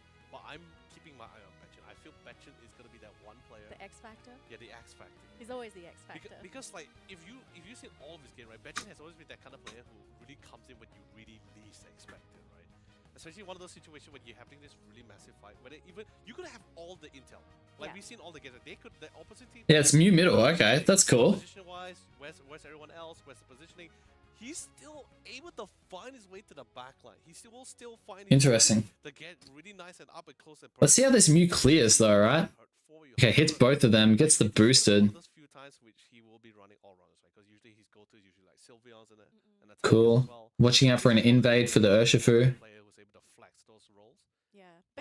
Betchin will also be able Oh, unlucky Lucario. Lucario definitely should have been able to secure that. He tries to go for those stacks. Now this doesn't mean it's going to be a free Garchomp's going to press here. Betchin's gonna He's got the health advantage. Oh, did he get that? Oh, that's a big secure. unfortunately, so Wow, Garchomp with it. time up here. Garchomp's having a good time. For sure. But Garchomp's doing well. The priority of the rotation. However, bottom. So Steph Phantom not liking that amount. Did- Then again, we do have the Wait. That should be able to What? Inteleon has no farm? Seems to be the priority for both of these teams. So Lucapo is going to be sitting in that set. Espeon out-secured Inteleon on all the farm. Okay. Luckily getting the evolution, so the Moonlight Oh no, they're going to walk into that. Oh, that could be tough here if the Lucario comes in. Oh, okay, they're going to get the resets there, but all the Bs go to the... Oh, no, Solar Beam to get the big B. Okay, that's pretty good. Wicked Blow combo, especially with the squishies as well. That's And the Urshifu here is going back to his middle area. The Hoopers...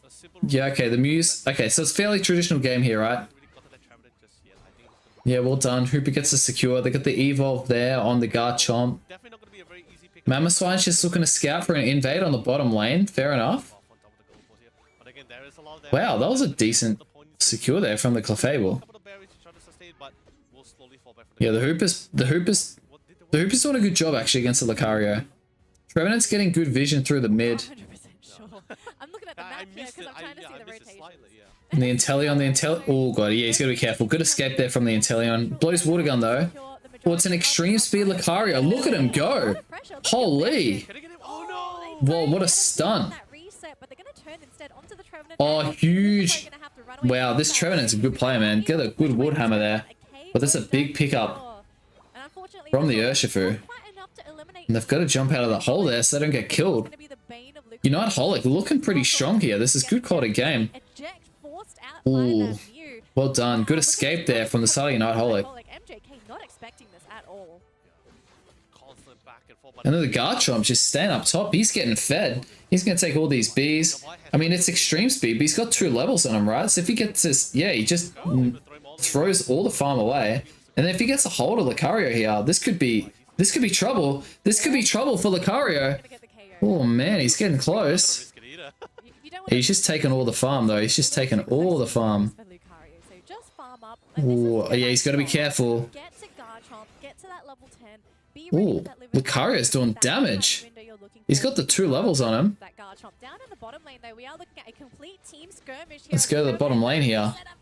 Oh, that's a huge Solar Beam from Mew. He's got the levels. He's also got the Unite move. He's going to get that. Oh, nice body block there. Nice body block. Oh, gosh, the Clefable's doing some good healing there for the entire team, but oh, we could be a little bit secure. Good secure from the Wicked Blow. Very good job. Good job from the secure there. Let me turn this down. It's a bit loud on my ears.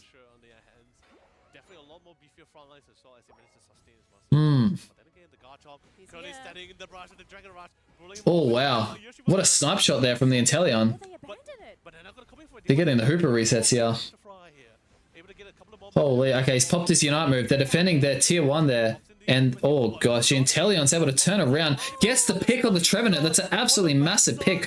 Follows up. He's trying to get this Garchomp here. Gets the Garchomp. Then they're going to follow up on the Mew. Holy, look at the pressure he's keeping on them. Backs out, but the Mew with a double Solar Beam and then follow up with the Espeon. They've got to be very careful here. Unite Holics could be in a lot of trouble. We're having a look at the Espeon. The Mew's poking. Holy, these Solar Beams are scaling. Oh my gosh, that's crazy. That is crazy. They're getting some score in here. And the Trevenant's looking for it. Yeah, the Garchomp's just staying top by himself. Garchomp is just farming up a storm. Look at him, he's level 9, approaching level 10. He's getting those levels. But be careful, hey, the Mamoswine's getting close to level 9 here. The Garchomp's going to get a nice big overcap, taking all the farm in the meantime. Gets a 40 score.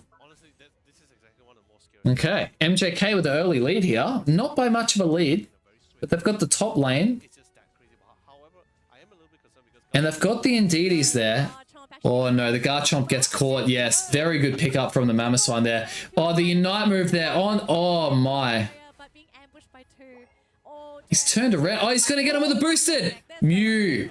Well done, Mew. Wow. What a hit. Oh, this Inteleon's a little bit of trouble there. 38 score, misses there, and another 40 score here. No, not quite. Okay. He's already committed to it, and they're getting the resets there.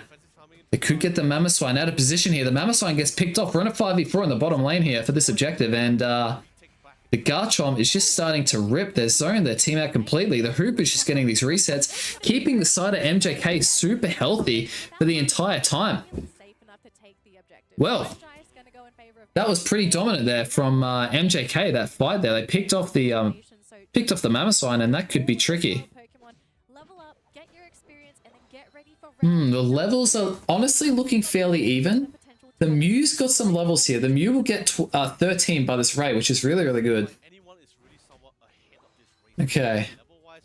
Where's the Garchomp? I want to see what level the Garchomp is. He's 12, but 12 and what? Yeah, and Lucapo here for the side of MJK just farming up a storm there.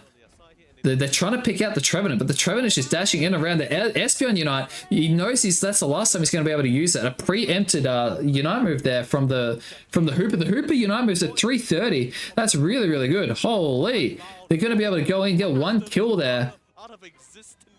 Oh my, and the Mew is just poking away. That Hooper's going to have to farm pretty quick in order to get their Unite move back. They're going to have to save some farm there. Unless if they want to play fairly slow. But Unite Holic just say, okay, if you're going to get that top Reggie, we're going to turn around and get this bottom. And you can see that Follow Me just helping that score get in there.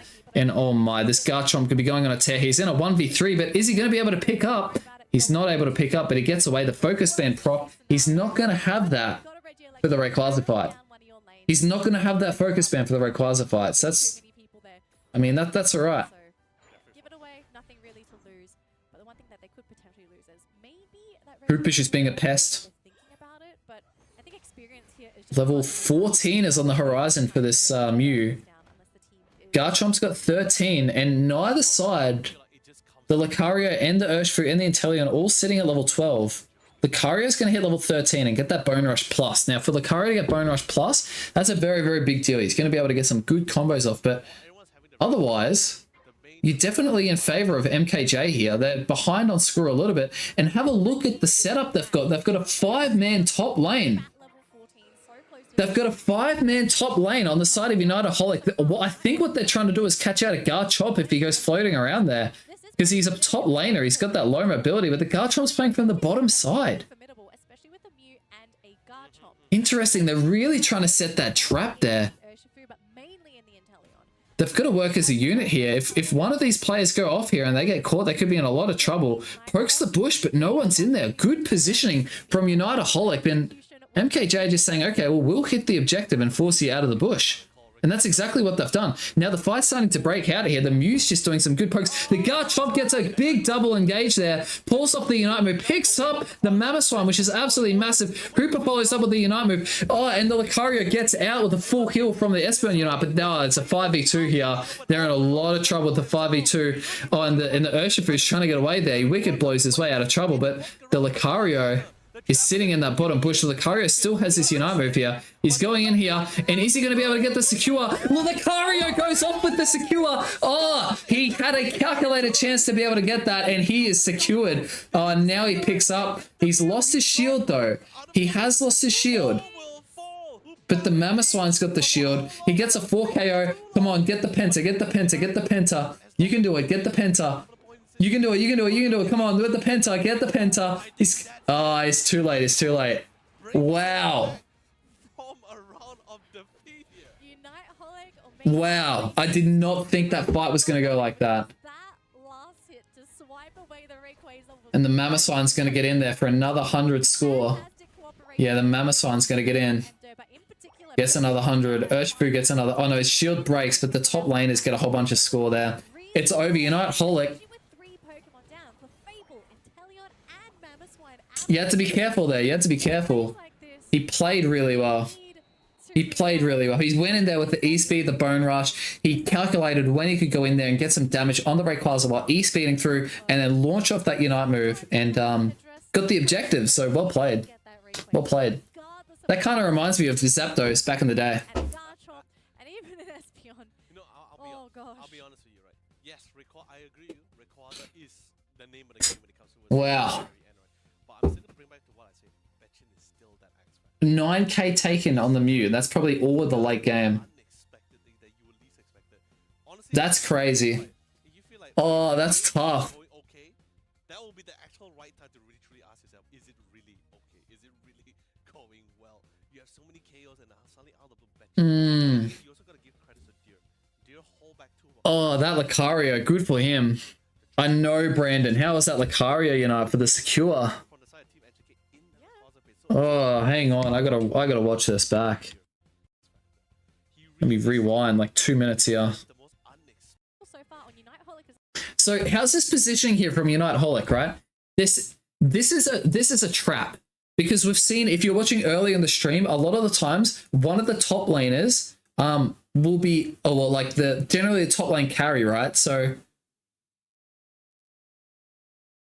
Buzzwole. Was Buzzwole even drafted in that game? There was no Buzzwole there. Yeah. Buzzwole could not have done that. That's right. I understand what you're saying there, Generic. So they've got everyone in bush here, right?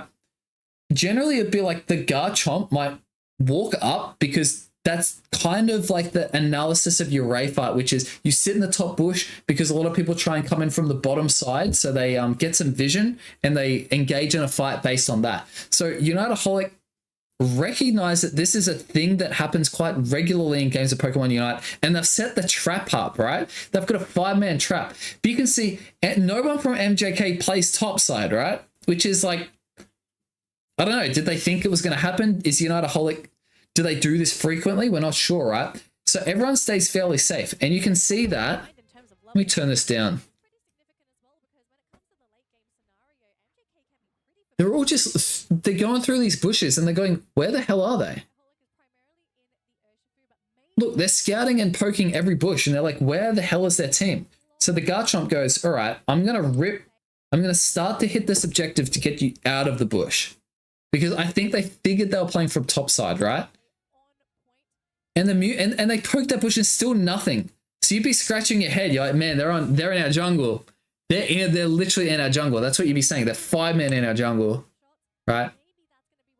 And they just keep poking here, right? Because, I mean, you can't just rip, though, because you've got Wicked Blow, you've got E-Speed to dive on, and you've got Snipe Shot, and you've got the Unite move as well from the Lucario. So if you're MJK, you can't just rip, right? And Garchomp is a Pokemon that can rip. So you go in. Oh, I mean, that's such big chunk there from the Mew. The Mew gets such good poke there. What goes wrong? What goes wrong? The Trevenant gets a decent Wood Hammer, but doesn't quite pick anyone off. The Garchomp goes in. The Garchomp goes in and just does monster damage. And then the Trevenant stuns them into the wall. And yeah, that's just... Then the poke from the Solar Beam onto that Mamoswine. So they've picked their target as a team. They've gone in. They've got him. And this seems to be something that a lot of good teams do. MJK could have scored, but I think we're going to notice that a lot of teams will always prefer going to the Ray as a fight, and then they've got that Hooper Unite maybe for like 1 minute. You like I mean, look, it is 1 minute 20 at this point, but the fight's broken out. But if there's still nothing, maybe they might try and look for that play there, right? But the Garchomp goes in. Yeah, then the Hooper pops, because as soon as they get that 1 kill there. As soon as they get the 1 kill, the Hooper just starts on the Mega Aggressor, right? Because the Garchomp goes in, yeah. Literally the instant they're like, we're going to kill this Mamoswine, let's keep playing aggressive. They would have called that out as a team, right? They've got the levels here. And then Lucario goes in, E-Speeds through, gets caught, full heals out, E-Speeds away. Oh man, they're in so much trouble. It's a 5v2. It's a 5v2. They've hard won that fight. MJK have hard won this fight. And then the Urshifu's trying to dance him away from that bush. The Urshifu's dancing him away from the bush. That's really, really good. And then keeping vision as well on the Ray.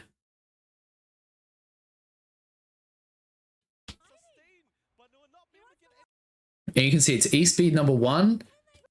Oh, wow.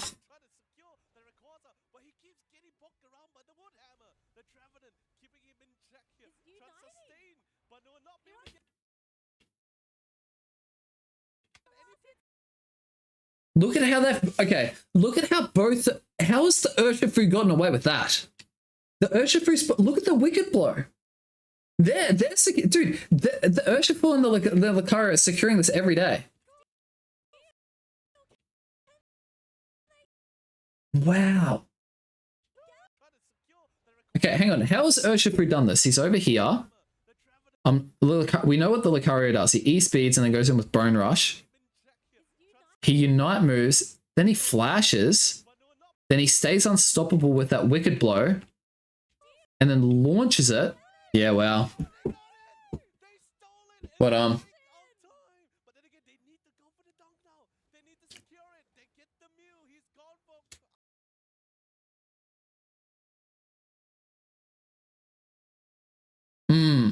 okay, I can see what you're saying, Mundy. Like, you're in it. Okay, hang on. Let's look at that angle for a second, all right? So at this point here, like as soon as the Inteleon goes down, okay, at this point, so you're saying they've got the Hooper. They know 3 are down and 2 are up. They shouldn't have attacked annoying Ray.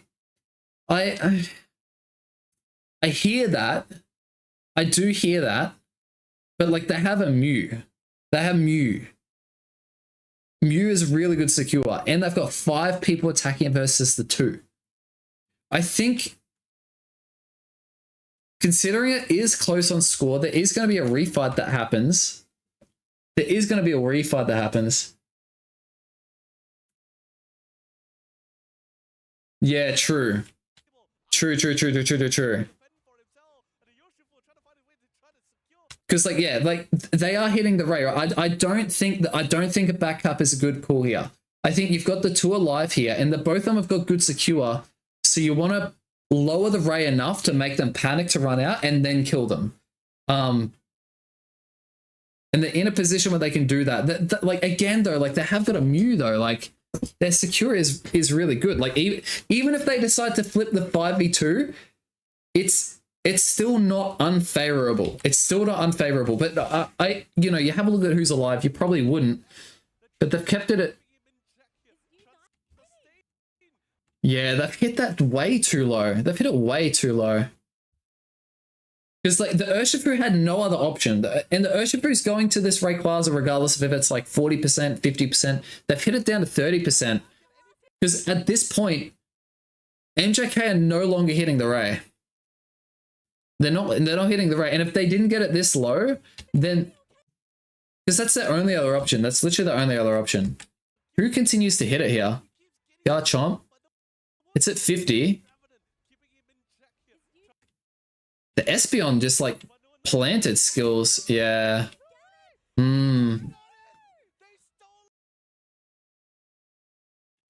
100%. Yeah, you kill the Urshifu when he goes up. That's it. But then he goes on. He's like getting a penta here. Oh my.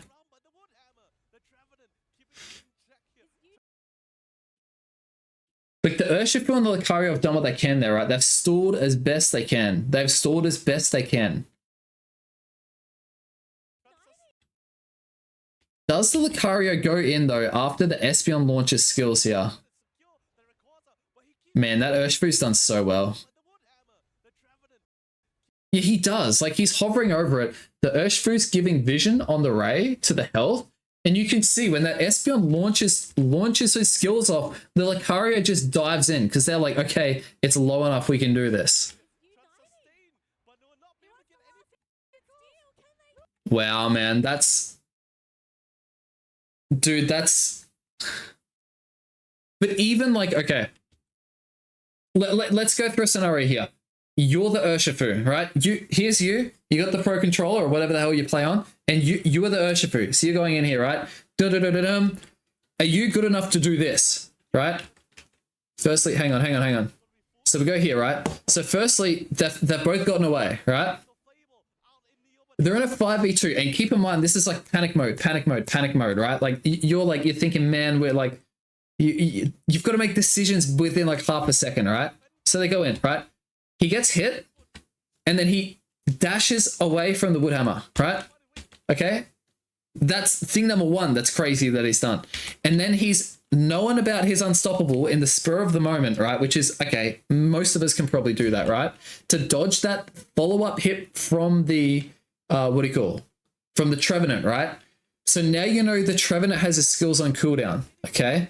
Then he moves away from the bush where the Lucario is. He moves away from the bush to herd the team away from that bush, right? That's thing number 2 that's really good. Now thing number 3, right? That's thing number 3. And then he Unite moves the Trevenant. I mean, I guess you've got to use your Unite move to stay alive, right? But in the meantime, their team's probably kind of like, I mean, yeah, that... I just don't see how MJK lose this game. I don't see how they lose it.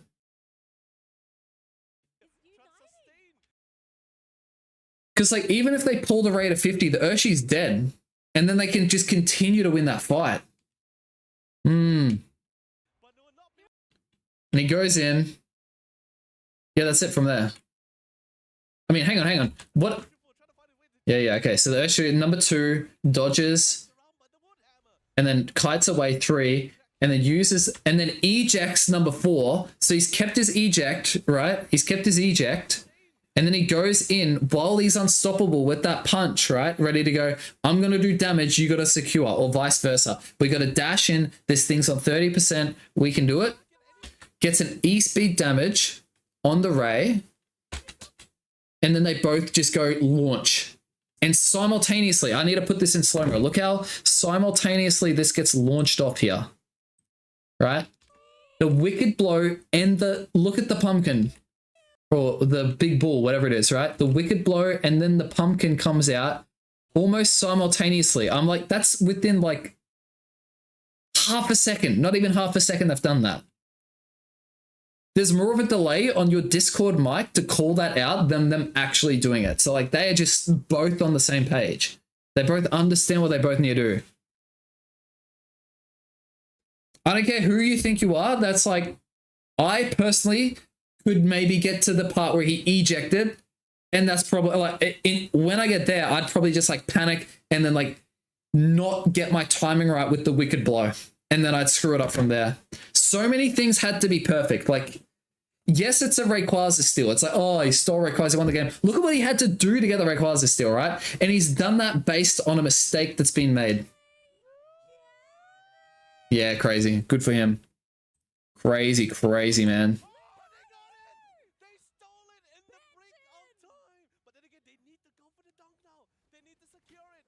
That's actually crazy. Oh, man.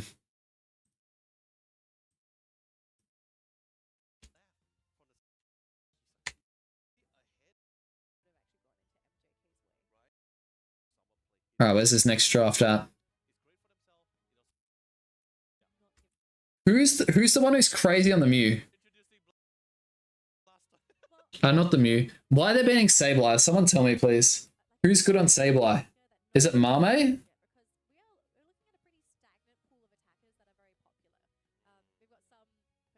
Hooper. Yeah, Hooper's good. Intel Crustle. Okay. Hmm. This guy's really good on the E-speed, eh? Yes, this is live. If you want to catch the actual stream, it's in the description. Like if you want to go over and watch the actual English one, it's in the description. So don't feel like you have to be here. You can watch the actual one. You don't have to watch me, you know, sit here and talk like a goose. So I mean, I think it's pretty clear. The best mages are still Inteleon Mew. Still hands down the best mages. And Snipeshot Inteleon. Liquidation's dead. Crustle seems to be surprising me. Trevenant's a very popular pick. Clefable, Follow Me seems to be the supporter that's standing out the most. Hooper's just staple. Hooper's always good. Umbreon's annoying. Dark Bear seems to be doing some good stuff.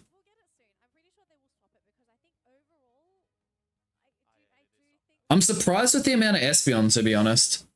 Like, I'm the first one to advocate for an Espeon in solo queue, but I actually thought it was pretty bad competitive. And taking a mage to top and bottom lane as well. Oh no, sorry. They're not doing that. They've got Jungle Mew. I was going to say, that sounds weird. It just sounded weird saying it. Yeah, they got the Bangle as well on the Chomp. Yeah, I've got 2 anti-healing items going into Clefable.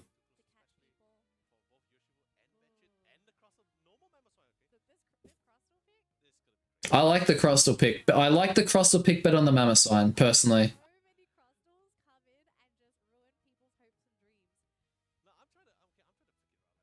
Yeah, that's good. That's good. I'm glad. I'm glad we kind of feel the mutual there. And like, let me know some stuff in the comments as well. Like, I'm happy to sit here and talk, but like, there's plenty of people with some knowledge that they could put in as well, right? I'm just the goose spending my time doing this on a computer. Okay, all right. Well, this could be a good game 2 here.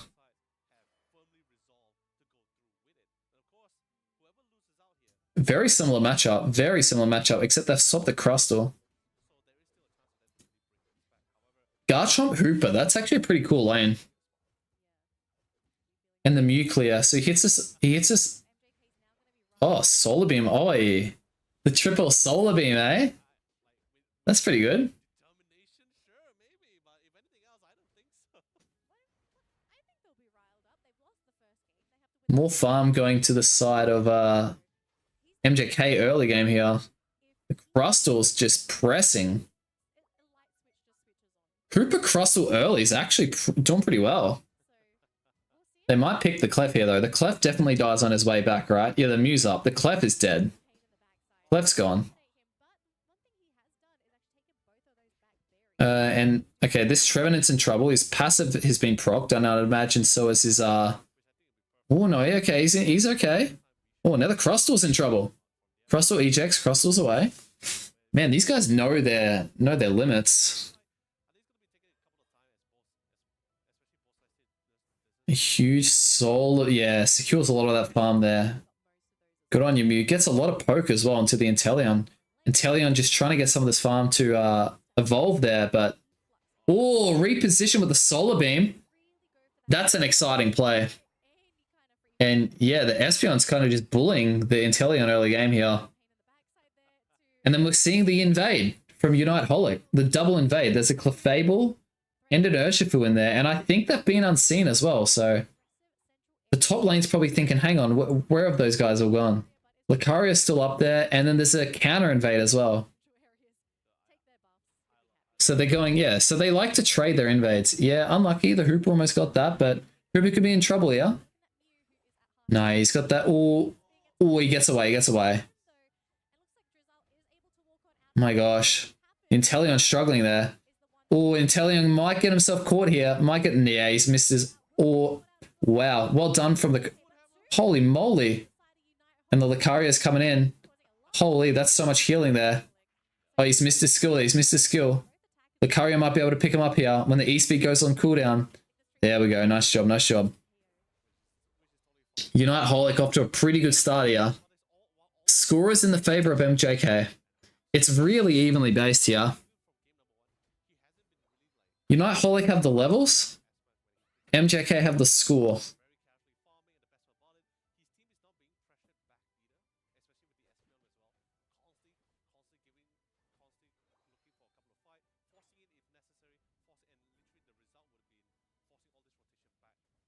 Oh, it gets him.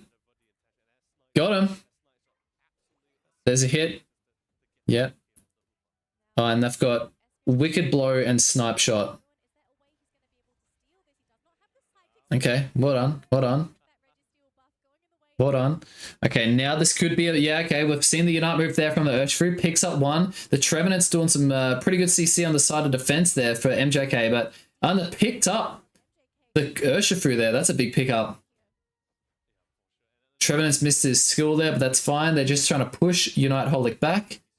And yeah, we're seeing Lucario going in for a counter invade there as well, so very good. Keeping it safe, getting close to a Unite move himself. They're just trying to see if they can get to level 9 first, but the Mew with the boosted Solar Beam is just so much damage.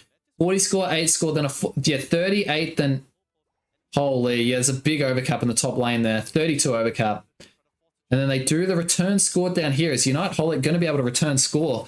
Because at the moment, it's looking like MJK have got a big lead here. That's a huge Unite move there from the Espeon. They turn around, they get some more score. Unite Holic? The Mew's just everywhere on this map right now. What the heck? They've got a 200-point lead here in the first 5 minutes. This could be a little bit scary. They've got both bases here, and they've got the Hooper. MJK are looking very strong right now. Oh! Wicked Blow gets it. Ooh, the Lucario just out of the range of that Solar Beam. Just out of the range. Oh, MJK looking really strong here. Oh, big hit. Big hit. And that's a Unite move there from the Hooper. When's this? I mean, it's very early here. Keeping the pressure. They're probably trying to break pad, maybe. I'm not sure. They're forced out the Crustal Unite early. They're going to get the reset. Oh, he's been pushed out of the reset. Oh, the Crustal. Dude, the Crustal's playing out of his mind right now. But they're going to be able to, yeah, recover up here with the Reggie Ice buff. That's nice. And they break top. That's big because they want to get rid of that pad to the Hooper and recovering a bit of score there. So only behind by about 75 points. The Clefable's, yeah, the Clefable's caught out. There's no way the Clefable gets out here. Gets another stack. That's got to annoy you, but yeah, he's gone here. Okay. Muse hit level 12. Garchomp's hit level 12 with 4 minutes remaining in the game. And guys, they got levels. MJK got some levels on their team. And they're looking to push this tier 2. The bottom lane tier 2. Lucario is coming in to try and get some good defense here on the side of Unite Holic. They pull back. But those snipe shots, they're pretty deadly. He's got a good shot. He's hit the Mew there. He's going to be able, he's hit the Trevenant. The Trevenant's forced Unite. He's followed up. He's got a massive shot there on the Garchomp. Oh, and the Hooper, I mean.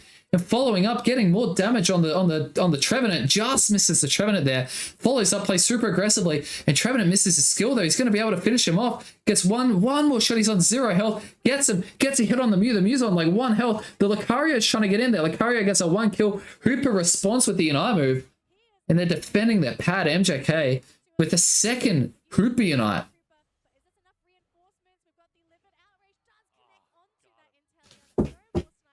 Wow.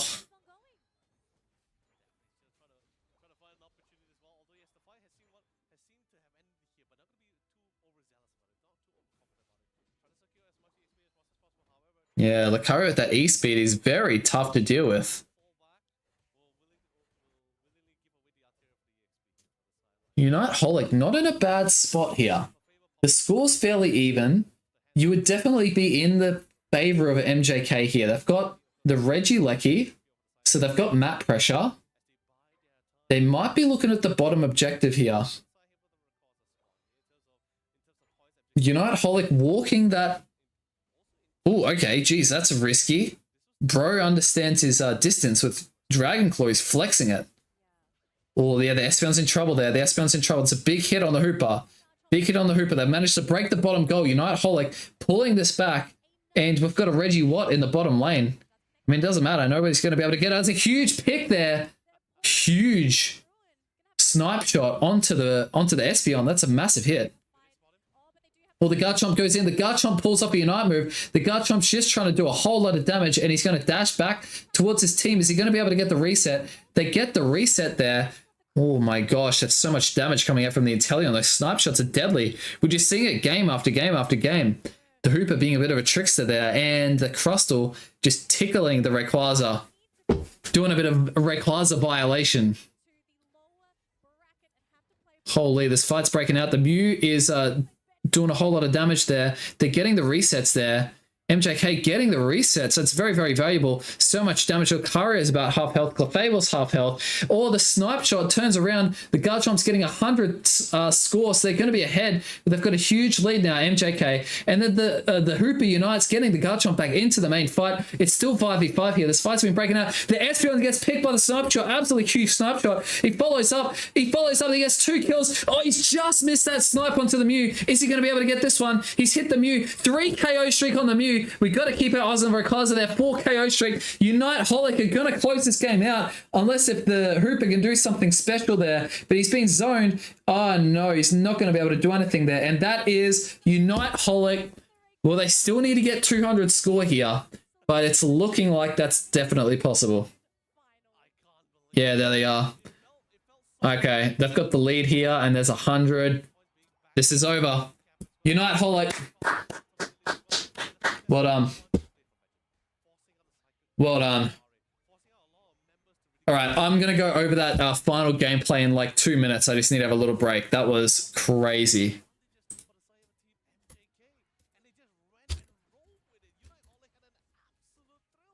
All right, I'll be back very shortly. Let me know who do we think are going to win this? Who do we think are going to win this? I'm not even sure, eh? Holy.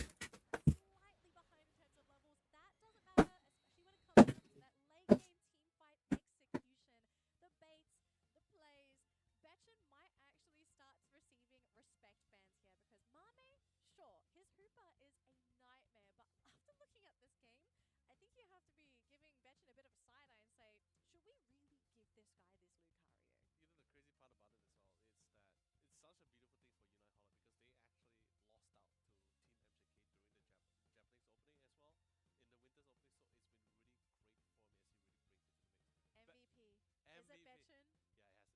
You know the crazy part about it as well is that it's such a beautiful thing for Unite Holland because they actually lost out to Team MJK during the Japanese opening as well in the Winter's opening, so it's been really great for Messi really break into the mix. MVP. Is it Betchin? Yeah, it has to be Betchin. Betchin. Like- I kind of want to also give it to Dur for game number 1 because the coordination between those two Those for that two? first Rayquaza, Right. perfect. But Betchin again, Well, man. The thing is this, right? Dur played a little bit more of a support frontal role. He just tried to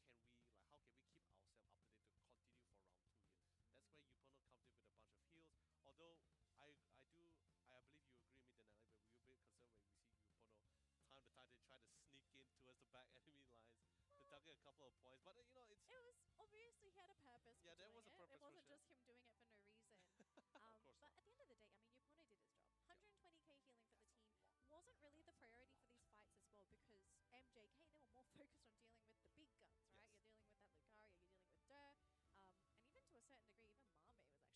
when you're fighting against, when you're challenging against another Hooper, is that kind of battle of attrition? You need to find some way to try to counter it, right? Like, sure, the team is resetting. How can we keep ourselves up to date to continue for round 2 here? That's where Yupono comes in with a bunch of heals. Although I believe you agree with me, Denali, but we're a bit concerned when we see Yupono time to time they try to sneak in towards the back enemy lines to target a couple of points. But you know, it's It was obviously he had a purpose. Yeah, for there doing was a purpose It for wasn't sure. just him doing it for no reason. of course But not. at the end of the day, I mean, Yupono did his job. 120k healing for the team wasn't really the priority for these fights as well because MJK, they were more focused on dealing with the big guns, right? Yes. You're dealing with that Lucario, you're dealing with Dur, and even to a certain degree, even Mame was actually pretty annoying on that Crustal.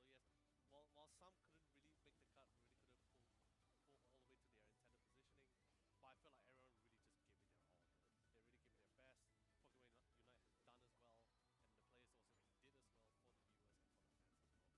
But throughout this entire game, man, like, Mame, I just love the fact like he understands because he plays so much Hoopa. He just knows like what can he do to play around this Hoopa, what can be destructive. Like he always timed the X Scissors the minute he sees the hyperspace ball. Ultimately, Crustal is being picked up a lot in the Hooper games, right? Because Crustal is essentially a semi-counter to Hooper because you X-scissor them out of the hyperspace hole. You can also use the hyperspace hole to set up a Rock Tomb in case a team comes back, so then they're trapped, and then you go in for the X-scissor again. Like, I think this is the solution that the Asian teams have suddenly realized, especially when dealing with so much Hooper. It's crazy. Doing so much that really prevents Hooper from just doing what Hooper does previously, right? We didn't see as much Crustal, especially with today's matches. Now we're starting to see it practically being Right. material. And I guess it's mainly because of the fact that there's just so many other core defenders also being Wait, is Mame not out? points. But Oh no, he's on Unite Holland. Okay, well they're in the final. though They're not? Where's the bracket? Did they show the bracket at all? There we go. I'm so pumped for this final, eh? So there's 2 games left. There's 2 sets left.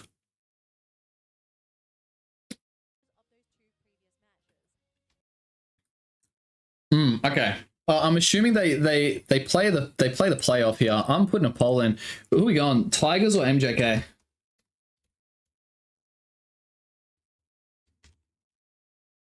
And I personally would be putting my money on MJK from what I've seen.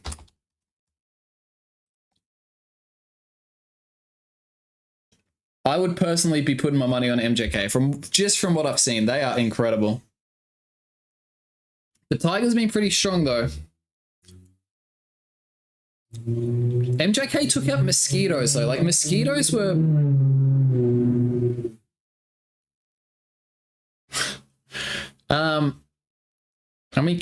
mean, Zoro Tigers went straight into semi-final though. It's like they must have hard won whatever they did.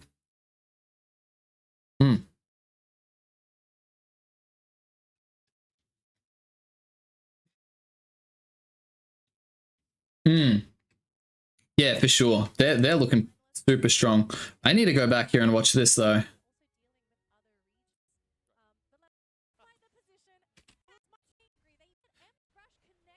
So, what the heck is even happening here, right? Because if this is such an even game, like on levels, so you got 13-13 and then 13-11, 13-11, 12. Okay, so United Holic are actually up 2 levels. That's actually a pretty big deal. Yeah, it's a pretty big deal. Okay. And then Garchomp's got 14, so he's their carry. They've picked off... Wait, when did this pick-off happen? Oh, that's right, snipe shot. That's such a good hit.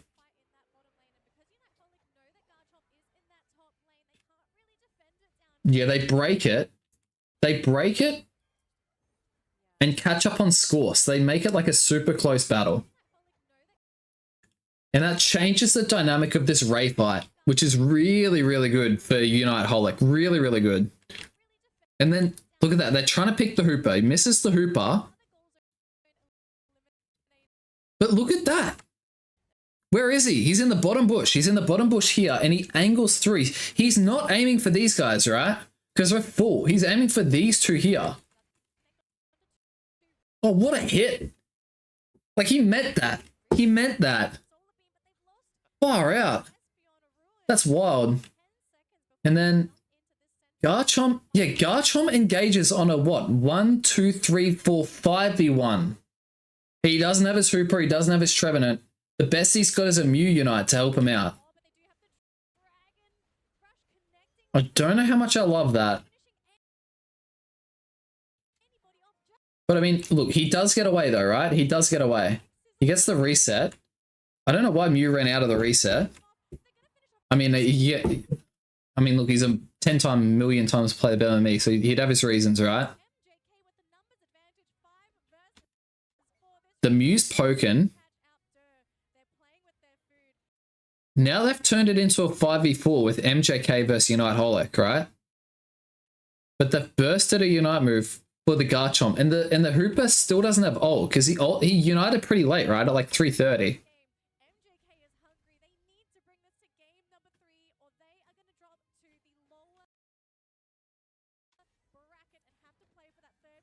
Okay, and then he uses the Bone Rush. Lucario used the Bone Rush to get out. Just smart play. Because he baits the Unite. Watch that, actually. That's genius. Look at this. Look at this. He's throwing the bone behind him, and he just engages on the mage to make him panic to get rid of a Unite move, and he ends up Unite moving no one. Wow. I want to try that. I really want to try that. That's fantastic. Well done. So he burns the Unite move there. And then the Mew is just doing big damage, big damage, big damage. Huge boost to your Electro Ball just over and over and over, right? The Garchomp's getting a 50 score. And then by that time, yeah, that's just well timed, right? Trevenant gets 4 people with the Unite move. So he gets an absolutely huge, he gets a huge Unite move there. Gets 4 shields from him. Follows up, and then, yeah.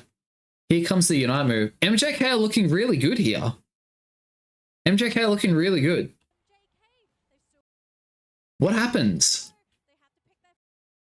Okay, Inteleon happened, right? Inteleon picks out... See, this is... Okay, this is where you've got to have Mage Diff, right? This is where Mage Diff comes in. This is where the Mage Diff is coming in. So, Inteleon picks out the Espeon. That's a big deal. So this is why Inteleon's the best mage. Outpokes, right? And then he plays super aggressively with the Fell Stinger. I need to personally do that for myself. Follows up. Ejects over the wall. Like, he is just mega aggressive. He's out for blood, right? Picks up 1, picks up 2. Imagine if he landed that. Right? And then picks up 3 there. Okay, in the meantime, while all of this is happening, MJK have to go back. The Crustle has united. And CC's 3 people. Well, 2 people, because the Trevenant end up dying. So the other 2 that can do anything to the Inteleon are CC'd. Oh my days. Oh my days. And the Hooper can't do anything. And it's literally just Hooper Garchomp. Garchomp's not going to be able to out-secure here. I know they're ahead by 100.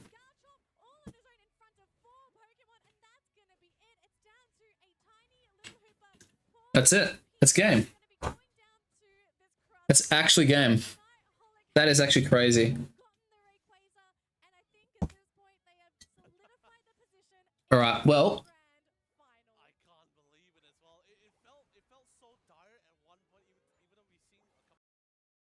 Let's see if we can catch up here.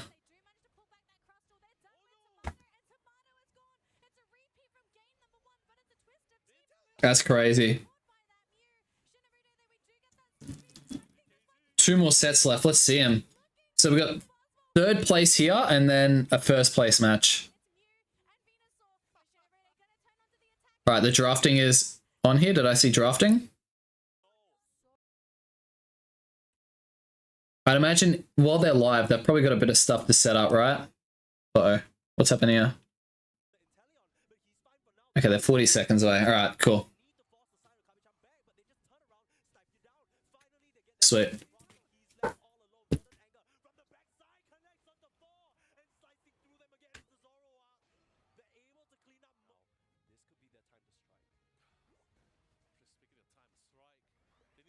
Honestly, MJK looked really good that game.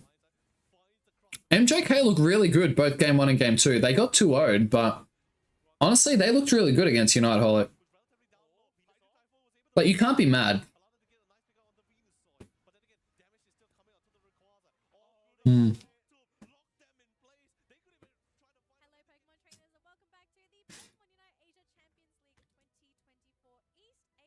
Playoffs. We are down to our last 2 games today. I'm going to kick things off first with our 3rd place matchup. And yes, that's going to be a really exciting one here because only one of these 2 teams is going to be heading over to Thailand, meaning the other one is going to have to sit home together and watch the games together. You came all this way just to lose out on that chance. We have the rosters available. Ooh, MJK versus Zoro Tigers Gaming. Let's see what we got here. Now, Zoro Tigers Gaming. Oh.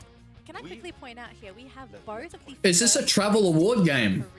That ups the ante a lot. They're the ones fighting for a final slot.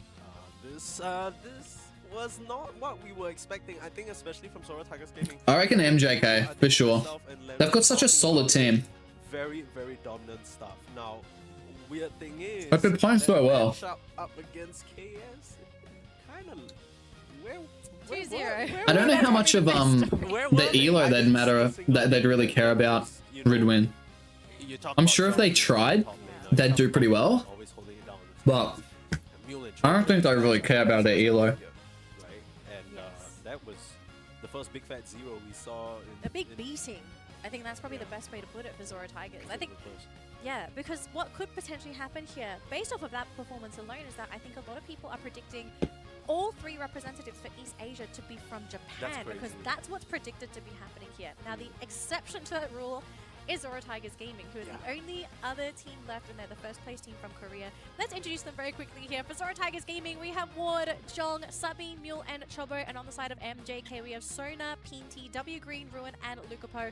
Both teams deserve to be in Thailand, but they've been knocked down to the 3rd place match, so only one of these 2 teams will make it through. Alright. What do you think is actually going to happen here, Pemberley? Do you think there is a comeback potential? Just drop some food. We could possibly see from Zoro Tigers? I hope not. Haven't seen real Zoro Tigers. I don't know what happened, whether they, they were all woozy after afternoon tea break or something like that. Or they got Kabi-chan? Yeah, they got Kabi-chan. I think that's what happened. Right, but the thing is, we didn't even get to see any of their full potentials. I feel like they didn't get any semblance of any initiation or engagement where it felt like they even stood a chance. There was no area for skill expression because there was not even an opportunity. And I think that's kind of what's scary, because MJK Alright, come on, come on, come on. Struggle a Let's see the little game, man. with Mosquitoes, right? Mosquitoes did sort of pressure them quite a bit. These guys are really good at stalling this, man. Ultimately, they win out. I'll be sitting here, Some struggling. munching food, Zora Tigers. I mean, they've got a lot of. giving the guy these ones, going, oi, come on. Last team from Let's get it Korea going. standing in at the tournament who could represent the region at the finals, or we are potentially just going to be seeing 3 Japanese teams. Now, to be fair, I think the 3 Japanese teams deserve to be where they are. Yeah, spin is right. They spend their time scrimming. None of them was a fluke. Everything was coordinated. Because they gotta practice playing in draft, right? The Zora They need to Tigers practice, maybe but in ranked ladder, you can, This is their last there's no game. draft. Both of these teams So they need to in the practice draft that. game, If it's time to pull out the cheese, I think it's time To be to honest, pull it out. drafting is, Because It's drafting's away from a hard. finals matchup because obviously You've got 20 seconds to argue with the other 4 people you're playing with. expert seeding as Yes. well as prizes. You basically get almost double Yeah. the prize money by coming in first. But That needs practice. this lower bracket third place match almost feels more important. This is for a whole opportunity to continue competing among. Yeah, okay, so this game is the opportunity to go to Thailand. It does end up being an all Japanese affair. It's still suddenly you get to face off against some of Southeast Asia. Suddenly you get to face off against some of India's best and Thailand's best. That's an opportunity that's very hard to come by. And I think Alright. both these teams, they're going to have that at the front of their mind now. Is that a Buzzwole? Tigers Gaming, another thing they'll have at the front Buzzwole of their ban. mind is that beating that we talked about. Are they going to be able to bounce back from that? well, hopefully they've had enough time to sort of think, recoup as a team, and sort out what the issue is. Because according to MJK, Jong is the problem. So no Buzzwole for this man, and I think this is the correct decision. We've seen a lot of Zora Tigers gaming success from the group stage actually come Interesting. off the back of Jong's Buzzwole. So to actually take that away from him. We're gonna have Intel? to see what other Pokemon will be a priority here for Jong. We've seen Intel, right? Oh no, Umbreon, of course, Umbreon's not taken. Unfortunately, Yes, Umbreon. not the best. I think we've actually seen him play Blastoise. as These guys well. definitely draft Intel. Yeah, yeah, yeah. Something to consider a little bit later on.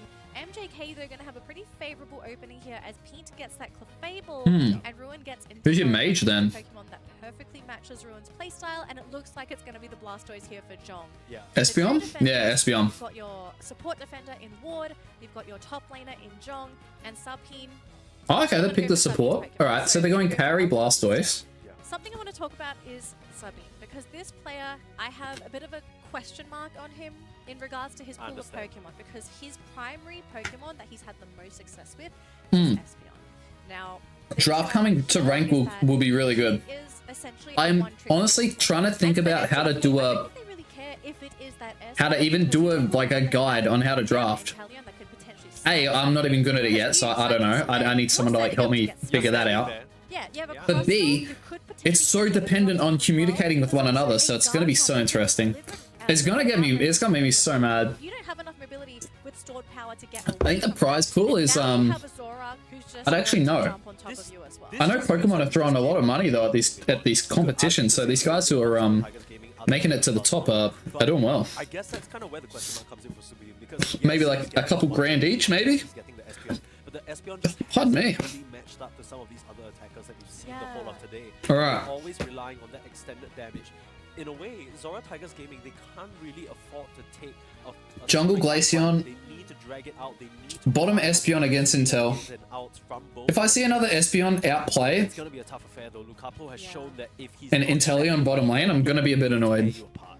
I'm Yeah, not that kidding, was I'll be a little bit right. annoyed. You take the gravity away, and that's literally the only thing holding gonna fly. Lucapo back. He's going to fly. He will fly, because look at what Zora Tigers Gaming have in their comp. The only thing that would technically keep him under wraps is a Hydro Typhoon, which Lucapo will never jump into a Hydro Typhoon.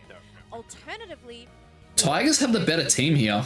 that's the only other thing that could potentially negate. If this Blastoise gets going, we saw a Rapid Spin and Hydro Pump, Hydro Pump Blastoise drop 100k the other game. So Because it's not just Lucapo that you have to worry about. You've got a cross. 2k, righto. So you have a Garchomp that's going to be coming at you with the Dragon Rush as well. So many things Zora Tigers Gaming have to worry about. But there is one thing that I think might work in their favor, and it could be the early game. Yeah, Because you are running a lot of quick evolving Pokemon. If Triple Zora Eevee, Tigers eh? can snowball from the get-go, that might be what wins them this game. Yeah, I want Mew to get involved because you know the Zora is gonna try and tide over some. Yeah, LE takes a red, right? Yep. From at least MJK's side, if he can get rolling as Lucapo usually does, MJK are going to be in a pretty good spot. Good secure from the Blastoise. Full evolution Pokemon is going to be Jong on that Blastoise. He's going to want to stay up here as long as possible. Already getting a bit of an advantage. Blasting out that Water Gun. Nice. I mean, LD's pressing. LD Blastoise is a really solid lane. It's actually really tough to deal with. Zorak going bottom. Zorak picking off the Eevee. Oh, Zorak hits combo. Goodbye, Eevee number 1. That's Umbreon gone. Another couple of Eevees. The Zorak loves doing this. Goes bottom, gets a kill, helps the bottom lane get online, goes top, wins top. And the Glaceon will follow. The Glaceon will realize and be like, well, I'm not letting you dumpster both lanes, bro. Oh god, this Zorak is just a menace. Not too much damage, and now they're going to turn things around, maybe taking down this poor little Crustle. They will finish him off. Or re-engages, will he get him? Oh, they're both pretty low. Illusions away, is he able to get that combo off? Oh no, not quite. He makes a risky play, and he's honestly, I think he's unfortunate not to get it there. So that's a big pickup on the Zorak there. I won't lie, if he still managed to chain up 2 more KOs there, the early game. The mean look is just so nasty. It must be so annoying. Oh man, I need some more food.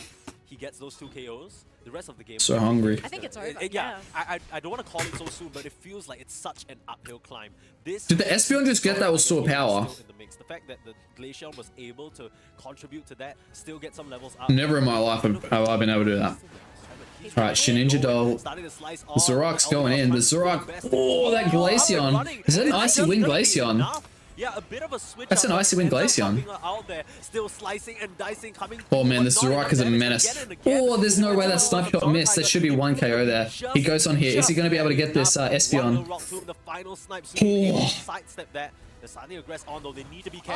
Follows off. Oh, big pickup. Oh, he's just missed. Yeah, huge kill there. Wow, MJK just looking so strong here. Oh, what a wall. So incredibly low. But MJK Good break. Well done, good break. Zone, so that's going to deny Zora Tigers Gaming any kind of protection. Oh man, and the Blastoise is winning in the top lane. Alright. A solo pick up there onto the Gabite. That's going to slow down the progress. B's just giving him a smack on the backside. Like, let me tap that.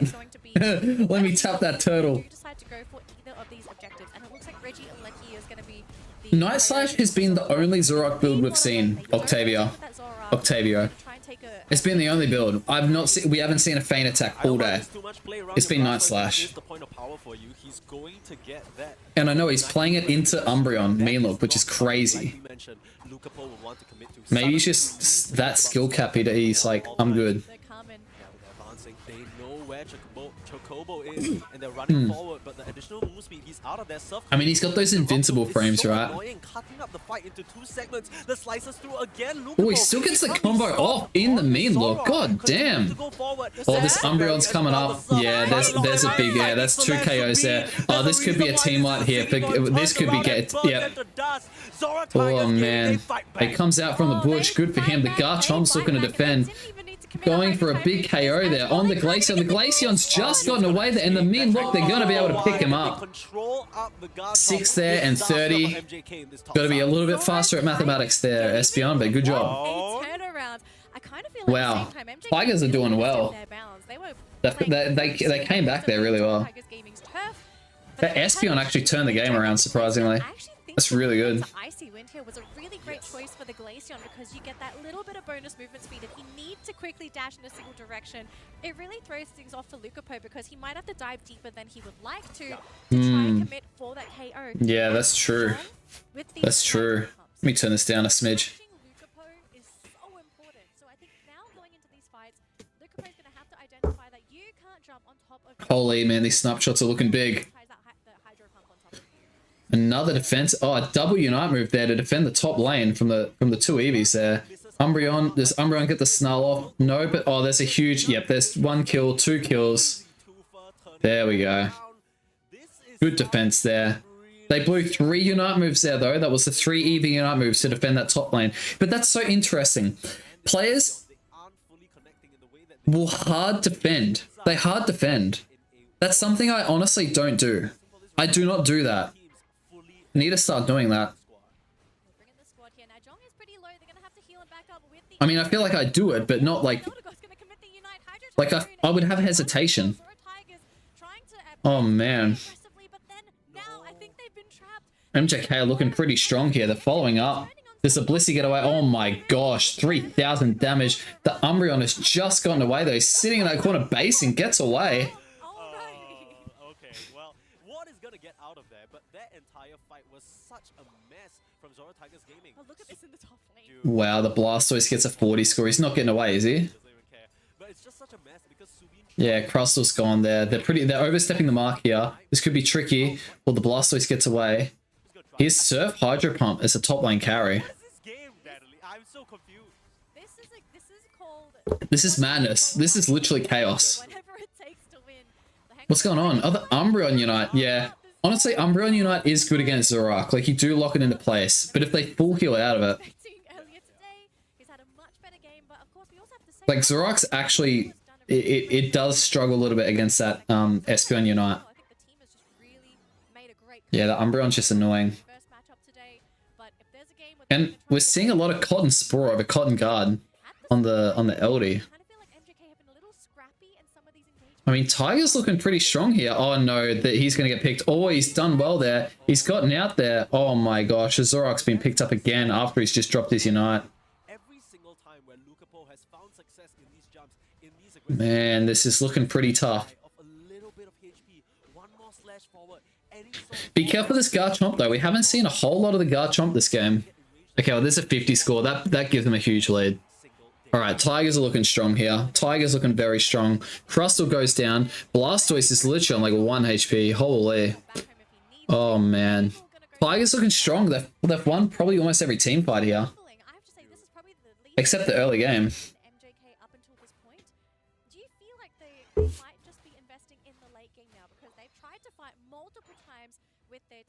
Garchomp has been focusing more on getting his experience, but Lucapo, anytime he gets on top of Zoro Tiger's game, this is tricky. What do you do here? Like, Intel's going to get 13. That's a big deal. Intel's 13, so I've got 13, 13, 13. 2 11s. It's a Reggie steal, though, for the side of Tigers. They've got a level 14 Espeon. Oh, no, he's looking at the LD. He's got his combo off on the LD. Gets away. He's got to be careful of the mean look, though. Oh, the Garchomp's been picked off. No Unite move. Oh no, they could be in big trouble here. Oh no, MJK could be in big trouble here. That's a huge Unite move from the Blastoise. The Blastoise is just MVP this late game. The Crustal, is he going to be able to stall here? Or are we going to see a snapshot here? Does he land on the Blastoise? He gets on the Blastoise. The Inteleon has just pulled this game back. Oh, a huge... Oh, there's one that just X's or X's. Oh, so close, man. Oh, so close. So we're going to have a refight. But the Garchomp does have his Unite move for the refight. This could be super close here. The Inteleon's position close to that wall. He's going to get that snipe shots off. Huge damage there from the Garchomp. The Garchomp goes down again, but look at the Rayquaza. It's very, very low. Is the Inteleon going to be able to pick this up? He gets body blocked. He gets body blocked, and the Espeon goes in and collects it. The Umbreon body blocks the snipe shot. Oh, wow. Well, there we go. Well. Well.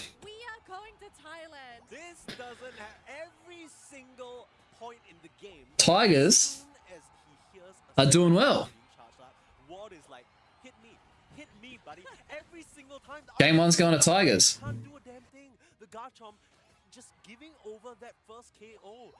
I need to rewatch that fight. The Inteleon was doing stuff I didn't even see. It was a valiant attempt, really valiant attempt from Ruin to just try and hold it back, buy his team more time. But as soon as the Garchomp came in, as soon as Lucapo came in, it wasn't coordinated. They ran into their certain doom. Once again, the wow. Look, you can't let it come into play. That's game, right? That's game. Came into play too was the fact that Garchomp really tried to focus down at Mule, but the healing that came from the Eldegoss Cotton. Okay, hang on. Let me see some damage numbers here. And I think without Mule, that actually might have gone in the way of MJK. It was so close that last. Yeah, there was so much poke. There was so much poke. That Zoro Tiger Gaming needed to just clutch out that fight, secure the race. Alright, let's see some damage here, because it was Surf Hydro Pump Blastoise. Tigers Gaming are one match away, one win away from locking in their tickets to fly to Thailand to represent Wow, okay, let me go back. at the finals. But for MJK though, I think this is a dead Forward, any sort of follow-up, but it's not there. The Inteleon can't get enraged to help because what's right in his face every single day of the week. Oh my gosh, Ward being such a So Garchomp defends there, gets a 50 up in the top lane while they're... very, very low Jong. Luckily he's gonna be Okay, so it brings the score back a bit. It brings the score back a bit. MJK, this team is crumbling. I have to say, this is probably the least coordinated we've seen MJK up until this point. Do you feel like they might just be investing in the late game now because they've tried to fight multiple times? Yeah, they are just so seconds left until the Ray. Is this Okay, Blastoise position top. Getting vision. push of KO? Oh, Zorak engaging. might come in clutch, but Jacobo able to get himself out of that rock. Gets out. Yeah, he's got to be careful of that mean look there. Like you mentioned, Mean looks onto the Crustle. The blast. Look at that. Hang on, I need to... Because we almost missed this, right? The Blastoise then comes down from the top lane, puts himself into this bush here. Because their team's getting pushed back. He's repositioned himself down, not thinking anyone's in this bush. And it happens to be a Surf Blastoise who surfs him into this choke. And there's 4 of them, right? 1, 2, 3. Where's the 4th? Right behind there. That's the Eldegoss, right behind there. So he's getting 5 people attacking him. He's literally instantly dead. Instantly dead. So Tigers are just looking so strong from that. And then Blastoise gets his 13. We're just missing some snipe shots. Not by much. So then they all reposition in here. And they clump up, making it very hard for that mean look to be hitting the Zorak, because that's the target you want to hit. The Inteleon is fairly exposed though, right? But he can fell stinger onto many of those walls. He gets a huge snipe shot. Hang on. He gets a huge snipe shot onto that Eldegoss. like you mentioned, that is gonna save them from certain Surf disaster. The Garchomp! Garchomp doesn't stand a chance. Jong just Look at finds this. him. Oh, he didn't even mean it. He didn't even mean it. He just hit the bush. You gotta sit in the bush, bro. You better be healthy. You gotta sit in the bush, man. You better be healthy. Situation now. Oh, no way. So, okay, he picks up 1 there, the LD. Then MKJ go on the engage. Starting to charge in, but They get the Zorak Unite. the beautiful Does that even hit anything? Is that 146 damage on the snipe shot? That doesn't seem right. Maybe, I don't know, hit the shield, then that was what was left over. Espeon Unite. Following up there. Defensively on the side of Tigers. Then pushing away. The Blastoise gets the Unite move. Knocks up the Clefable there who's still alive. The Zorak has literally just gone down to that Unite move. And also the Crustle. So the only person who's unaffected by this Blastoise on the side of MKJ is Inteleon. And then they pick up the Clefable. But then there's a huge snipe shot. He keeps just landing it in that bush. He's hitting it from that back wall there. So he's got that back wall right here. He's at this back wall there. Hitting these snipe shots into this bush. And the Clefable goes down again. The Blastoise comes up big And the Crustle can still with his Unite move. for the Zora Tigers. Gets a huge And Jong is just snipe shot there on the Blastoise. Spy vision, trying to get the sniper. 3. And then he's trying to get some follow-up damage here on the Glaceon. Glaceon's on literally 1 HP. Literally 1 HP here. Oh my days. The Crustle's just gone in. Oh, he's so close. If he gets that kill, then that just completely changes the game. In the meantime, so this fight has broken out. It was looking very good for Tigers, but then Inteleon's turned it around, puts himself away. Then he starts to tickle the Rayquaza, forcing the enemy in, right? So the enemy come back in. The Umbreon mean looks the Garchomp. The Zorak is getting his is starting to get his combo off onto the Rayquaza, so he can then further engage onto the enemy, providing the Inteleon vision. The Inteleon misses, unfortunately. The Clefable's giving the huge heals. The Mean Looker's really annoyed that Garchomp there, but he's able to get out. But then there's a Eldegoss? Where's the Eldegoss at? The Eldegoss Unite keeps the Glaceon alive. Oh my days. And then shoves that Garchomp away. Pick him up there. Oh, you'd think MKJ are in a decent spot here, right? Because they've been ripping Ray.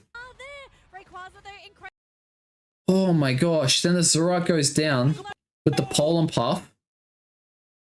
Really leaving the only person to be able to do much here is the Inteleon, and the Umbreon just goes, I'm going to stand right in front of you. Just Giga chatted him. Stood right there and just chatted him. Wow. Wild.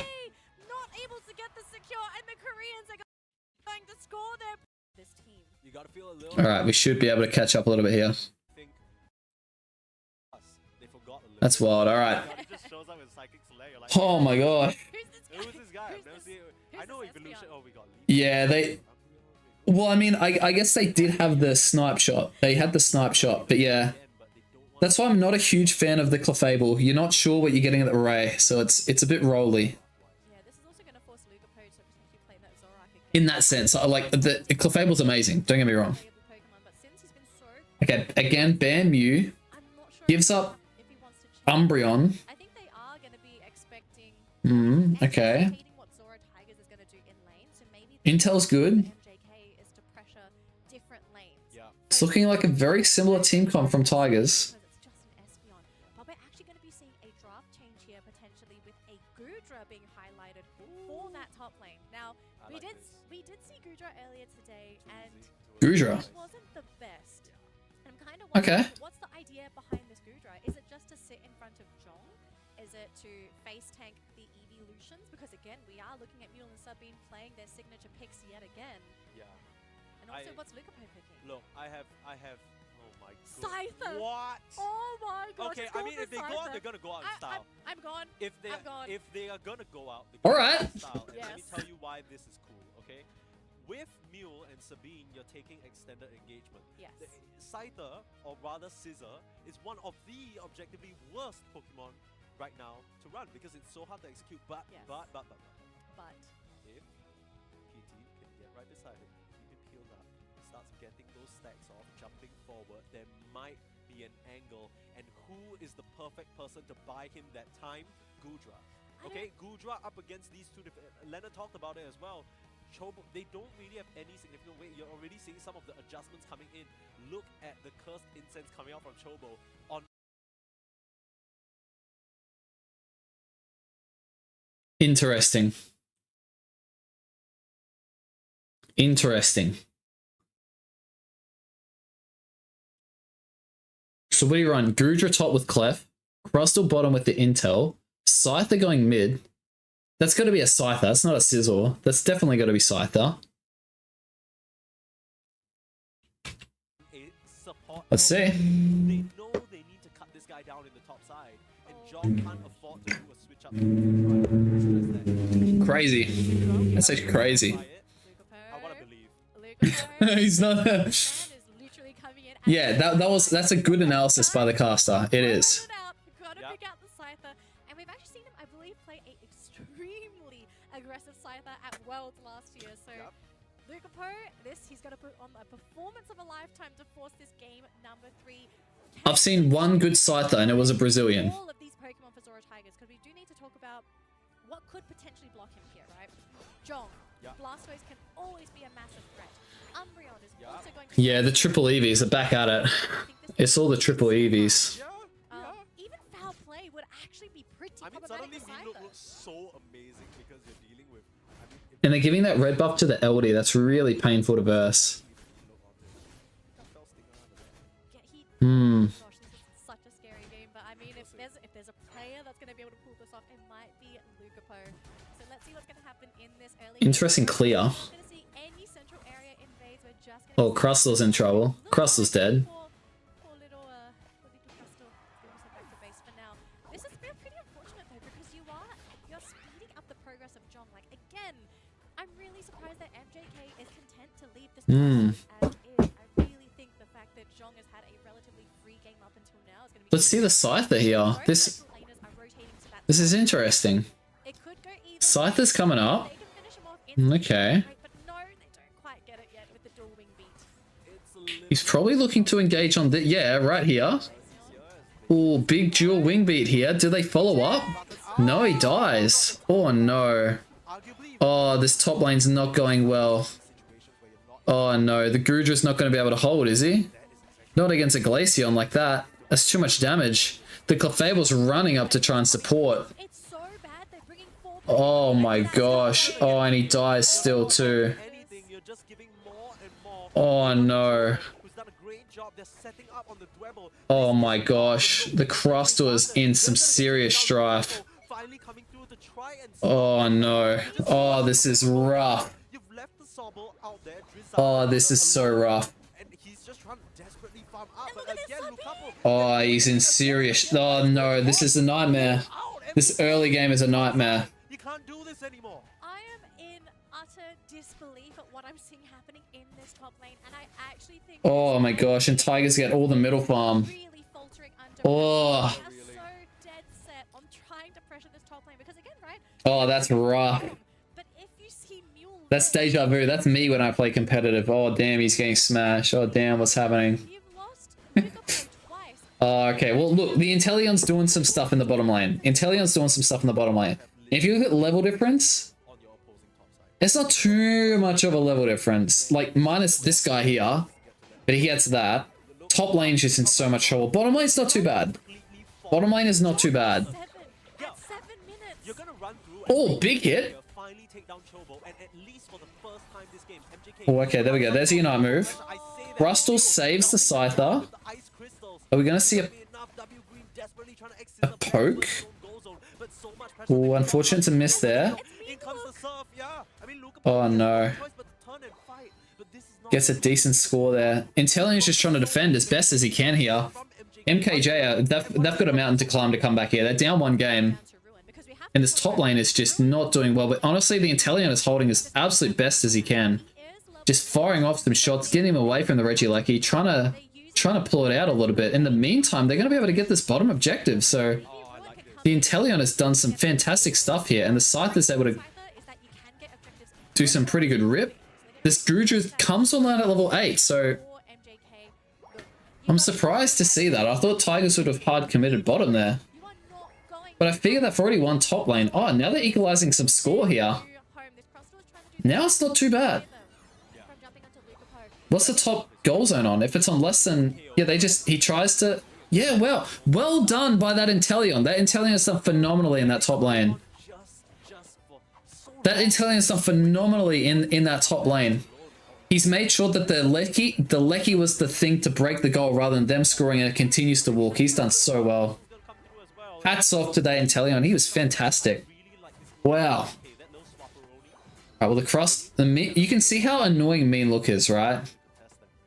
Mean Look competitive is just too hard. Well, here we go. Scyther going out for it. No more eject, but oh no, the Scyther's been Mean Look. Scyther's dead. Nah, you can't do that. You gotta make sure Umbreon's accounted for. Oh, they're in trouble now. While, in the meantime, Tigers are pushing this bottom goal zone. Blastoise getting a 40 score. Inteleon's having to pop Unite to try and save him here. Oh, the Gurudras are just in serious trouble there. And we're going to see some big scores down here. Oh my gosh. Okay, Scyther pops out. Okay, he's getting some resets here. There's 2 resets on the side for Scyther. Is he going to be able to... Oh! Just misses out on that Espeon. Nah, unfortunate. If he got the call on the Espeon there, that could have been pretty interesting. The Blastoise using an Unite move to try and defend here. And the Crustle so close to a Unite move of his own. Gets picked up by that Glaceon there.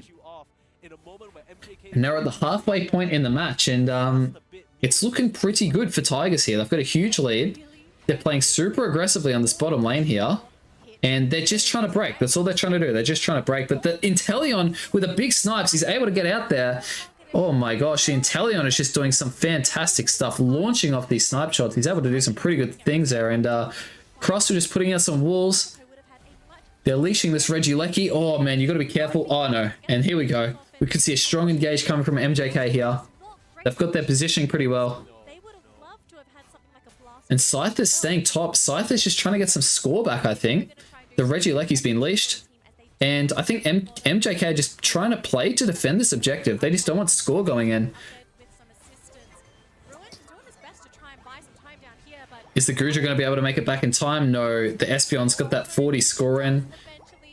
And there's about 70 score going in the top lane there. But yeah, Tiger Gaming, they're able to get some pretty big score in the bottom lane, and they get the objective too. Okay, well, they've completely broken top, which is probably an advantage. At least MJK are going to be able to play from top side here at the Ray without that pad. And they're breaking bottom pad here too, so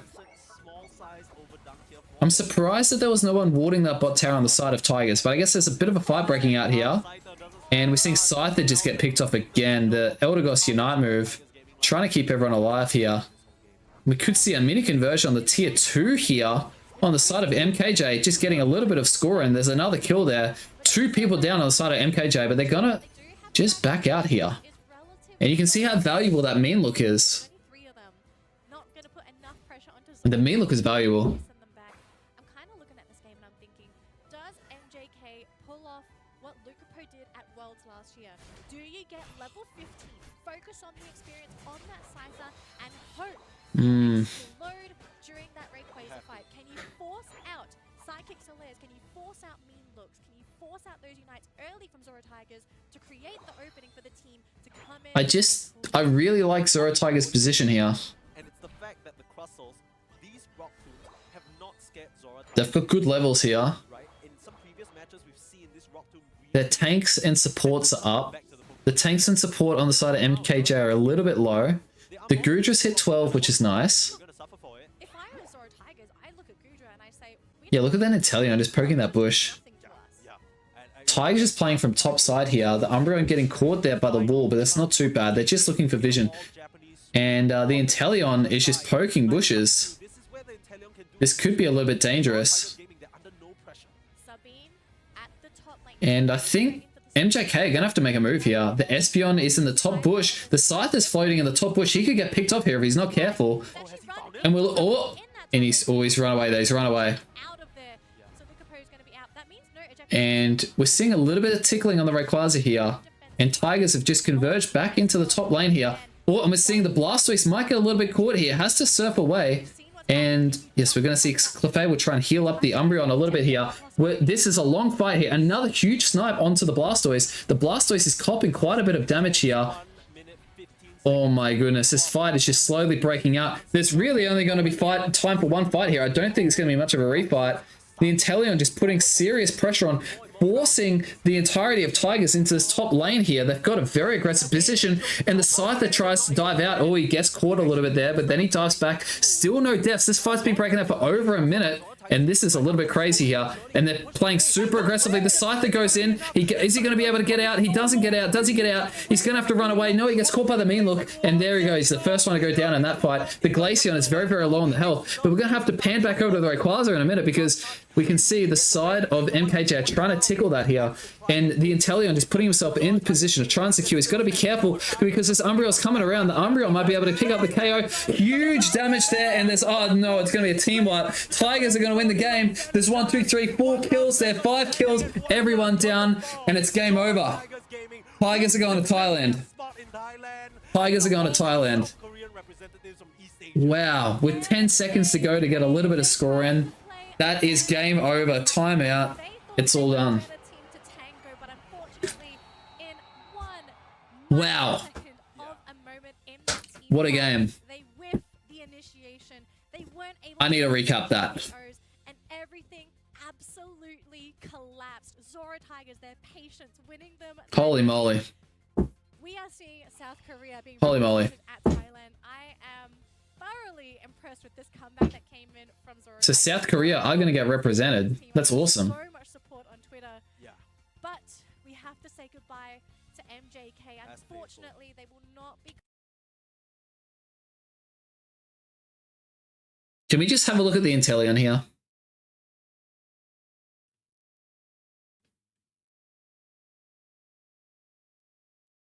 Can we just have one look at the Inteleon here? Like,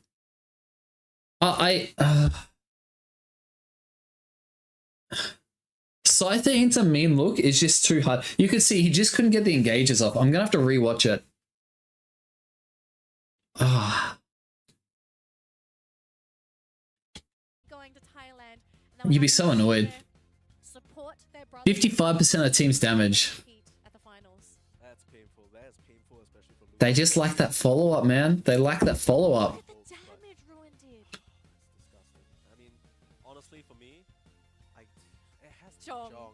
It has to be Jong. We were talking about some of his other performances on the Holy. being amazing and really impressive. Around the They're pit, whittling them nobody down. MJ. Zoro Tigers. Okay. Gudra, and I say, we don't need So Tigers are positioned topside here. to deal with this. Yeah. This Gudra's doing nothing to us. Yeah. And Gudra, he's gonna have to find a way to do something here. Final stretch. Final chance for MJK to make it an all-Japanese sweep from the Level. East. Scyther's level 14 and a half. Like, he should be doing big damage. He should be nuking something. He should be nuking something. Where the Inteleon can do his most work. With Zora Tigers Gaming, they're under no pressure. Sabine at the top lane. He's ready to go in for the surprise psychic Selena. We are level 14 That's a big hit from the Inteleon onto the Glaceon. on this Scyther. And this Big is gonna hit. go crazy. It's gonna The Eldegoss is just rushing to him. slide. Inteleon's looking for him. Run in. The Scyther goes topside to try and get the Espeon, but doesn't quite get him. That could have changed the game if he got him there. So not a bad little sweep there from the Scyther. You can see the healers are trying to keep their junglers healthy. Both the supporters are kind of hanging on there. On the Espeon. And there's a big, yeah, that honestly right here, that Blastoise is caught. He's been snipe shotted. Such a Did they dive on him? strong, but they're too No, he gets away with the surf. I guess that is tough to deal with, right? Honestly, the side of Tigers is super strong. Hydro Pump and Surf on that Blastoise as a top laner. And you've also got the Umbreon too. Hydro Typhoon definitely a possibility. Look at it. He's just launching off big hits. They're so patient. The Espeon's poking. Everyone's just poking, right? The Espeon's the Glaceon's doing a bit of poke. Look at the Scyther. The Scyther's just trying to peel off. The Scyther's just trying to peel off. The Umbreon's just trying to slow them down so they can't get through this little area here while they're all healing up on the top side. Around the They're pit, whittling them down. nobody really wants to go. The Rock Tombs starting to inch The forward. Intel's just trying to get a bit of damage there. They've got all 5 through his top side. This fight was definitely in favor of MKJ right here. They've got positioning. And look at what he's waiting for his time to strike. Sabine. Oh, how close is that? The Rock Tombs starting to inch forward. MJK taking Look, okay. They've got positioning here, right? They're in the Rayquaza pit and they know all 5 are up here. They know all 5 are up here. And the Scyther knows that all 5 are up here. So when the Espeon comes down, no wonder he tries to hard commit. And you can see the Espeon tries to get that skill over the wall, but uses that sword power and dashes up at the instant the Scyther jumps out. If the Scyther catches that Espeon there, I think that might be dead. Because by the time these guys can dive on, the amount of burst damage that would happen, and then you've also got follow-up as well from the Inteleon. not able to land. Oh man, the Inteleon does well to get away there. Where's the Scyther? Scyther runs back into that bush. Oh my gosh, the Blastoise on literally 1 HP.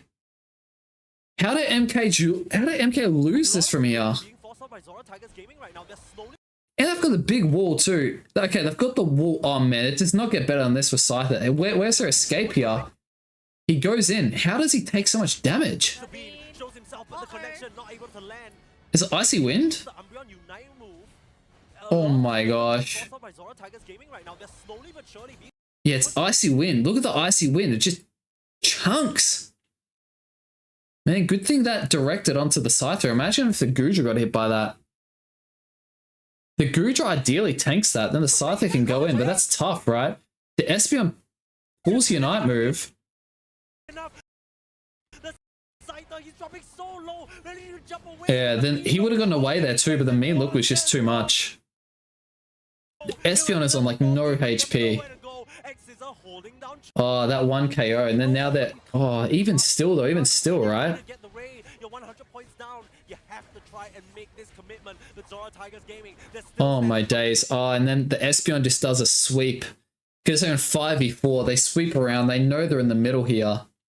And it's just, yeah, they're in all sorts. The mean look goes onto that Inteleon. I'm not really sure what else the Inteleon can do there. You can't play too passively. There's only 30 seconds left. You have to start tapping the Ray. You have to start tapping Ray. And then they're just screwed. And then the Blastoise goes, yeah, that's it. That's game.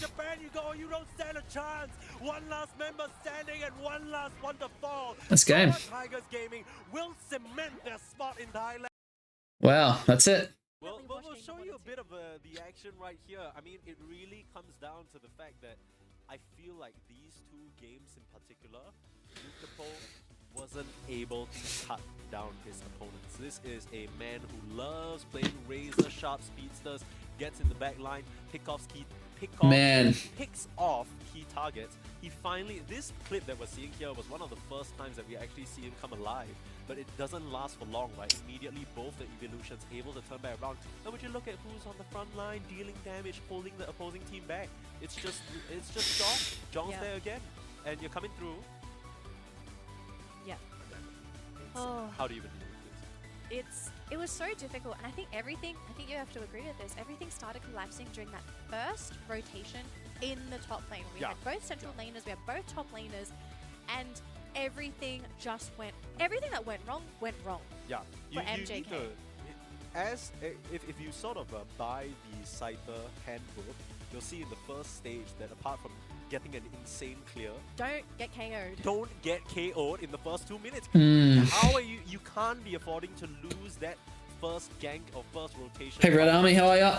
Glaceon of all people, that extended whole 2 minutes. Yeah, I know, dude, but it's like you've got to do some analysis there. Ready to fight at all, but they still just threw bodies. It wasn't their time, and the lack of recognition for that really cost them.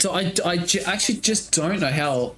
Oh, I don't know how they lost that. This was their last chance to make this comeback happen, and I don't blame them. They had that win. Honestly, MJK had that. Like, they played that so well. Scyther is unpicked for a reason, and it's because it is. Yeah, Scyther just struggled. Oh. You like we saw, right? You fumble during the laning stage, and then things just absolutely go out of control. Yeah. And you're also having to worry about so many Pokemon that essentially counter Scyther. Yeah. It is absolutely insane. But we are going to go for that was tough. Danny or drawing with Permasnesia.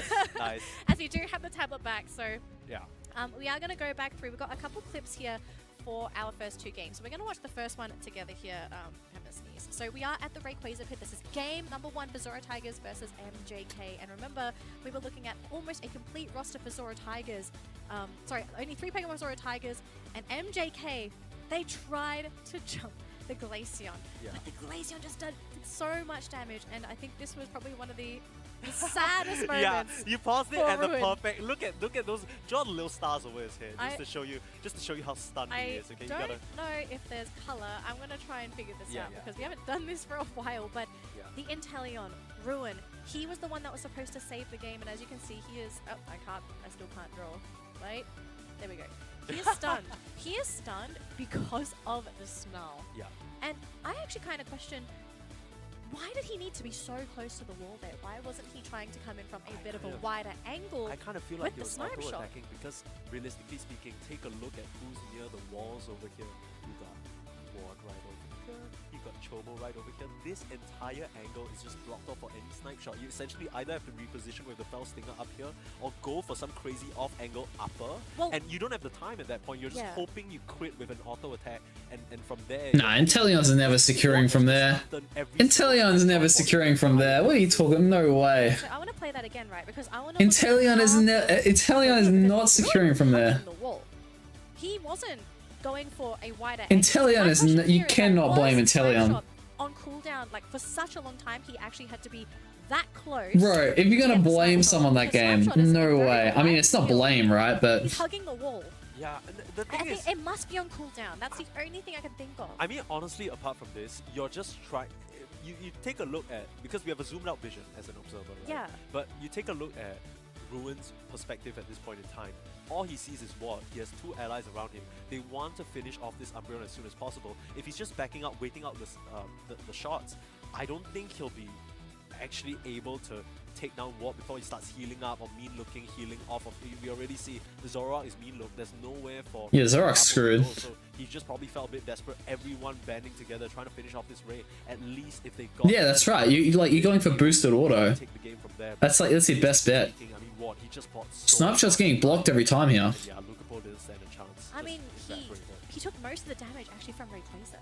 The AoE from Rayquaza. It just really cut him down. So it was just... You just hold B and pray, right? Like, what other option have you It was a got? really tough game to swallow for MJK. They almost got it. It was just time and time again, the connections coming Where's the in. clip Let's go to able? the next clip here, because we do have 2 clips. This is game number 2. Oh, this one's I can't even watch. I can't. You can't watch. Yeah, I can't. This was so messy. It felt like they hadn't. This was perfect. Look, this. Yeah, that across the you have wall's to remember that amazing. Even though we're seeing this clip right now, this is the byproduct of 1 full minute of work. Yes. The fact that they got into this beautiful position from MJK was because they slowly pressured with snipe shots. Yes, yes, yes. Tigers Gaming. If you look at this snapshot right here, they look like they're toast. They look like they're 100%. MJK win this. But watch for Jong as he comes back in. As we play it right here.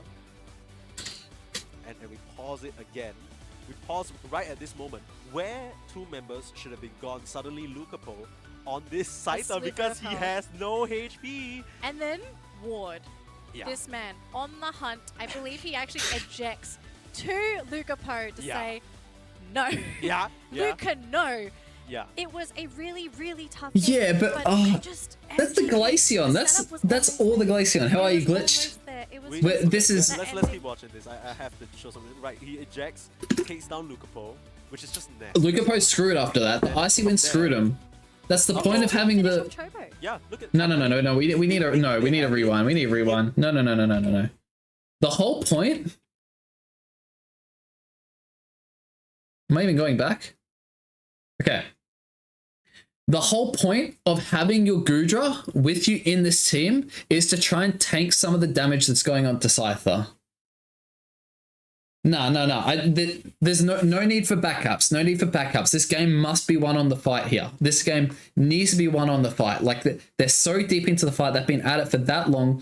If either team's peeling off for a back cap, they're allowing the other team to just steamroll at this point, right? So, NKJ was tilted. I mean, you can be tilted, but I mean, you'd think they're good players, right? They'd be level-headed. Okay, this Goodra, if Goodra takes this Icy Wind, different game, completely different game. So how does he get into this position? Oh, this one's I can't even watch. I can't. You can't. I can't. This was so messy. It felt like they had. That just redirects, man. Can you aim Icy Wind? I thought it's just an auto target, like you dash in a direct. It's sort of like what do you call? Mystical Fire. I mean, yeah, I don't know. Because that screws them. This was perfect. Look, this you have to remember that even though we're that seeing wall's this so good right now, this is the byproduct of 1 full minute of work. The fact that they got into this beautiful position from MJK was because they slowly pressured with snipe shots, slowly forced resets. Yeah, Ruin was awesome. He's just pressing them back with the snipe shots. The cross the wall screw on them. They look like they're gone. They should have been. They should have been. But watch for Jong as he comes back in. As we play it right here. And we pause it again. We pause right at this moment where 2 members should have been gone. Suddenly Lucapole on this Scyther because he has no HP. Icy Wind enhances your auto, so in most cases it will lock onto the target with the lowest HP. I see, rightio.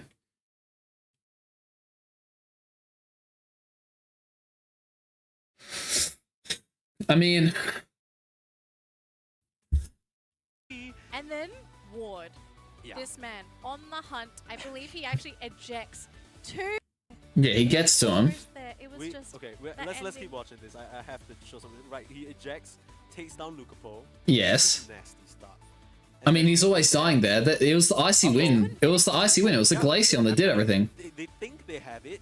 There's no way that Eldegoss gets out alive there. Oh my goodness. He's on no health. The Blastoise escapes on no health, the Eldegoss escapes on no health, and the Glaceon escapes on no health. There's 3 people. 3 people. Nah, it was the perfect time to go in. It was the perfect time to go in. He just gets hit by the Icy Wind. That's his only problem. He gives up the try. If he doesn't get hit by Icy Wind, he stays healthy and he picks up kills. His team and Jong's back in the fight. Because the way Scyther works, hang on, let me go to Unite API here for a second. Not Unite API, Unite DB. Because the way Scyther works, let's go to Scyther here, is every time that you get your kills, your skills get, like, it's like a reset, it's a combo, right? So he's engaged with the dual wing beat. So he goes slash onto the dual wing beat, and then he's, what do you call, getting his double hit, right? So jumping onto them, and then he leaves a mark on them. So if the marked enemy is knocked out, which is the Pokemon he's dashed onto, all of the user's moves are reset and the mark can be cleansed, but the mark's not getting cleansed. So he's gone in, you can see he engages, I'm going to rewind it. He engages in, the mark goes on, and then because he can dash with the dual wing beat, then go in, then dual wing beat when it lands, you can do a follow up dash, and look at this. The dash does 20% of their missing HP as execution. So if that Espeon's sitting at like 50%, bang, it's literally dead. So, and then all of those skills go on cooldown, so then he can just continue to dash around and keep doing what he's doing, right? He can dual wing beat him, double hit over there, do the follow-up dash over there. He can go nuts, right? He can have a field day.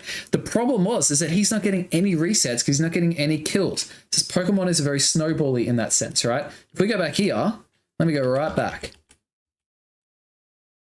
You can see he engages here. This is the perfect time, right? Can you imagine if this snipe shot hit one of these guys? That's so unfortunate. He's just missed it. If you look at this snapshot right here, they look like they're toast.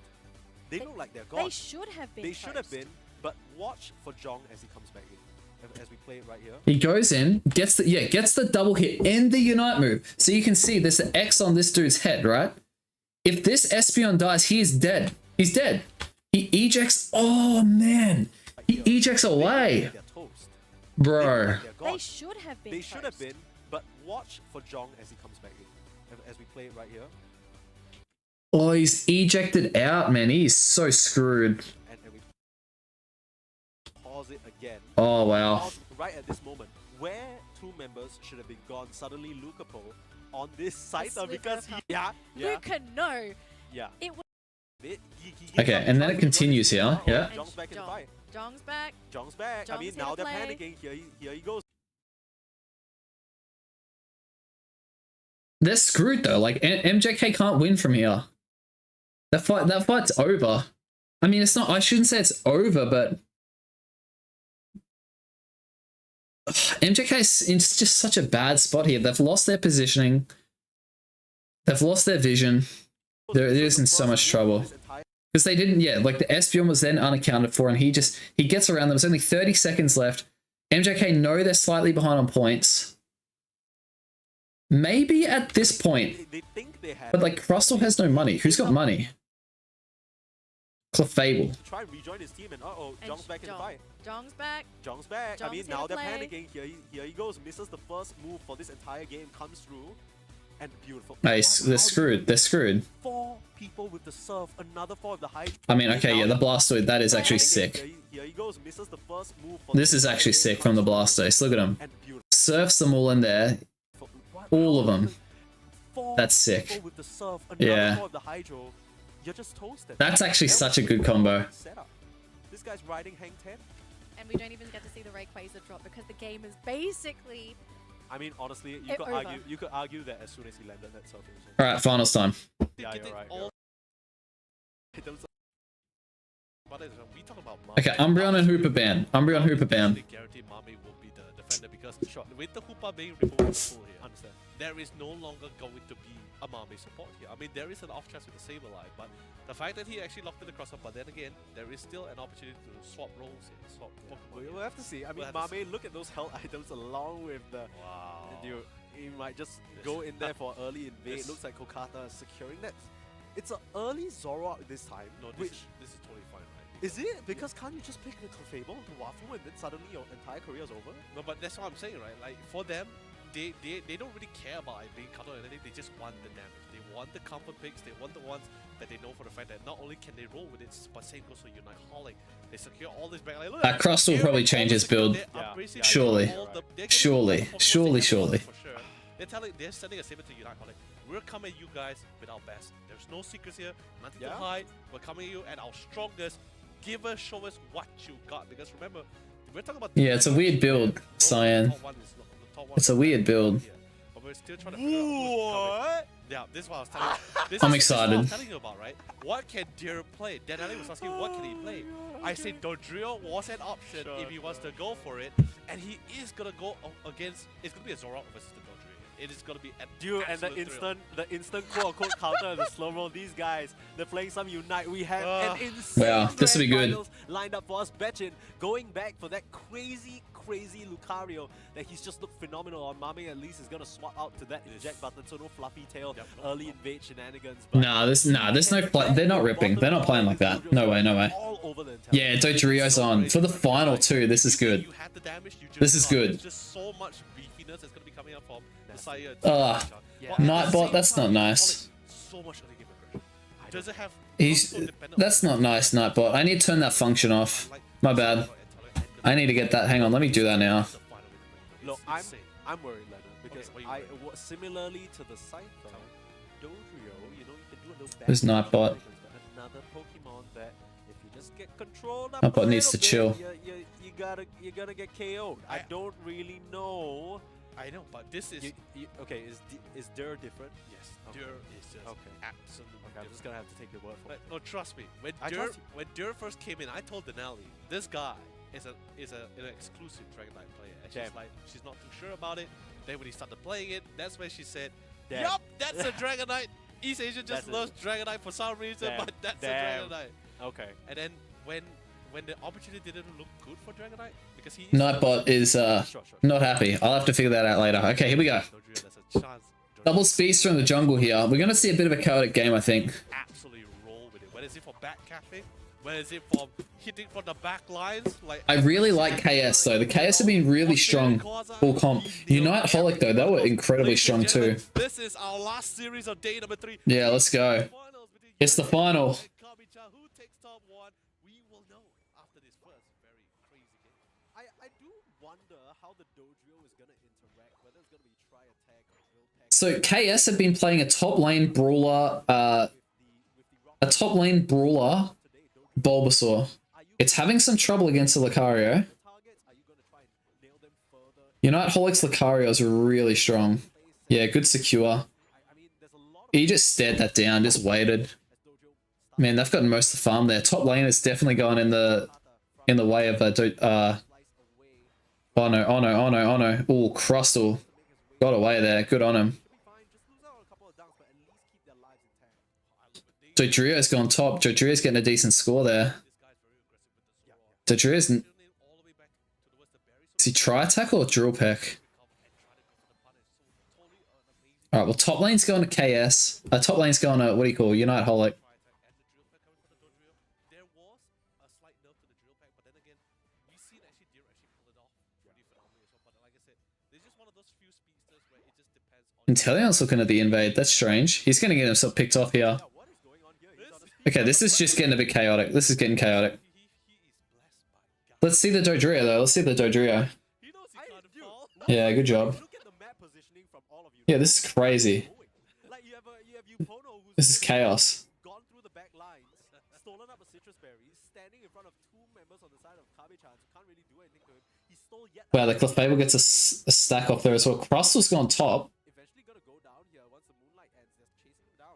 The Dodrio is just looking to try and poke. Any of that? Entire swamp Not quite. Just chills. Just chills. cleared up by Kabe-chan here. Unite Holic, they are on a very, very funny trajectory here. The thing is, I think we're gonna Zorok's level 8 though. You gotta be careful with the Zorok. He's ahead. The top lane is behind. Yeah, there we go. Okay, we got an Inteleon in the bottom lane. Man, Chaos are looking strong here.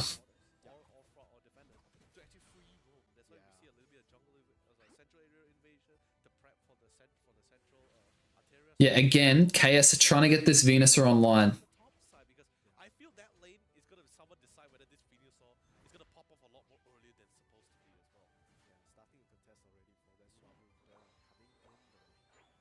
Start to show their face already, and he knows this danger on the horizon. Immediately starts running towards the bot side. Very passive. Love to get an angle on this Inteleon, who has done a good job in terms of keeping himself out of harm's way. There's the wall there. Well, I mean, look, it's been a bit of a weird first game. Zorak's the one with the first Unite move, and the Inteleon's hit level 8.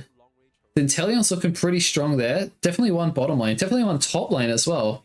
Unite Holic are looking decent here, but this objective is definitely going in the favor of KS. Although we're not sure here. There's a strong follow here. They're trying to body block that snipe shot. Just body blocks a snipe shot, yeah. That was definitely going to the Inteleon, but the Clefable just blocked it. And now we're seeing the Crustle just going off here. Oh, nice. Good pick up there. Crustle is still trying to take care of this Slowbro. He's just not dying. There we go. Mew picks him up. Oh, big snipe shot.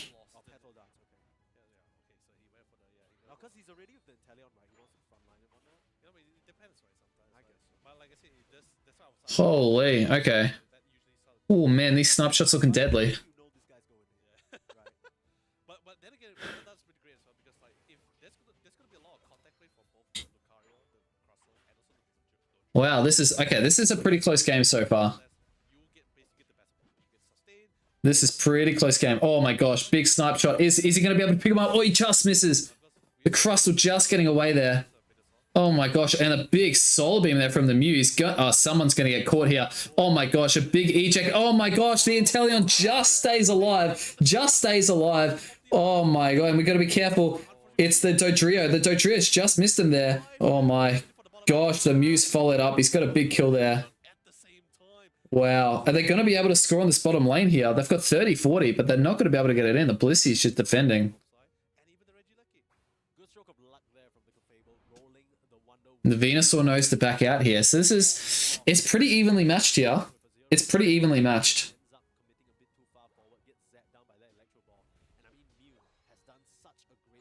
This is a good game one for the final.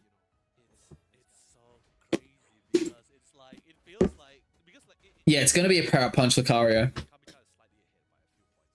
I thought it'd be a Tri-Attack Dodrio. But I guess they don't really need that extra poke. They've got the Mew. Okay, so Regice in the bottom lane. Dodrio's looking to get a cap in top. So, and you can tell by the position of Unite Holic here. Well, they've gone in. Oh my gosh, a big team fight happening here. They get one kill on the Zorak, and then the Crustle goes down.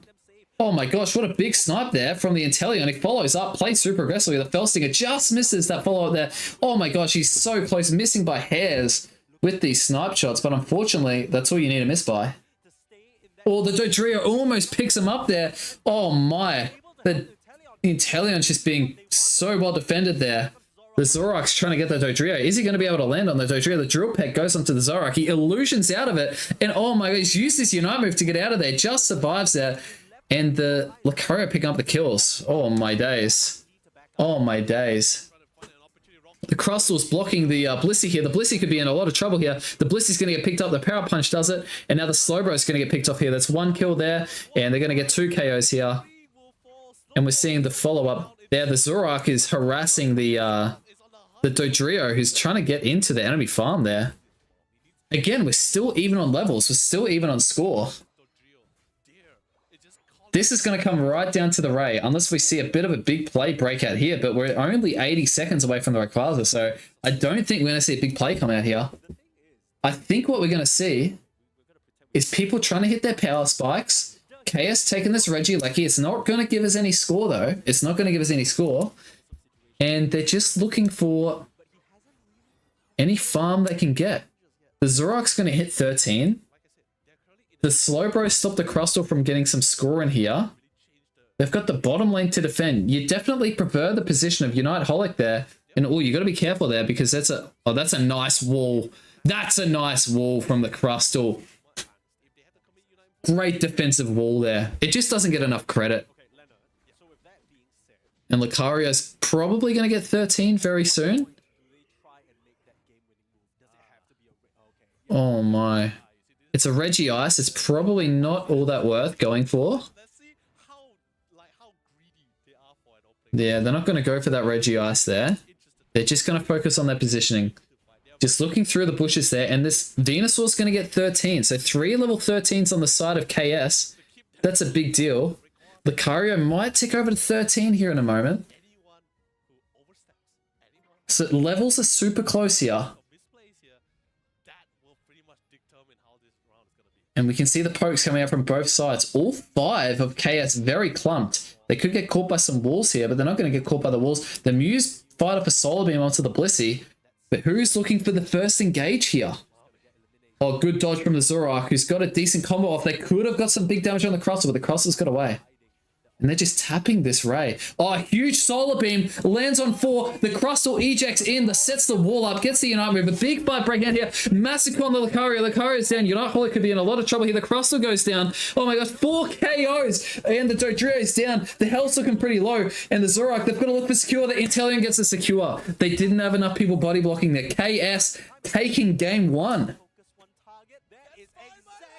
Huge. Huge. I never ever thought I would see something like this. Oh my gosh. This is big. I apologize, Cyan. Nightbot is just mad at you. I'm very sorry. I'm gonna have to fix it. I am so sorry. It's the bot. I swear it's the bot. It's not me. My hands are clean. Wow, KS taking game 1.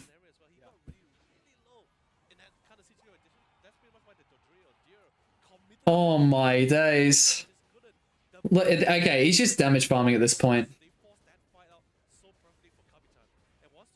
Oh my gosh, the snipe shots, man.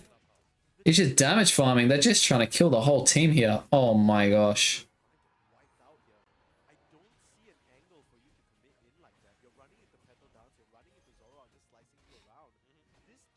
What's the answer?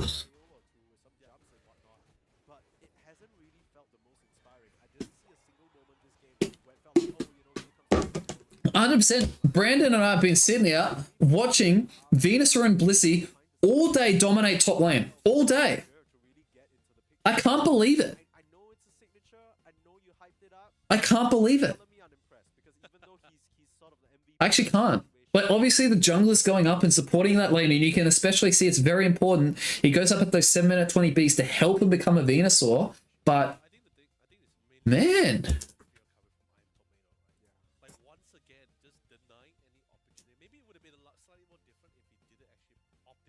Okay. This is what I've learned today. Inteleon's phenomenal. Like, absolutely out of this world phenomenal. Inteleon is S tier snipe shot. Only snipe shot. We're seeing snipe shot all day. Snipe shot Fell Stinger. Right? That's thing number 1. Turning the aircon on. It's currently 8 o'clock at night and it's still like 35 degrees in Australia. It's an absolute joke. So, Inteleon snipe shot is hands down the best. Right? I need to rewatch this. Hang on. Or are they entered the draft already? Are they entered the draft? Australian internet, come on, we can do this. Come on, bro.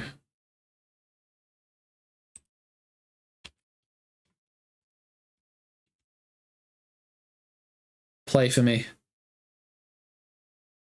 Don't do this to me. Can I rewind? Will it load the rewind? No, I think they're into the next game.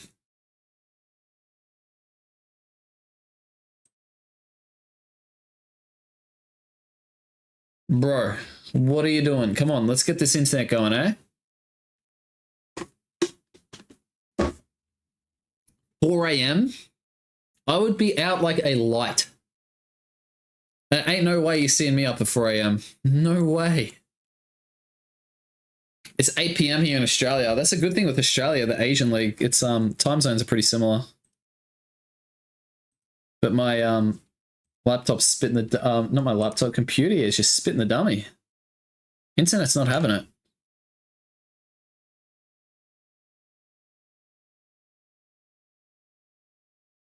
We go back here. It's just not having anything. Oh, there we go. Okay. I'm going to go forward to about here. Okay. Here, right? Okay, so first things first, this is the importance of having something like a poke, right? Which is why I think we're seeing Mew and Inteleon are hands down the best two mages, and it's because of their range poke, right? They're able to do some pretty good stuff. 3:30 glitch, where are you at? 3:30 p.m. Is that India? Okay. Yeah, that might be India, because you guys are behind Australia, right? 5 and a bit hours? Oh, night shift. Oh, righty. I see. I see. I respect that. I respect that hustle. I respect it. So seeing the snipes back and forth, right? It's like a bit of a ping pong here, right? Back and forth. And you can see they're trying to peel off. They know they're in this area here, right? Yeah, India. Yeah, sick. And they're trying to pick him up here. They're trying to pick him up. The Zoroark dashes out, notices that, and then goes straight away. He's like, nope, I'm not engaging in that. Inteleon's trying to just snipe him here. The Mew gets a massive snipe. The Mew, like, hands down, I think this is going in favor of Unite Holic. Gets a massive snipe, walls all four. All four are walled. And then uses Unite move with eject. It should, okay, hang on. Did he misplay that? He's misplayed this, hang on. Huge. He ejected and then X-Izzled. Oh no. Because he's ejected past him with the X-Izzle. Oh. That's so unfortunate. But then gets a big Unite move off. Oh my days. How does this Inteleon stay alive? The Bliss Assistance keeps him alive. That might have saved the game. The Lucario gets picked out. And it's the Slowbro Unite that stops the Lucario from doing anything, but he still does get his Unite move off.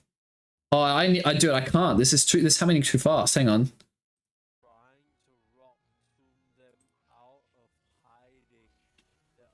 So we go in, we see a big solar beam. This goes in. The snipe shot. How's that snipe shot on the Mew, though? He does a very quick U-turn after that. Oh, he's missed that. Who's gone in there with him? That's Slowbro, right? No, that's Lucario and Crustle.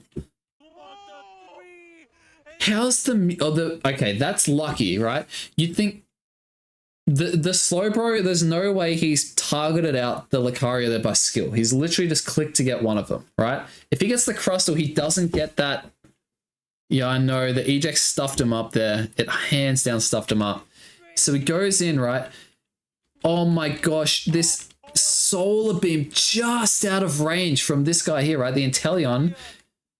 The Lucario stuck here, gets picked up there. That's first KO, right? First KO. The snipe shot just missing the Crustle. The Zoroark going in with massive damage. And then they go bang, they get the kill there. Oh, that's a massive pickup on the Crustle. And it's pretty much, it's looking like game here. And then the Dodrio goes in, just misses the Inteleon. That's who he was going for, not the Blissey. Oh, then gets picked up by the solar beam. Oh man, that's harsh. This Inteleon's so well protected. What can you do here? The Mew does have the Unite move. The Mew has the Unite move, but it can't get in quick enough.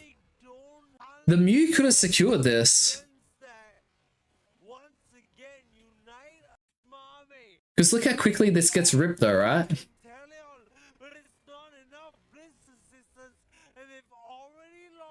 Oh, he's just missed Inteleon. He's just missed Inteleon. But that's a big pickup there from the Mew. And okay, it's 122 on the timer. The Mew still has Unite move, but look how far back he is. And they start ripping. They start ripping. And he's retreated back. He's used his combo. Oh man, honestly, if the Mew went in there, he actually could have won that. He maybe could have won that. Yeah, I know the buddy. I know the Mew just missed the solar beam cooldown. I know. Yeah. I mean, look, Mew's still super strong though. We've seen it showcased game and game. Oh, that's rough. All right, are we up to drafting? Are we in our final game here of drafting? Yeah, he didn't have the vision on the Ray. 100% didn't have the vision. Come on, internet. Okay, maybe I need to go out of full screen and go back into it. Here we go. Okay, all right. Game 2. The ban Umbreon. First pick Crustle. The first pick Crustle. And then Inteleon Zoroark. Okay. This is looking half decent here. Zoroark Night Slash has seemed to be pretty dominant as well all day too. It's been very strong. Oh gosh. We've seen this combo before of the Urshifu and the Lucario. We've seen that combo. They've done really well.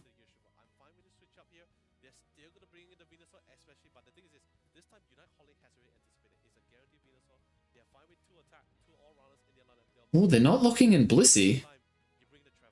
If Unite Holic take Blissey,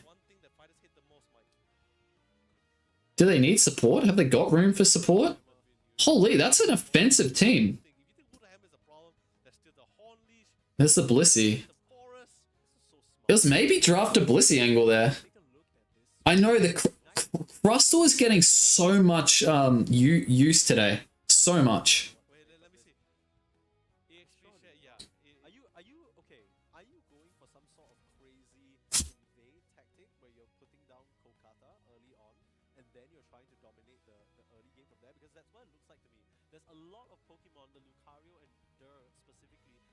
I think if he was going Invade.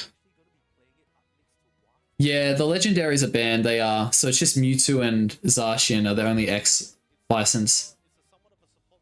Wait, EX Pichu on the Mew?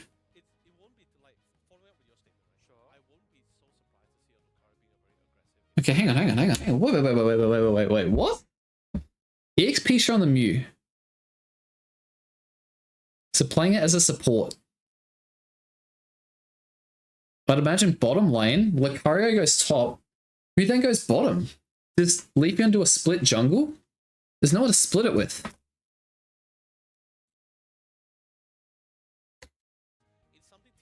Crustle's going Fluffy? Look at the secure on the side of Unite Holic.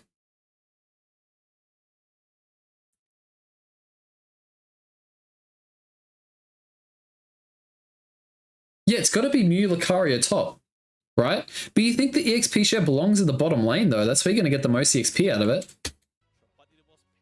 Oh, I don't know, man. This is crazy.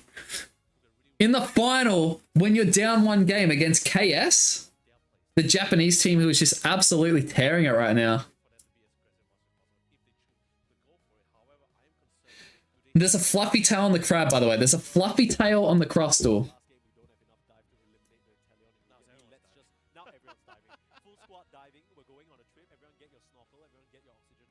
I love KS team.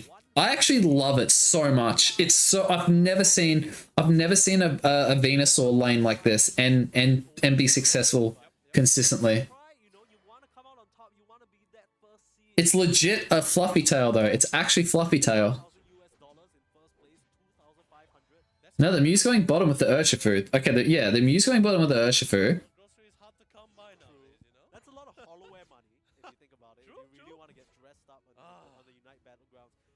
The Crustle's looking at the invade, but they've cleared that too quickly.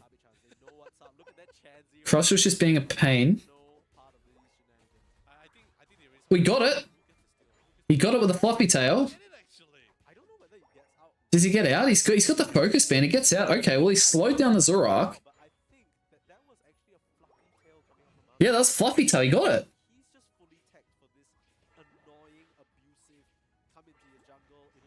What happened to the Urshifu? Did he die?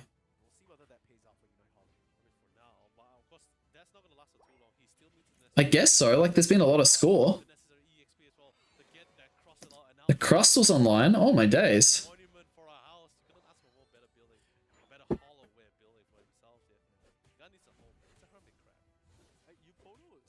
One buff? Yeah, okay, so he leaves the buff there so the Urshifu can come online. And the Baltoy, so the Urshifu's going to get 5. Leafeon's then looking to then invade. Holy, this is wild. This is chaos. Look at the Mew. The Mew's going in there. The Crustal's supporting the Urshifu to get 5. They do not care about the lane. Oh, that's so unlucky. The Leafeon misses out on the... Now the Crustal's... Now the Urshifu's in the bottom lane. Yeah, okay. Gets the secure. Okay, Lucario's got... Okay, they're crashing 4 people top lane here. Got to be careful with the Zoroark, though. The Mew goes in. The Zoroark's getting a combo off. Is he going to be able to pick up? No, he gets the iframes with the score. Oh my goodness. Is he going to be able to get out? He's going Shell Smash. Then he's being a distraction. Gets all the middle farm for his team. Oh, and the Urshifu goes down at the bottom lane against the Inteleon. That's really rough. The Inteleon's going to be able to get a 30 score. He's going to get his evolution off that. Oh my gosh. This is chaos. This is absolute chaos, and I love it.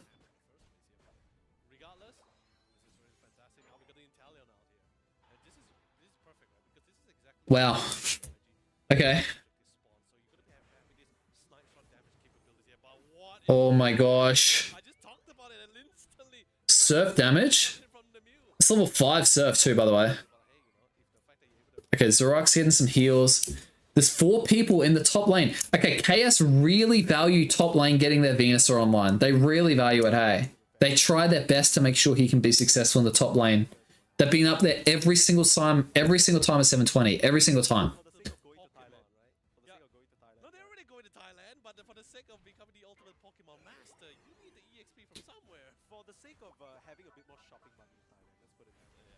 Wow, that is so fast, that rip with the Zoroark. It's just like done in the blink of an eye. The Venusaur is just farming a storm. They've got to be careful here. They want to counter score as much as they can. Well, the Crustal's just missed with those Stealth Rocks, unfortunately. They get the break in the bottom lane. The Zoroark's looking to go off. The Venusaur on the Trevenant will defend. And look at the Lucario on the Mew. They're going into the enemy jungle there. This is super weird. It's Stealth Rocks on the Crustal with Shell Smash. I don't know. I mean, I think they're just going hard rip and flip. Because they've got so much secure, right? They've got Leaf Blade, Wicked Blow, Lucario Unite move, and then Mew Solar Beam. I think they just insta-flip, right? If in doubt, insta-flip. If not, then they're chilling.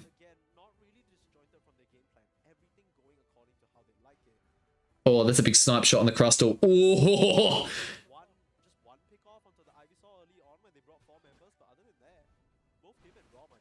It's fairly evenly matched here, though.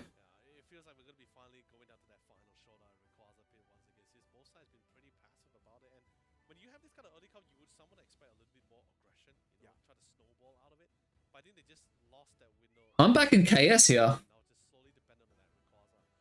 I like their team fight.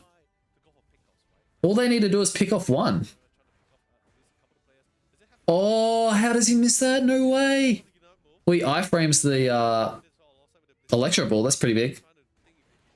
Oh, the Venusaur gets picked up. There's big score coming on the side of Unite Holic in the top there. Oh, now they're getting some stacks in. Now they're getting some stacks in. Leafeon dodges. Oh, and the Lucario picks up the Zoroark. Oh, man. Oh, no, now the... Oh, I know he's in trouble. The Bliss Assistant's trying to save him there, but they're going to be able to get away. A Blisseyonite just so the Inteleon doesn't get picked up in the middle. That's super rough. On the Urshifu is just bullying. He's just bullying, man.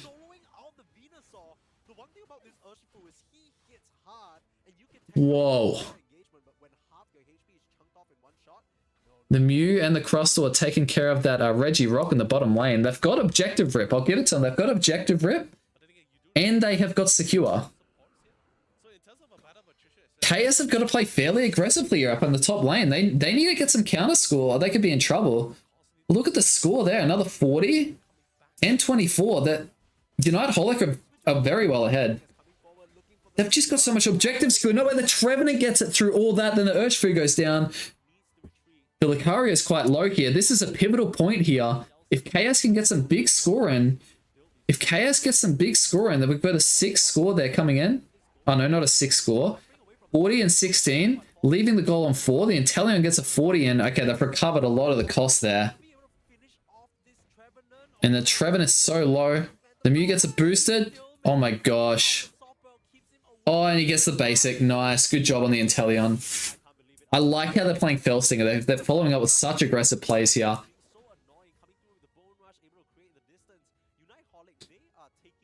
Wow. Isn't this a game? The Lucario looking at him getting away. He's level 12 here, looking for level 13. The Blissey level 10. The Zoroark's trying to get some farm. 1 minute away from the Rayquaza, and I am still... I mean, I don't know. We got a Crustle looking at level 13. Mew level 10, but he's got that experience share, so it's not a huge deal. Not really looking for the levels, just trying to get a bit of extra secure with that Solar Beam, I think, late game. And KS, I think if KS can set up a good trap here at Ray and pick one off, they could go ahead and win the game. Oh, they're looking for a pick there. Was that an iframe to dodge that boosted? Oh, and they've got the Mew there. 45 seconds to the Ray. They've picked off the Mew. The Venusaur's looking for pure... Oh my gosh, look at the trap in the top side. The Lucario on the Urshifu. Like stepbrothers up in that bush. Oh, you don't want to walk in there. Oh, it's actually getting scary. If someone walks in there, they could be in so much trouble. If someone walks in there in trouble. If someone walks in there in trouble, that's the trap. The trap's in the top lane. Unite Holic do this frequently. They set that trap. Oh no. The Venusaur's going to get caught in the trap. The Venusaur's going to get caught. The Venusaur's going to get caught. Oh, look how patient they are. Look at him. It goes out, gets the Unite move. There's... Oh, the Venusaur gets out. Oh my gosh. Massive damage. The Lucario's getting picked up. The Lucario gets picked up. They're going for the flip. Rayquaza at 50%. Oh my gosh. 2 kills on the side of...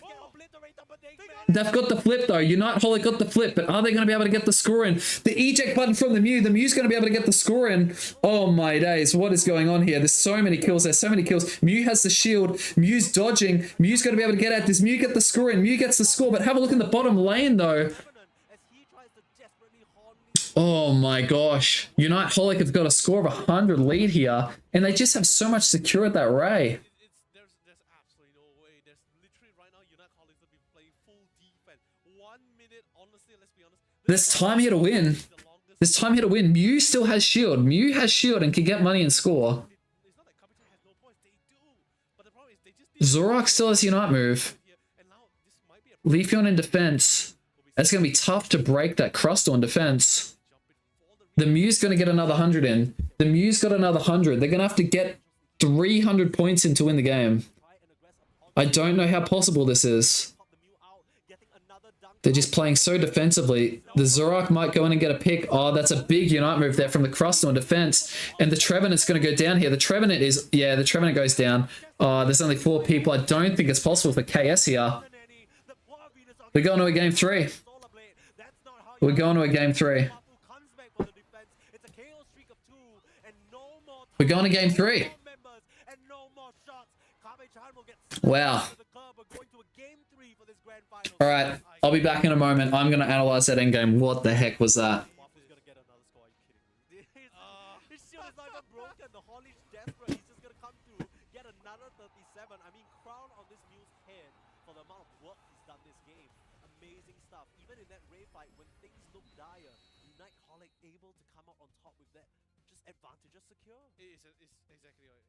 It's exactly what you said as well. Like, even though yes, they got rid of the Lucario, that's great. It ended up in a 4v5, but because how low Rayquaza started to, the HP started to drop, everyone's priority just shifted. Everyone just like, we're gonna get this. Yeah. But in a battle between securing, it's already Unite Holic by the book already. On paper, it's already their win for it. So and Kabuto just understand this. That's pretty much why they started throwing everything upon it, but it just didn't work out as well as what they hoped for here. The thing is, we've been talking about this plan from Kabe-chan throughout the entire day. You put Noda Wajo on this Blissey, all he really needs to worry about is Rom, because Rom just gets into a rough position. Oh, eject button out. Okay. This time round, Vitopo wasn't... Army will barely sustain, pops in the shell smash, will be able to get out of the mix. But what about Wafu on the other hand? Currently in the clutches of the members of Kabe-chan. Okay. How's the trap though? Look at this trap. Oh my days. Oh my days.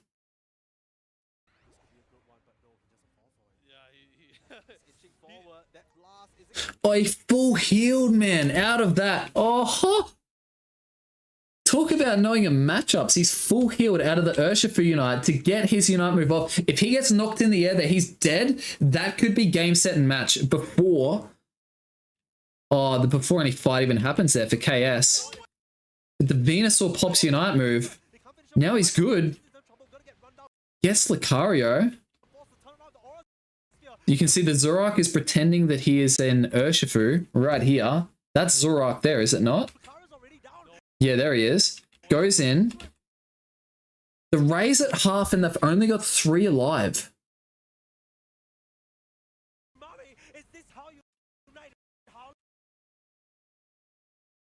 Oh my gosh, look at the damage. Look at the damage that's going on here.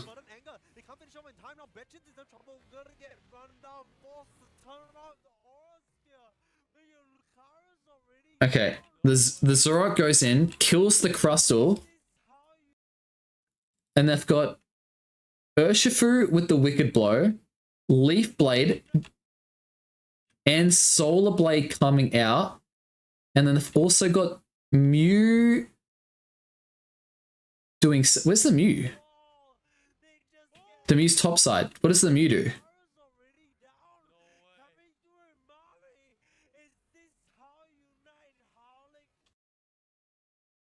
Electro Ball? Yes, Electro Ball.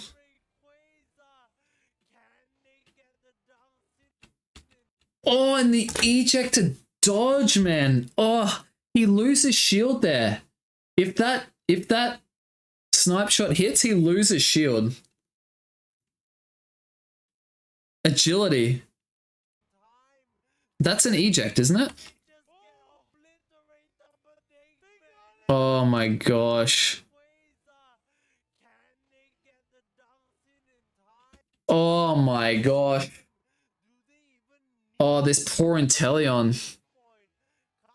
Does the Urshifu get killed? Oh my gosh, look at his health. The Urshifu... Oh.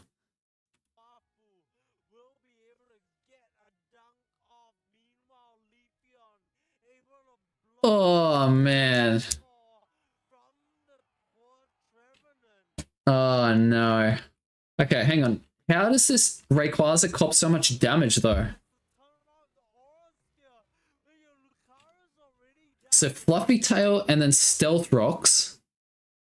And he's level 13, so I'm pretty sure he gets 2 lots of Stealth Rocks on. Yeah, that was eject. That was a phenomenal eject. And then Crustle with the Fluffy Tail, and the Crustle's dead, right? But the Stealth Rocks and the Fluffy Tail still doing damage to the objective, and that's what Unite Holic want because they've got so much secure here. They know they can win the secure. I know they're back-to-back misses, but that is tough. And then like the Zorak's damaging it as well as all this damage here. The Leafeon gets it, and you can see. Look at all the damage though. Like Zorak almost secures this. The Leaf Blade, or like, so Zorak for KS almost secures it. There's Leaf Blade, there's Wicked Blow, there's Electro Ball, and there's the Unite move from the Inteleon. He's just holding B. Look at him, look at him. Oh no, he snipe shots. Oh, that's so unlucky, man, for KS. That's so unlucky. Unite Holic choose to rip. Unite Holic lose team fight. Like, honestly, they should have won team fight, but Venus will somehow turn the team fight around. Oh no.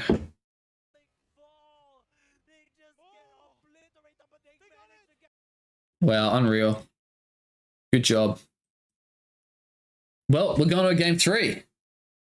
Yeah, the Blissey ult was there as well. I know, yeah. Well, their team had just such great secure, right?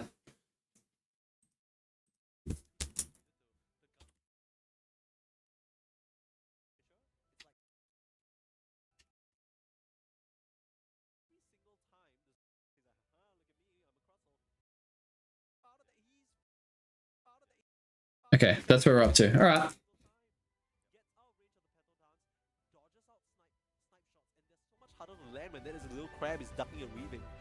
Thanks, GP. We're trying to learn some stuff here. You know, it's entertaining, but it's always nice to try and learn a thing or two from these guys playing their games here. So we're trying to see what we can do. Would I coach any team?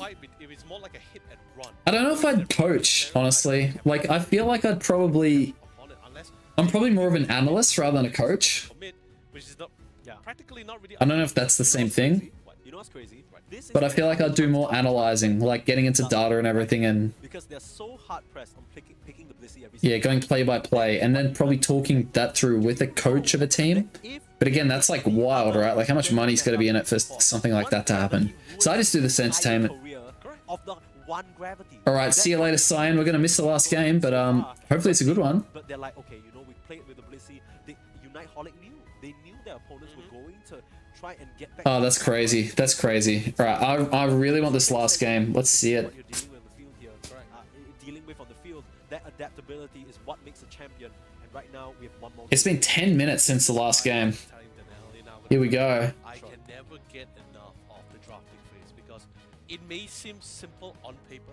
It sounds simple on paper, but there's a lot of Get rid of Umbreon, because they'll first pick Umbreon otherwise, and they're getting a Hooper, okay. Now, as we'll see the Hooper ban, respect onto Mame. Oh, sorry, not Mame. I'm getting confused here. No, it is respect onto Mame, right? You don't want to let him have that. You just don't want to let him have this. Yeah, just taking away Crustle, taking away that flip angle. It's their loss. They decided to switch it up, or switching up on first pick priority, and they lock in the Inteleon. Inteleon seems to be crowning as Mage Champion. Yeah, this is live. No, that's not allowed. He's just playing. He's just playing. We'll see. We'll see what he Oh, has. no. As we just said that, he just casually swapped into that Zuma reel and swapped back out to the Mew. But now, okay, now it's great, right? Because depending on this Blastoise, rapid spin is pretty fantastic. You got the serve for the setups. We've seen this before. This is the Kabe-chan's B strategy. When they can't hit hard with their first Petal Dance, they go to Solar Beam instead. The Topo takes that central lane earlier on, gets that EXP right until he gets that Solar Beam, and then gives more of the priority over to Kokata. Let's see whether that's the case, or whether Bitopo for the first time feels like plays an actual all-rounder this time. So Chaos is switching it up big time for their final game here. You see a lot of this front line. You see the Mew as well. They're switching it up big time. We just need someone to really like just smack them around for a bit. And as you know, most attackers as well cannot withstand the damage coming in from the bottom. Dragonite. There's no longer the ability to really save you with the Dragonite with a clef. Don't get me wrong, Eldegoss, decent amount of healing, decent amount of shields, but I don't think he will be able to withstand the damage coming from Betty. However, dear, Win is exclusive with the Dragonite. Denelle is not here. I'll share her excitement for her. Sure. This is gonna be an absolute thrill. If you These are two super interesting teams. This is like, I do not see teams like this in Australia. I do not see it. Felt what it feels like to have all the stakes lined up against you. The chance for doubling your prize money, the chance for pride in your own region. It's to overcome. Yeah, I know. They were like, we're not doing that. People wrong, right? They finished. Oh, the best region.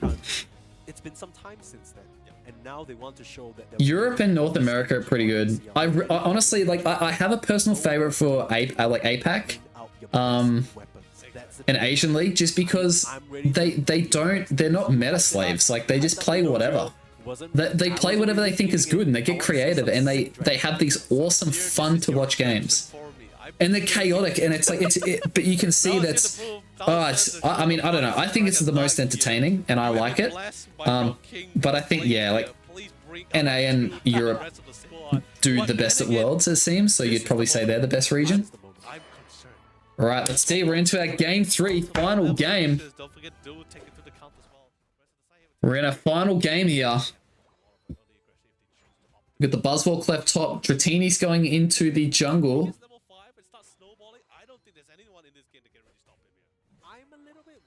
altogether, because you talk about the Buzzwole snowballing, sure, but both the Dragonite and the Buzzwole can get to that point where they're just absolutely... Crate secure from the Buzzwole there. Where they stand their ground and start punching you down. Kind of okay, we gotta be careful with Eldegoss though, Buzzwole. Eldegoss can come up here. He's got the red buff. Yeah, you're in trouble. You're in trouble. Ooh, well done. X speeds away. Not a bad top lane here from Unite Holic. They've done well. Dratini's come over. They're both overextended. The Urshifu's late coming up here, like, because he does a slower clear. That's a good top lane there from Unite Holic. Well done. Good job to them. Alright, we can see the bottom lane. They're trying to take their, you know, a bit of their farm there. They're trying to get a Crustle online. That would be a big deal. And you can see the Buzzwell's not quite level 5 there. Oh, the Urshifu just showing he can get all the farm there. And the Dragonair looks like it's just going to go back and rotate back through its jungle and try and become a Dragonite as soon as possible. We can see that Inteleon down the bottom lane is just trying to get online as quickly as it can. The Lapras just making sure there's no invade on the side of KS. Fairly standard. Both teams are playing fairly safe. Nothing crazy at the moment. And we can see the Crustals floating around and making sure there's no invade, right? This seems to be common practice. They'll float away from their lane just to make sure that no one is invading, rather than just sitting and dancing on the pad. Oh wow, the Crustle got that secured. Oh no, the Inteleon got it. Good job. 8-minute farm here, and the Dragonair is very, very quick to be there. It's not a bad little wall. Nice little shot there, and Unite Holic are looking pretty solid. Any 12 score there? Not going to get the 12 score. Looks like there's a mini bit of a fight breaking out here. The Inteleon puts himself in a very crazy position there, almost getting caught out, but able to eject away. Oh, and the Dragonair could be in serious trouble here. The Dragonair is getting followed up on. Somehow gets away. Wall almost catches, but the Clefable's going to go down there. Solar Beam following up, and we're going to see a 4-person crash here onto the bottom pad by KS. They're going to get an early score lead if they can get in. Oh, just stopping the Urshifu from getting in there. The Crustal's now overcommitted. Crustal's a little bit low. They've got the Cotton Guard, which is very, very useful, and the Eldegoss with the Pollen Puff healing. And we're seeing it fairly even in this bottom lane. We go to the top lane, and it looks like the Buzzwole has got the level difference there. The Buzzwole looks like they've got a bit of a level lead. And no, we've got a Blastoise now, so it could be a little bit tricky in top lane. But you'd imagine Buzzwole's definitely got the benefit of the doubt there. We're seeing a Hyper Beam Dragonite, but the Hyper Beam not going into the objective for the secure there. Going into the Crustle. Both teams have got fantastic secure here. Oh, big snipe there. Great pick up there from the Mew. And now we're going to see this bottom lane getting crashed. The Inteleon and the Dragonair are going to have to try and defend here, but no, a big 30 and a big 30 there. And they might leave it on 2. No, 18. The Mew wasn't quite able to get its own 30, and they just back out. They kite back. Now, oh, that sniper shot could have picked up any of those 3 there. The Buzzwole has stayed top, same as the Blastoise, just getting its level 9 there, getting some experience, trying to get the lead there. And Blastoise could be in a bit of a tricky position. I think he realizes he's overcommitted. Oh, wow. And a nice little Hydro Pump to shove the enemy back there. Good job. Killing time there. Well done. Now the Dragonite's going in, looking to try and drag someone from the other team. And I think the Dragonite's a good pick against these Crustal walls. He's going to be able to drag and dance in and around them. So he's not going to be too phased by that. It's more the Crustal. And the Lapras Express going in, getting the... Oh my goodness, getting KS from behind. The Buzzwole goes in with the Unite move. Unable to pick anybody up. Everyone's still quite healthy on the side of KS, considering 2 Unite moves have just come out from Unite Holic. They're able to get the secure. No deaths at this side either. And Unite Holic probably hoping they can get a score. And huge Crustal, oh my goodness, goes in, gets 3 kills there. And they're just going to let that Reggie walk. Body blocking there. We've got a 30 score there and a 32. KS looking very strong. And yeah, we're seeing the Lapras gets the 40 in, but the Lapras is going to go down for that. The Lapras will definitely die here. 100-point lead here on the side of KS, and experience-wise, they're looking very good. They're looking very good.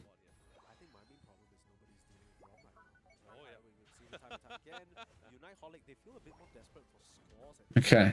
Unite Holic looking at this bottom objective here, and the Yes, very good hyper beam there from the Dragonite. Gets it, and he's a little bit caught here by this Crustle. He's got to be a little bit careful. Oh no, and he gets caught with the X-Sizzle and the wall. We're seeing Crustle is just doing phenomenally today, catching so many people. Gets 3 kills on the team of Unite Holic. KS looking incredibly strong at these team fights, guys. Incredibly strong. Take all the enemy farm. They're not looking to try and get any score here. They're just taking their farm, trying to starve them there. 5 people in the enemy mid. And they're just trying to push them back. They're not trying to overcommit. They're just trying to take any farm that they can. Forcing Unite Holic to contest for their own middle. You see this, Inteleon is going down here, looking for a bit of potential score. Buzzsaw might give some vision. Not sure how much Buzzsaw's score got. We don't know how much that bottom goes on. Russell's going to ward this bottom tower here. And it's looking very quiet. KS getting a lot of farm on the side of Unite Holic, forcing him to take their own side and DDs that they've given up, taking away the contested farm. There's the Lapras Unite. We're going to see it's going to try and go in for a side swap. Crustle going in for a backup on the side of KS though. So you'd imagine they might try and play defensively. And the Lapras goes in, catching the other team from behind there. Unite Holic could be in a bit of trouble here. And KS are just playing defensively. They've got the 40 score in the bottom goal zone. They're getting the value of score. And yes, we see the objective secure on the side of Unite Holic. They're a minute away from the Rayquaza and big lead. They're just going to let it walk. KS playing this very, very well. Got a 98 score lead. I think they're in a very, very good spot here.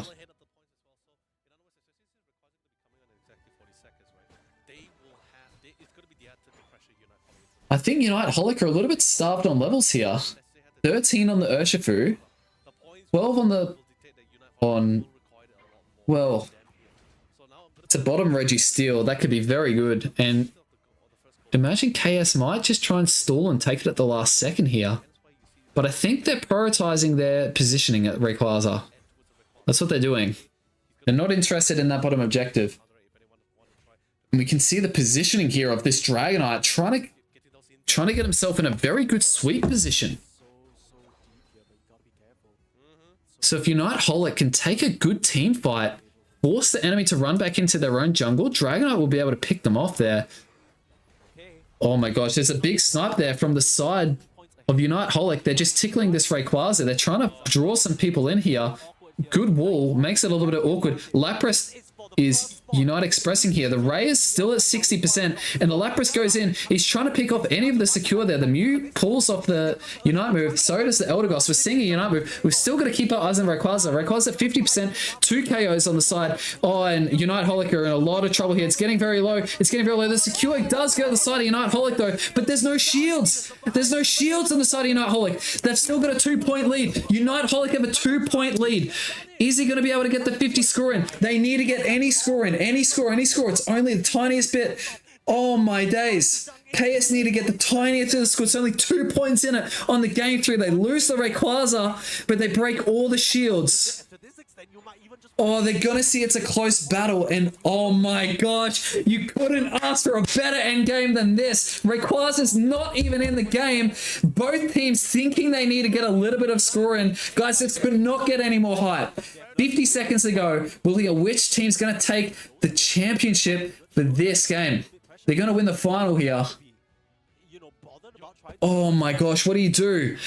You've definitely got the favor of Unite Holic. They're pushing a bottom tier 1, but the Lapras looks like it's going to try and peel into the main base. It has its Unite move, and KS are making a push on the bottom tier 2 here. They're trying to get a 50 score in, and oh my gosh, the Dragonite's coming to defend. The big defense there. The Lapras getting a score. The Lapras just gets a little score, and are they going to be able to get some score? Unite Holic get the little score into the base. I've definitely got the lead now, even though they had the lead before. Oh, I don't think we're going to see any score on the side of KS, guys. Unite Holic are going to be your champions. Only Mew to go, and they're not going to let Mew score the 50. That's it. What a game. What a game to end on. Wow. What a game. Wow. Oh, what a game. But in the end, I felt like both teams really just gave that last dunk to the back line. That one That was back up. crazy. That's what I'm saying, right? This is just one of the few craziest moments that Look. really just breaks a man sometimes. This is an easy answer, Right. but MVP for me easily Mame. I think the first game it was really tough for him to play the Crustle. That's where he realized, even though you consider that situation, it didn't look very impressive, but he still landed. I am so lost for words there. That Lapras is MVP'd it. That Lapras is MVP'd it. But in game number 2, when he switched it up with the pick, Oh, I can't believe it. Let's go back. the Stealth Rock able to at the very end defend the on this Rayquaza. The positioning. I can't believe... Okay. I cannot believe this. Okay, Unite Holic are behind, right? And they know they're behind by less than 100 because the message comes up here. You can see the message comes up. Okay, managing. They've got the lead, right? So they know that they're only behind by less than 100. Lapras swings the fight here because now the info's known that KS are now behind with that 100 score. And the Lapras has the Lapras Unite Express to get back in. Unite Holic are in a they're in good positioning here, and they know they've got this bottom goal that they can push after a fight breaks out to get any additional score in. So it's a really good score from the Lapras there. That's a great back cap. That's calculated. Please don't do that in your solo queue lobbies, but that's a calculated back cap. Have the advantage. This is for the first spot in the East Asia ACL right now. Rayquaza dropping a little low. Mame coming through, breaking up the. Eldegoss getting the Unite move off. Oh my gosh. Oh my gosh, what is happening? What is happening? The Lapras is coming in. That's good poke. They know there's 3 on the top side here. Lapras comes into the bottom here. Getting the Mew. That's a great light screen from the Mew, by the way. That's really annoying to have to walk around for the Buzzwell. He's trapped on that wall. The Hydro Typhoon knocking them both up. And then the Urshifu comes up, kills the Clefable, gets 1 kill there, follows up, they get the kill on the Buzzwell. At the same time, the Mew is just doing massive damage to the Inteleon. How do they come back from this? How do they come back from this? Who gets the secure? There's no way. No, that's too slow. Hang on, that's too slow. How does the Buzzwell get out of this? He ejects over the wall. Gets the Unite move off. Where did he go? Okay, he's right there. I mean, who's alive? Lapras and Buzzwell. How did KS not secure this? How? How? How? This is robbery. This is robbery. This is Urshifu.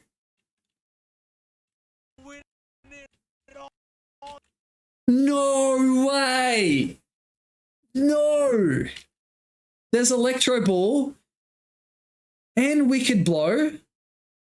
And there's just AoE damage from the, what do you call that? The Crustle and the Eldegoss. There's ticks of damage coming from this Lapras and this Buzzwell. No. No. No. No. What? There's Wicked Blowed. He's Wicked Blow. What? Losing members on Unite Holic, but you're able to get the shields. Now you need to survive, but Oh my gosh. Okay. Is there any hesitation on the side of KS to score here though? There shouldn't be, right? They know they're behind. there's no more members, Mommy. He's buying as much time as possible. But Look at the Mew. The Mew's peeled off. they've done it. You can come through and Oh my gosh. interrupt, but already members coming to the top side. Go to top, go to top, go to top. Defense off, desperately trying What? to it's 2 points to despair. Oh, should have they just 4-manned on that pad on the Inteleon? Should have they not just done that? They know they have to score. They know they have to score. They know they have to. KS have been robbed. KS are robbed. This is actual filth. Oh, no way. But they Oh. need to find an opening. 1 minute left. Any single bit of points to this extent. How much money's in this? In this final game, the Lapras finding the connection, preserving his teammates, allowing them to take advantage. I can't believe it. And the two sneaky dunks that secured this victory for them. It really broke the side. It really broke the momentum coming from Team Capitan as well, because like, they felt they had the lead. They felt Unreal. they had control, especially and the best part, he timed that dunk right after the request response as well. Right? Perfect. So he gets that double points advantage, right? And instantly everything just went out the window. Some whole plan. Well. Say, you know, it's fine. We'll be defensive. We'll slowly check things out. Suddenly, when the points came in, they're like, all right, Play this. Do I have a way of slowing it? Okay. Oh yeah, there seems to be. Let's have a look. Hang on, let's hear their analysis. Just before I wrap up here. Let me just slow it down right here, okay? So, the Hydro Typhoon connects onto two targets over here. Yeah, that's a massive, massive Blastoise. Past 9 minutes, he doesn't really care. He's like, okay, you're gonna focus me down, so be it. Things start to get a little bit hairy though, because suddenly this starts looking like a fight that Unite Holic had no business winning. Yupono goes down at first.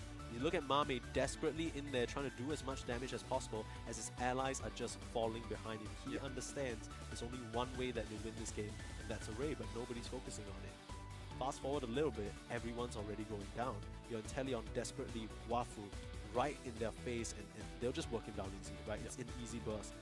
All you have left is Buzzwole and yourself.